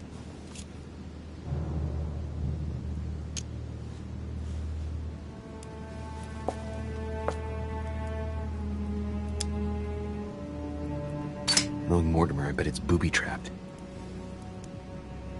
There's a little hole at the fingers.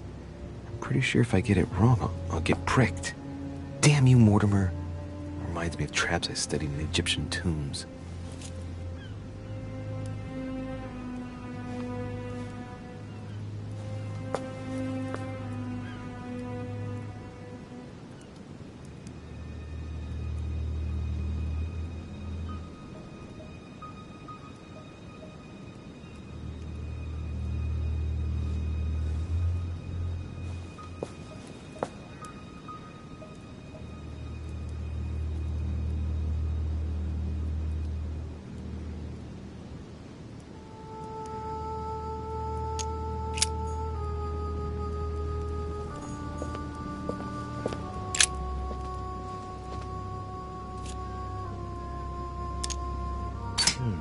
It looks like this slab moves. Well, I wouldn't be surprised if there was a passageway underneath it. It's up to the just to deliver judgment. Truth unlocks all possibilities.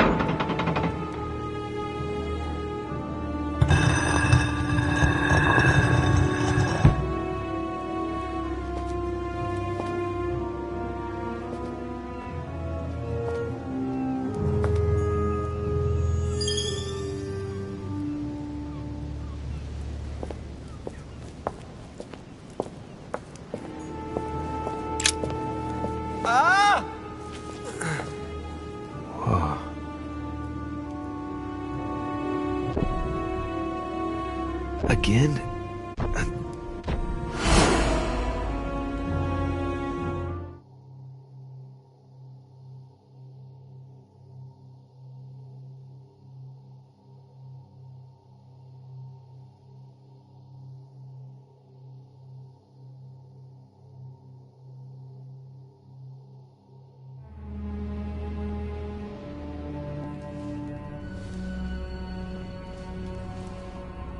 You can't be serious, Manuel. You know that's not going to happen. You must leave me alone now. I have agreed to everything. Even to... Agreed? I wasn't aware you had a choice. What's going on here? What now? What else must I do to win back my freedom? Obey me. Now get out!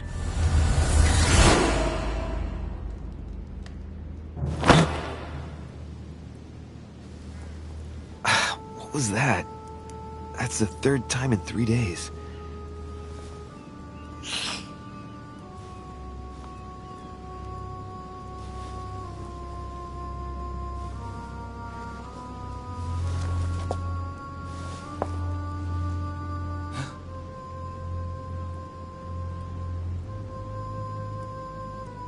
Let's see if you're in there, Mother.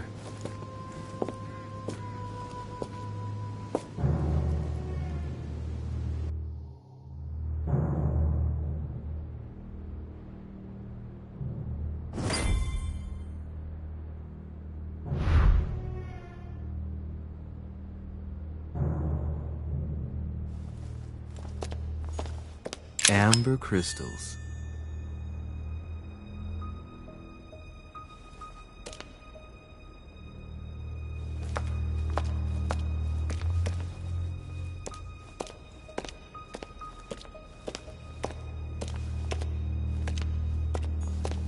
Bandages? Someone's been patching themselves up. Looks like my mother took advantage of being in hiding to change her bandages, huh? This is silk. She must have used her own clothes.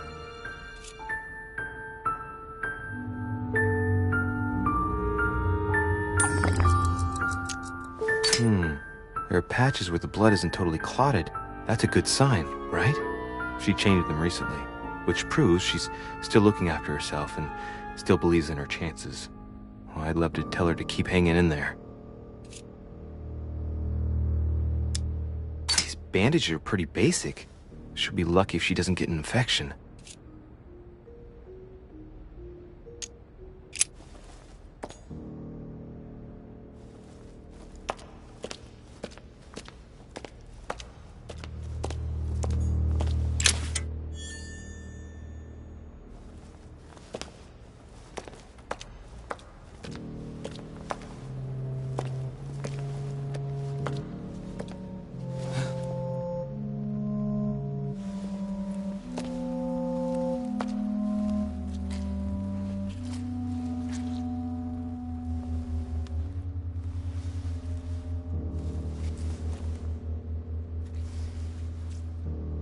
Damn it, Mother. Now what's happened?